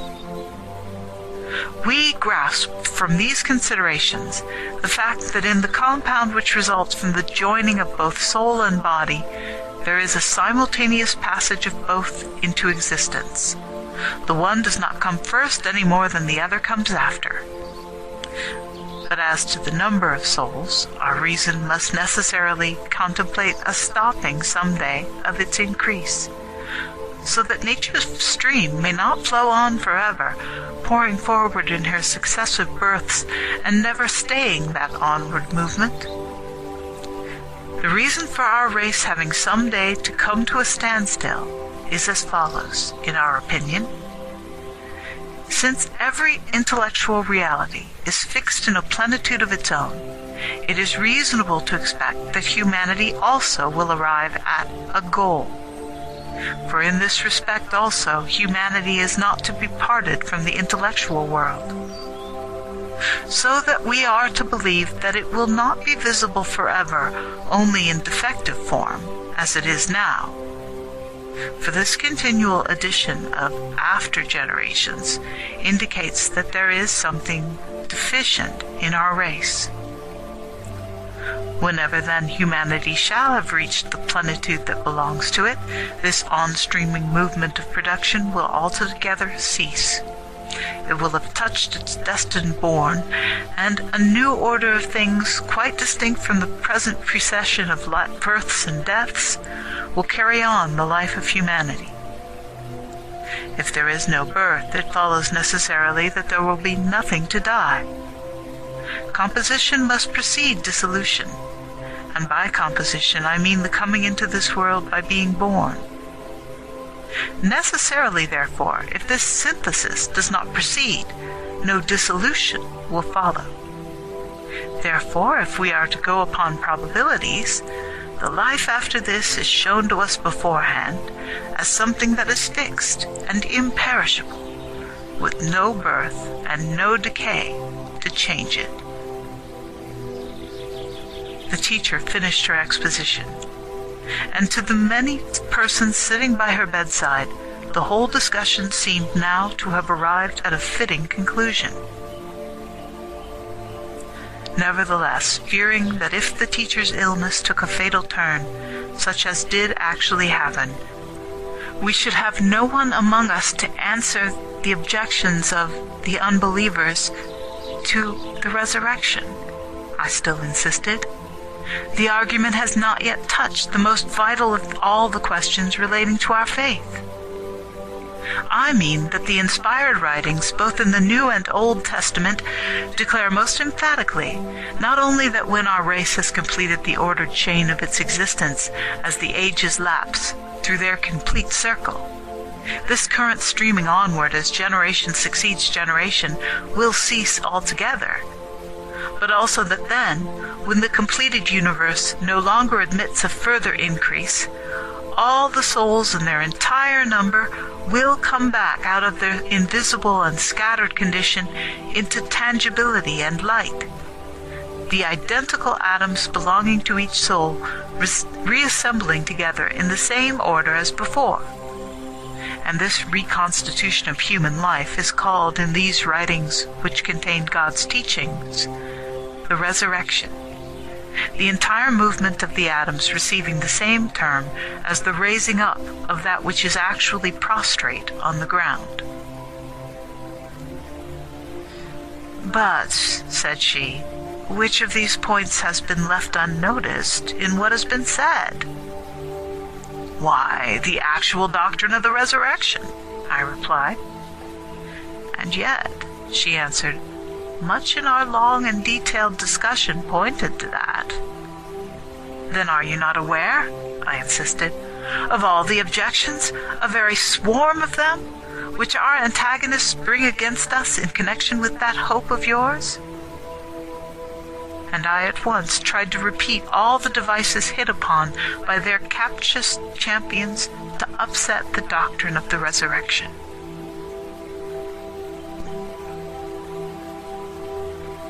Then are you not aware, I insisted, of all the objections, a very swarm of them, which our antagonists bring against us in connection with that hope of yours? And I at once tried to repeat all the devices hit upon by their captious champions to upset the doctrine of the resurrection.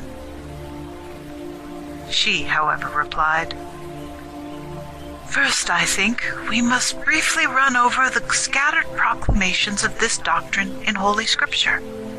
They shall give the finishing touch to our discourse. Observe, then, that I can hear David in the midst of his praises in the divine songs, saying at the end of the hymnody of the 103rd Psalm, where he has taken for his theme God's administration of the world, you shall take away their breath, and they shall die, and return to their dust. You shall send forth your Spirit, and they shall be created, and you shall renew the face of the earth. He says that a power of the Spirit, which works in all, vivifies the beings into whom it enters, and deprives those whom he abandons of their life. Seeing then that the dying is declared to occur at the Spirit's departure, and the renewal of these dead ones at his appearance, and seeing, moreover, that in the order of the statement, the death of those who are to be thus renewed comes first, we hold that in these words that mystery of the resurrection is proclaimed to the Church, and that David, in the spirit of prophecy, expressed this very gift which you are asking about. You will find this same prophet in another place also saying that the God of the world, the Lord of everything that is, hath showed himself to us that we may keep the feast amongst the decorations. By that mention of decoration with boughs, he means the Feast of Tabernacle fixing, which, in accordance with Moses' injunction, has been observed from of old. That lawgiver, I take it, adopting a prophet's spirit, predicted therein things still to come, for though the decoration was always going on, it was never finished. The truth, indeed, was foreshadowed under the type and riddle of those feasts that were always occurring. But the true tabernacle fixing was not yet come. And on this account, the God and Lord of the whole world, according to the prophet's declaration, hath showed himself to us, that the tabernacle fixing of this our tenement that has been dissolved may be kept for humankind. A material decoration, that is, may be begun again by means of the concourse of our scattered atoms. For that word, pukasmos, in its peculiar meaning, signifies the temple circuit and the decoration which completes it. Now, this passage from the Psalms runs as follows. God and Lord hath showed himself to us. Keep the feast amongst the decorators, even unto the horns of the altar. And this seems to me to proclaim in metaphors the fact that one single feast is to be kept by the whole rational creation, and that in that assembly of the saints, the inferiors are to join the dance with their superiors. For in the case of the fabric of that temple, which was the type, it was not allowed to all who were on the outside of its circuit to come within, but everything that was Gentile and alien was prohibited from entering. And of those further who had entered, all were not equally privileged to advance toward the center, but only those who had consecrated themselves by a holy manner of life and by certain sprinklings. And again, not everyone amongst these might set foot within the interior of the temple. The priests alone had the right of entering within the curtain, and that only for the service of the sanctuary, while even to the priests the darkened shrine of the temple where stood the beautiful altar with its jutting horns was forbidden, except to one of them who held the highest office of the priesthood, and who once a year on a stated day and unattended passed within it, carrying an offering more than usually sacred and mystical. Such being the differences in connection with this temple which you know of, it was clearly a representation and an imitation of the condition of the spirit world. The lesson taught by these material observances being this, that it is not the whole of the rational creation that can approach the temple of God, or, in other words, the adoration of the Almighty, but that those who are led astray by false persuasions are outside the precinct of the deity, and that from the number of those who by virtue of this adoration have been preferred to the rest and admitted within it, some, by reason of sprinklings and purifications, have still further privileges. And again, amongst these last, those who have been consecrated priests have privileges further still, even to being admitted to the mysteries of the interior. And that one may bring into still clearer light the meaning of the allegory, we may understand the word here as teaching this, that amongst all the powers endued with reason, some have been fixed like a holy altar in the inmost shrine of the deity, and that again of these last, some jut forward like horns for their eminence, and that around them others are arranged first or second, according to a prescribed sequence of rank. That the race of man, on the contrary, on account of indwelling evil, was excluded from the divine precinct, but that purified with lustral water, it re-enters it. And since all the further barriers by which our sin has fenced us off from the things within the veil are, in the end, to be taken down, whenever the time comes that the tabernacle of our nature is, as it were, to be fixed up again in the resurrection, and all the inveterate corruption of sin has vanished from the world, then a universal feast will be kept around the deity by those who have decorated themselves in the resurrection. And one and the same banquet will be spread for all, with no differences cutting off any rational creature from an equal participation in it. For those who are now excluded by reason of their sin will at last be admitted within the holiest places of God's blessedness, and will bind themselves to the horns of the altar there, that is, to the most excellent of the transcendental powers. The Apostle says the same thing more plainly when he indicates the final accord of the whole universe with the good, that to him every knee shall bow, of things in heaven and things in earth and things under the earth, and that every tongue should confess that Jesus Christ is Lord, to the glory of God the Father. Instead of the horns, speaking of that which is angelic and in heaven, and by the other terms signifying ourselves, the creatures whom we think of next to that. One festival of united voices shall occupy us all. That festival shall be the confession and the recognition of the being who truly is. One might, she proceeded, select many other passages of Holy Scripture to establish the doctrine of the resurrection. For instance, Ezekiel leaps in the spirit of prophecy over all the intervening time with its vast duration. He stands by his powers of foresight in the actual moment of the resurrection, and as if he had really gazed on what is still to come, brings it in his description before our eyes.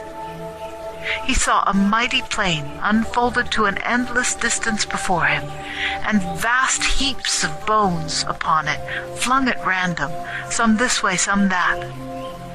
And then, upon their impulse from God, these bones began to move and group themselves with their fellows that they once owned, and adhere to the familiar sockets, and then clothe themselves with muscle, flesh, and skin, which was the process called decorating in the poetry of the Psalms. A spirit, in fact, was giving life and movement to everything that lay there. But as regards our apostles' description of the wonders of the resurrection, why should one repeat it, seeing that it can be easily found and read?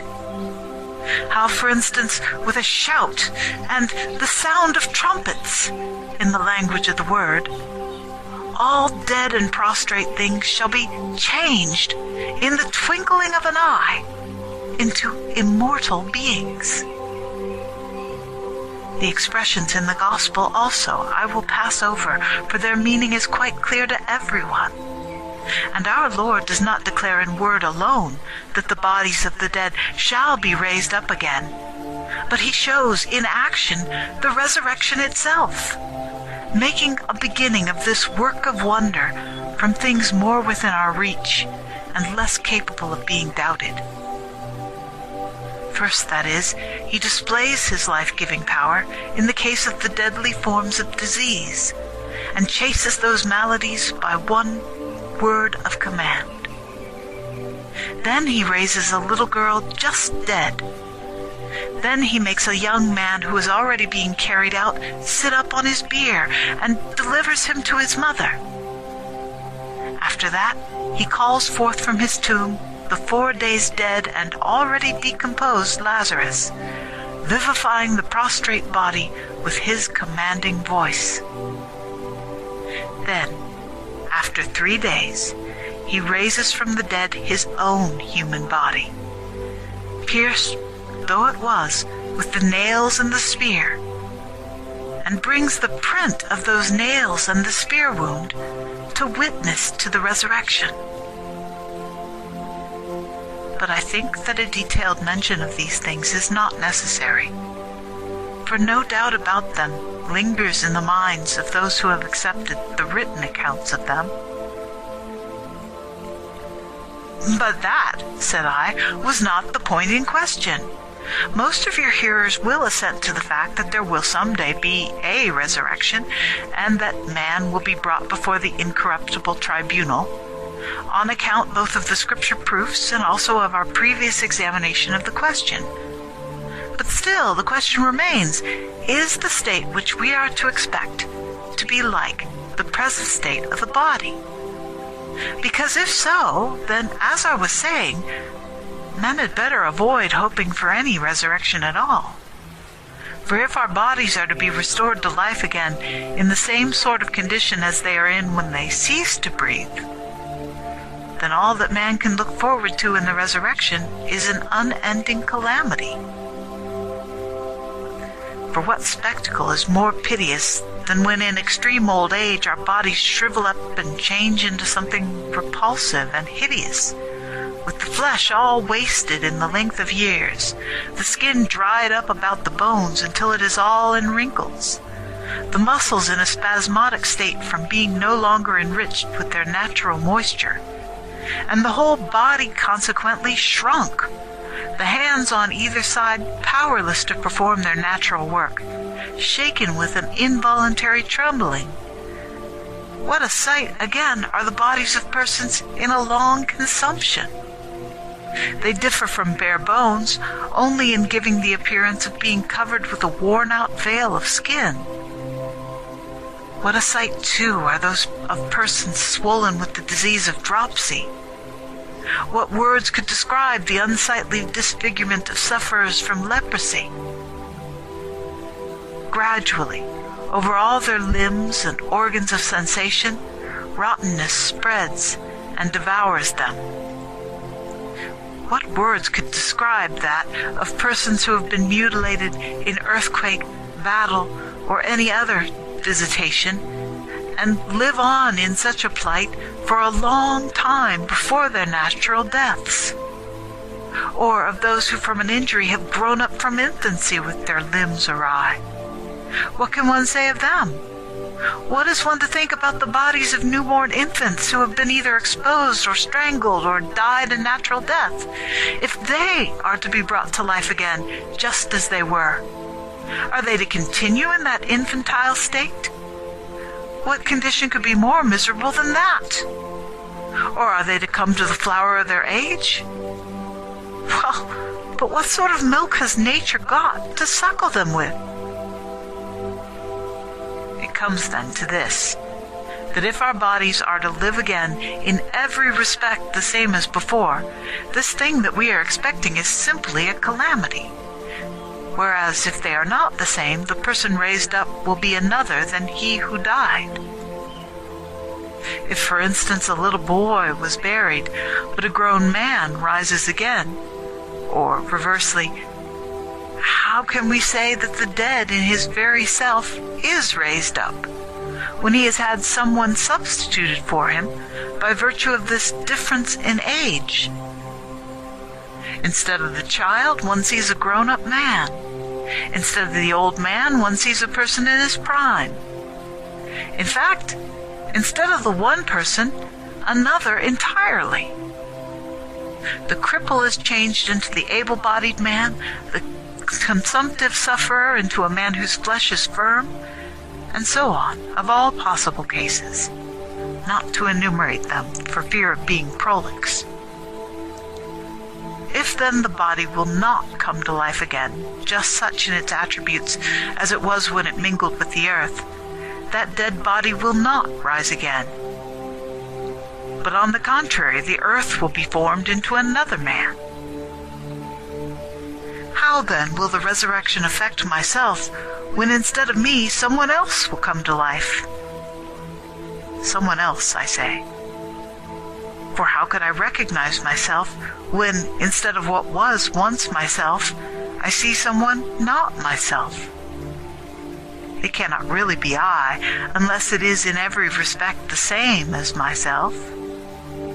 Suppose, for instance, in this life I had in my memory the traits of someone. Say he was bald, had prominent lips, a somewhat flat nose, a fair complexion, gray eyes, white hair, wrinkled skin. And then went to look for such a one, and met a young man with a fine head of hair, an aquiline nose, a dark complexion, and in all other respects quite different in his type of countenance. Am I likely, in seeing the latter, to think of the former? But why dwell longer on these, the less forcible objections to the resurrection, and neglect the strongest one of all? For who has not heard that human life is like a stream, moving from birth to death at a certain rate of progress, and only ceasing from that progressive movement when it ceases also to exist?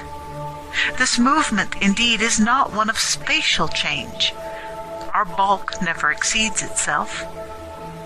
But it makes this advance by means of internal alteration.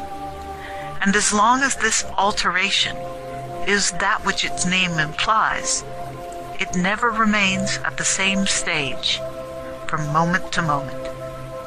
For how can that which is being altered be kept in any sameness?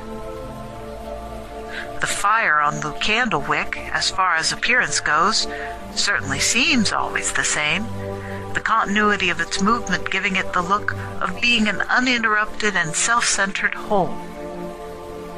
But in reality it is always passing itself along and never remains the same. The moisture which is extracted by the heat is burnt up and changed into smoke the moment it is burst into flame. And this alterative force affects the movement of the flame, working by itself the change of the subject matter into smoke.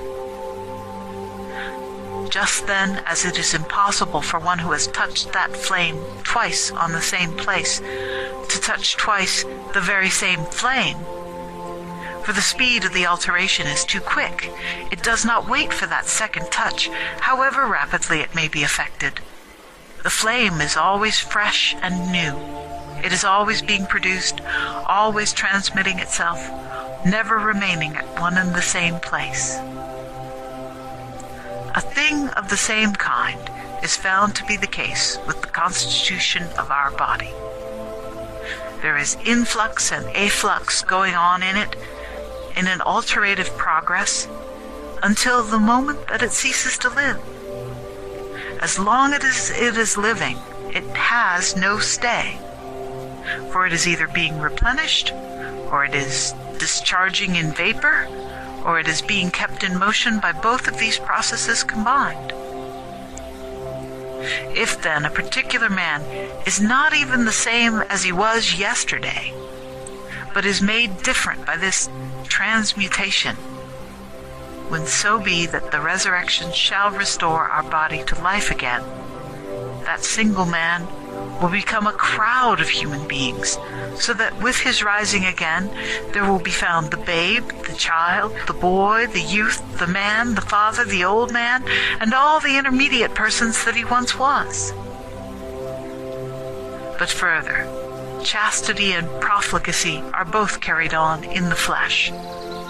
Those also who endure the most painful tortures for their religion, and those, on the other hand, who shrink from such, both one class and the other reveal their character in relation to fleshly sensations.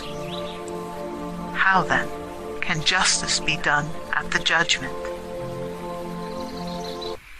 Or take the case of one and the same man first sinning and then cleansing himself by repentance, and then, it might so happen, relapsing into his sin. In such a case, both the defiled and undefiled body alike undergoes a change as his nature changes, and neither of them continue to the end the same. Which body, then, is the profligate to be tortured in? In that which is stiffened with old age and near to death? This is not the same as that which did the sin. In that, then, which defiled itself by giving way to passion? But where is the old man in that case? The last, in fact, will not rise again, and the resurrection will not do a complete work. Or else, he will rise while the criminal will escape. Let me say something else also from amongst the objections made by unbelievers to this doctrine. No part, they urge, of the body is made by nature without a function. Some parts, for instance, are the efficient causes within us of our being alive. Without them, our life in the flesh could not possibly be carried on. Such are the heart, liver, brain, lungs, stomach, and the other vitals.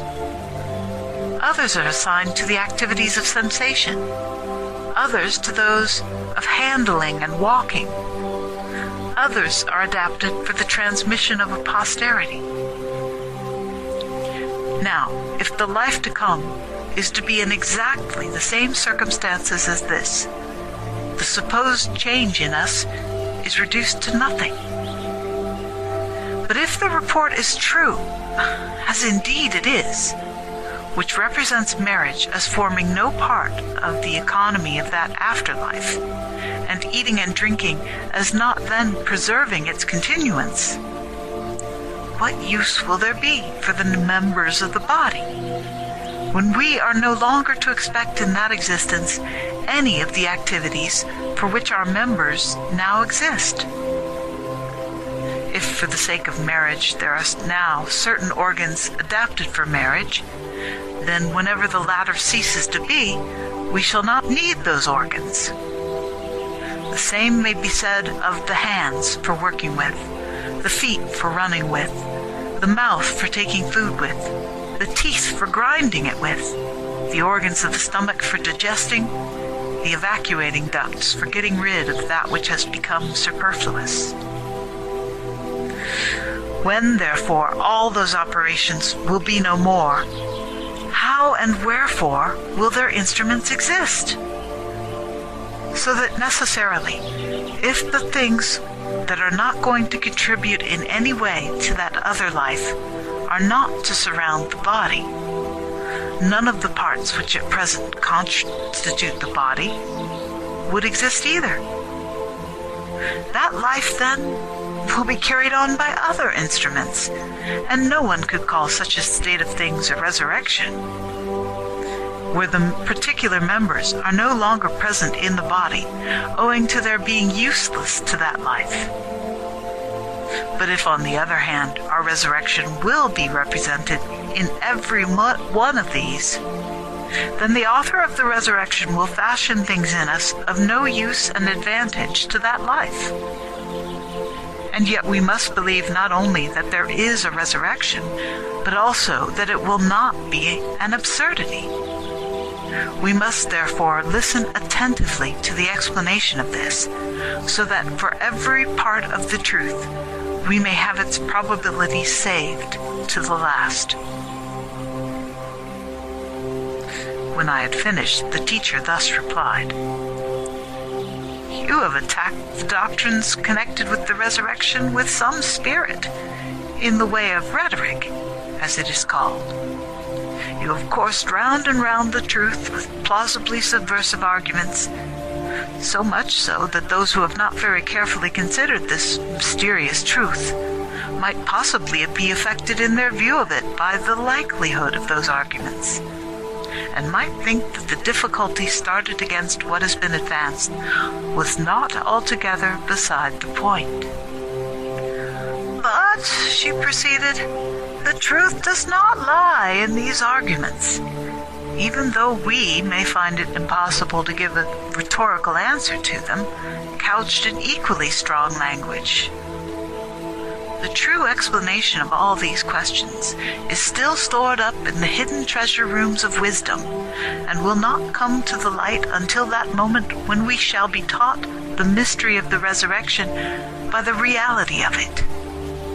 And then there will be no more need of phrases to explain the things which we now hope for. Just as many questions might be started for debate amongst people sitting up at night as to the thing that sunshine is, and then the simple appearing of it in all its beauty, would render any verbal description superfluous. So every calculation that tries to arrive conjecturally at the future state will be reduced to nothingness by the object of our hopes when it comes upon us. But since it is our duty not to leave the arguments brought against us in any way unexamined, we will expound the truth as to these points as follows. First, let us get a clear notion as to the scope of this doctrine. In other words, what is the end that Holy Scripture has in view in promulgating it and creating the belief in it? Well, to sketch the outline of so vast a truth and to embrace it in a definition, we will say that the resurrection is the reconstitution of our nature in its original form. In that form of life, of which God himself was the creator, it is reasonable to believe that there was neither age nor infancy, nor any of the sufferings arising from our present various infirmities, nor any kind of bodily affliction whatever. It is reasonable, I say, to believe that God was the creator of none of these things, but that man was a thing divine before his humanity got within reach of the assault of evil. That then, however, with the inroad of evil, all these afflictions also broke in upon him. Accordingly, a life that is free from evil is under no necessity whatever of being passed amidst the things which result from evil. It follows that when a man travels through ice, he must get his body chilled. Or when he walks in a very hot sun, that he must get his skin darkened. But if he has kept clear of the one or the other, he escapes these results entirely, both the darkening and the chilling. No one, in fact, when a particular cause was removed, would be justified in looking for the effect of that particular cause. Just so, our nature, becoming passional, had to encounter all the necessary results of a life of passion. But when it shall have started back to that state of passionless blessedness, it will no longer encounter the inevitable results of evil tendencies. Seeing then that all the infusions of the life of the brute into our nature were not in us before our humanity descended, through the touch of evil, into passions, most certainly, when we abandon those passions, we shall abandon all their visible results. No one, therefore, will be justified in seeking in that other life for the consequences in us of any passion. Just as if a man, clad in a ragged tunic, who has divested himself of the garb, feels no more its disgrace upon him, so we too, when we have cast off that dead, unsightly tunic made from the skins of brutes and put upon us, for I take the coat of skins of animals to mean that conformation belonging to a brute nature with which we were clothed when we became familiar with passionate indulgence, shall, along with the casting off of that tunic, fling from us all the belongings that were round us of that skin of a brute. And such accretions as sexual intercourse, conception, parturition, impurities, suckling, feeding, evacuation, gradual growth to full size, prime of life, old age, disease, and death. If that skin is no longer around us, how can its resulting consequences be left behind within us? It is folly, then, when we are to expect a different state of things in the life to come, to object to the doctrine of the resurrection on the ground of something that has nothing to do with it. I mean, what has thinness or corpulence, a state of consumption or of plethora, or any other condition supervening in a nature that is ever in a flux, to do with the other life, stranger as it is to any fleeting and transitory passing such as that? One thing and one thing only is required for the operation of the resurrection, viz., that a man should have lived by being born, or to use rather the gospel words, that a man should be born into the world. The length or briefness of the life, the manner this or that of the death, is an irrelevant subject of inquiry in connection with that operation. Whatever instance we take, howsoever we suppose this to have been, it is all the same.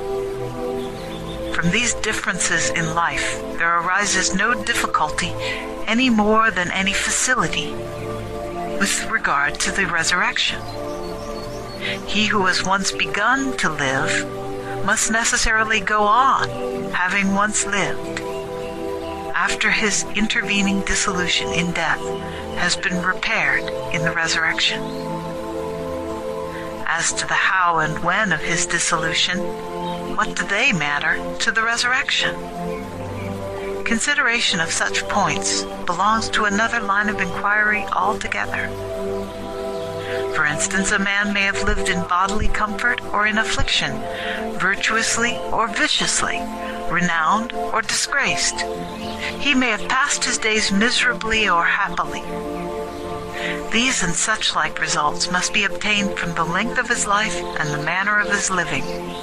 And to be able to pass a judgment on the things done in his life, it will be necessary for the judge to scrutinize his indulgences, as the case may be, or his losses, or his disease, or his old age, or his prime, or his youth, or his wealth, or his poverty. How well or ill a man, placed in either of these, concluded his destined career. Whether he was the recipient of many blessings or of many ills in a length of life, or tasted neither of them at all, but ceased to live before his mental powers were formed. But whenever the time come that God shall have brought our nature back to the primal state of man, it will be useless to talk of such things then, and to imagine that objections based upon such things can prove God's power to be impeded in arriving at his end. His end is one and one only. It is this: when the complete whole of our race shall have been perfected from the first man to the last, some having at once in this life being cleansed from evil, others having afterward, in the necessary periods, been healed by the fire, others having in their life here been unconscious equally of good and of evil, to offer to every one of us participation in the blessings which are in him, which, the scripture tells us, eye has not seen, nor ear heard, nor thought ever reached. But this is nothing else, as I at least understand it, but to be in God himself. For the good which is above hearing and eye and heart must be that good which transcends the universe. But the difference between the virtuous life and the life full of vice, led at the present time, will be illustrated in this way, viz., in the quicker or tardier participation of each in that promised blessedness. According to the amount of the ingrained wickedness of each will be computed the duration of his cure. The cure consists in the cleansing of his soul, and that cannot be achieved without an excruciating condition, as has been expounded in our previous discussion. But anyone would more fully comprehend the futility and irrelevancy of all these objections by trying to fathom the depths of our apostles' wisdom. When explaining this mystery to the Corinthians, who perhaps themselves were bringing forward the same objections to it as its impugners today bring forward to overthrow our faith, he proceeds on his own authority to chide the audacity of their ignorance, and speaks thus: "You will say then to me, how are the dead raised up, and with what body do they come? You fool! That which you sow is not quickened except it die, and that which you sow not that body that shall be, but bare grain. It may chance of wheat or of some other grain. But God gives it a body as it has pleased him." In that passage, as it seems to me, he gags the mouths of men who display their ignorance of the fitting proportions in nature, and who measure the divine power by their own strength, and think that only so much is possible to God as the human understanding can take in, but that what is beyond it surpasses also the divine ability. For the man who had asked the apostle, "How are the dead raised up?" evidently implies that it is impossible, when once the body's atoms have been scattered, that they should again come in concourse together. And this being impossible, and no other possible form of body, besides that arising from such a concourse, being left, he, after the fashion of clever controversialists, concludes the truth of what he wants to prove by a species of syllogism. Thus: "If a body is a concourse of atoms, and a second assemblage of these is impossible, what sort of body will those get who rise again?" This conclusion, involved seemingly in this artful contrivance of premises, the apostle calls folly, as coming from men who failed to perceive in other parts of the creation the masterliness of the divine power. For omitting the sublimer miracles of God's hand, by which it would have been easy to place his hearer in a dilemma.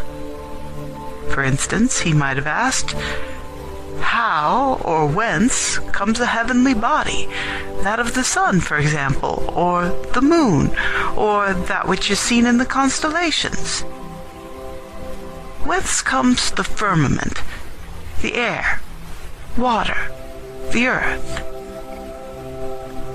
He, on the contrary, convicts the objectors of inconsiderateness by means of objects which grow alongside us and are very familiar to all. "Does not even husbandry teach you," he asks, "that the man who in calculating the transcendent powers of the deity limits them by his own is a fool? Whence do seeds get the bodies that spring up from them? What precedes this springing up? Is it not a death which precedes?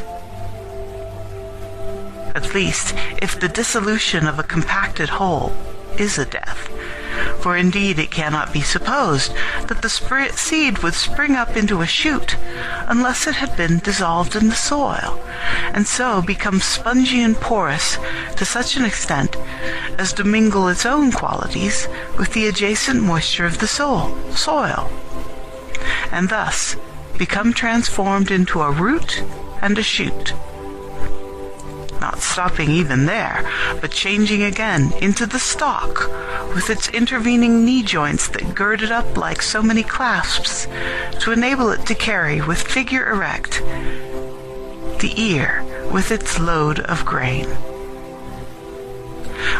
Where then were all these things belonging to grain before its dissolution in the soil?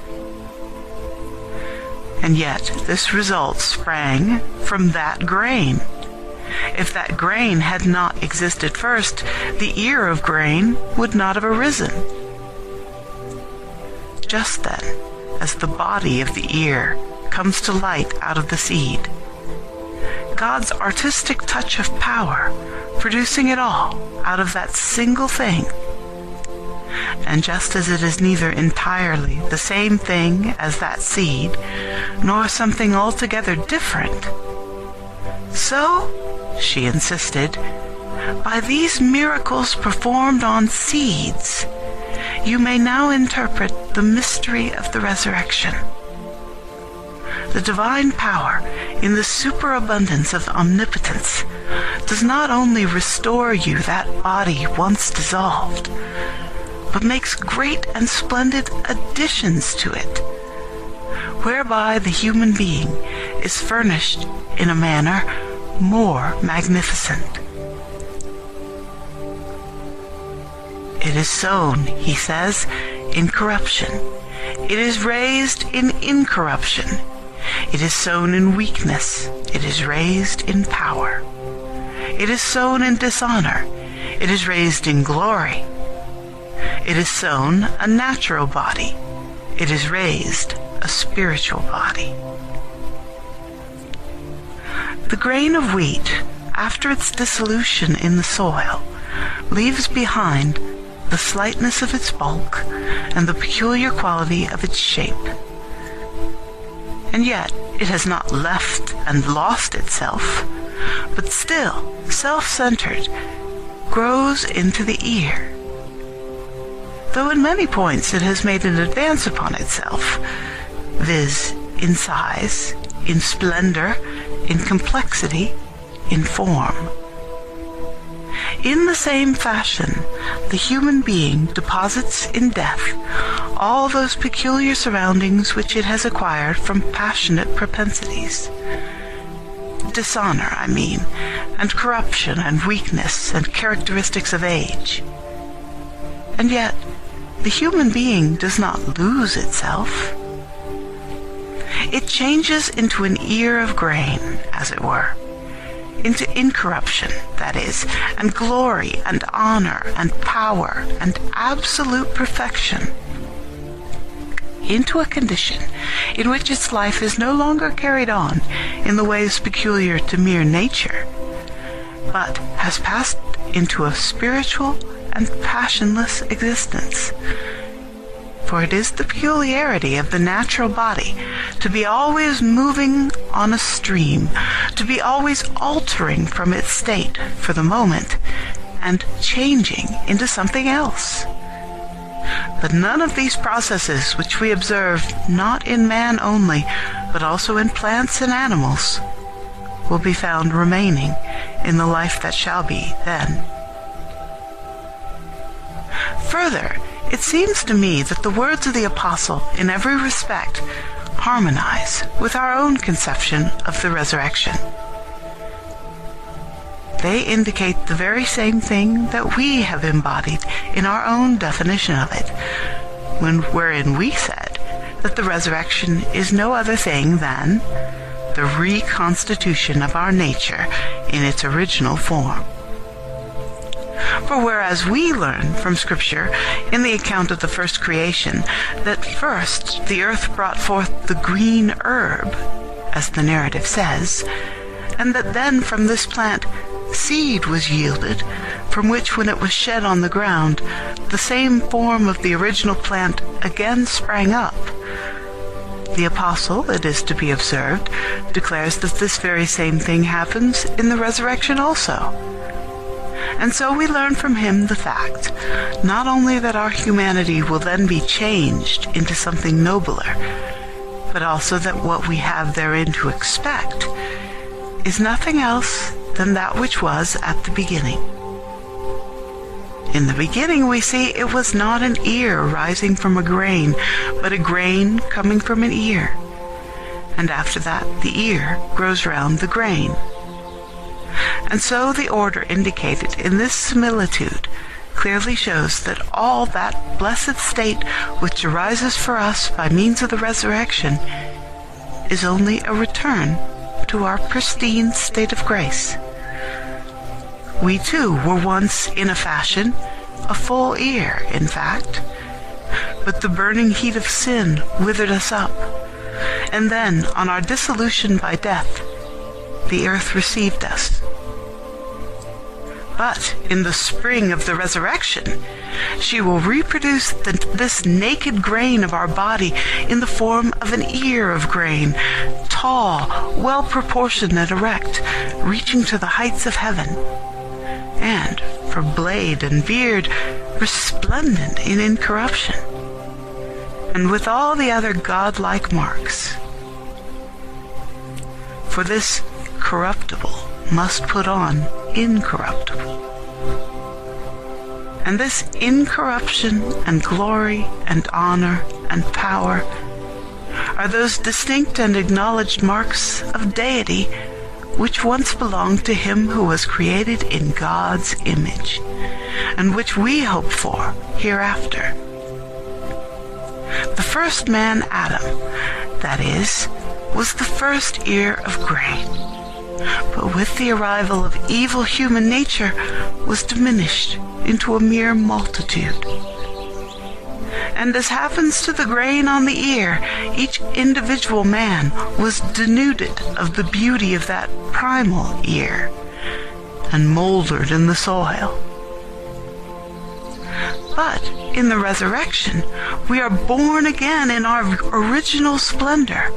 Only instead of that single primitive ear, we become the countless myriads of ears in the wheat fields. The virtuous life, as contrasted with that of vice, is distinguished thus.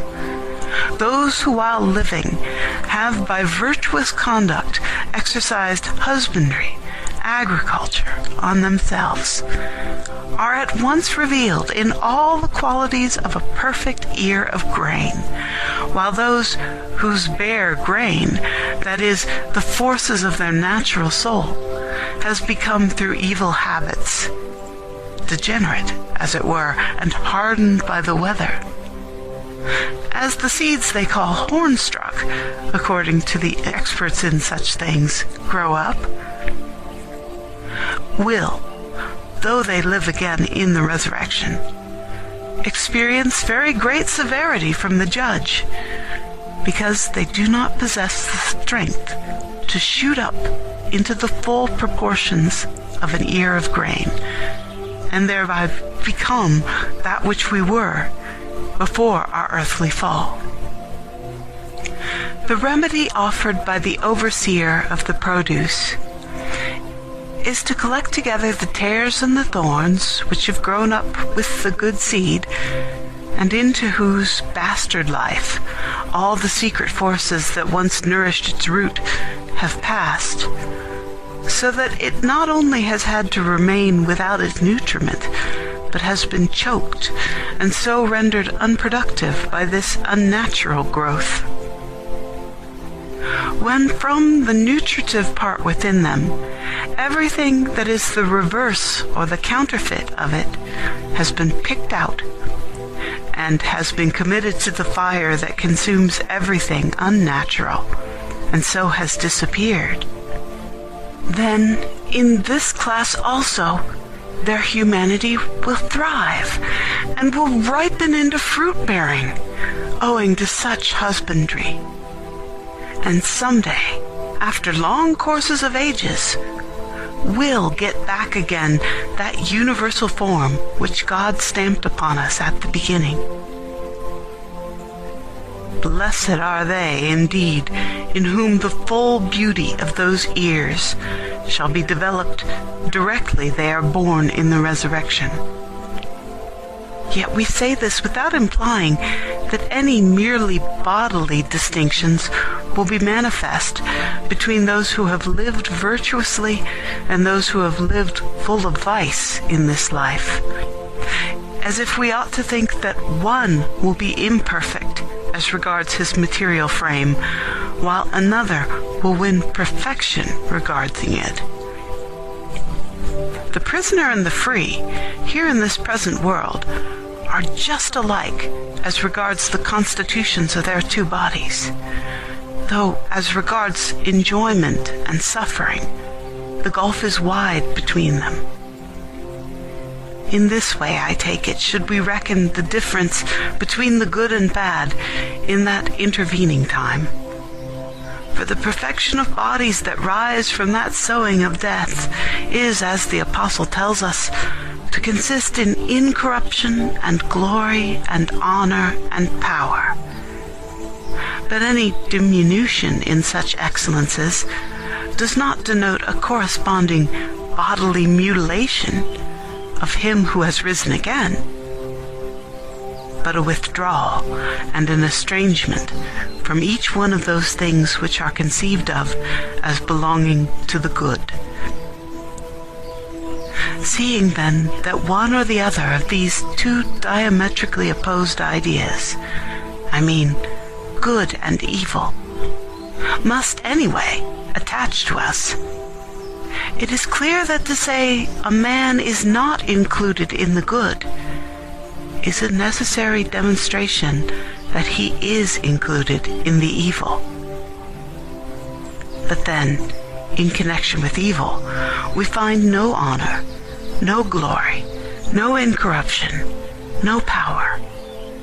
And so we are forced to dismiss all doubt that a man who has nothing to do with these last mentioned things must be connected with their opposites, viz., with weakness, with dishonor, with corruption, with everything of that nature, such as we spoke of in the previous parts of the discussion, when we said how many were the passions sprung from evil, which are so hard for the soul to get rid of, when they have infused themselves into the very substance of the soul's entire nature and become one with it.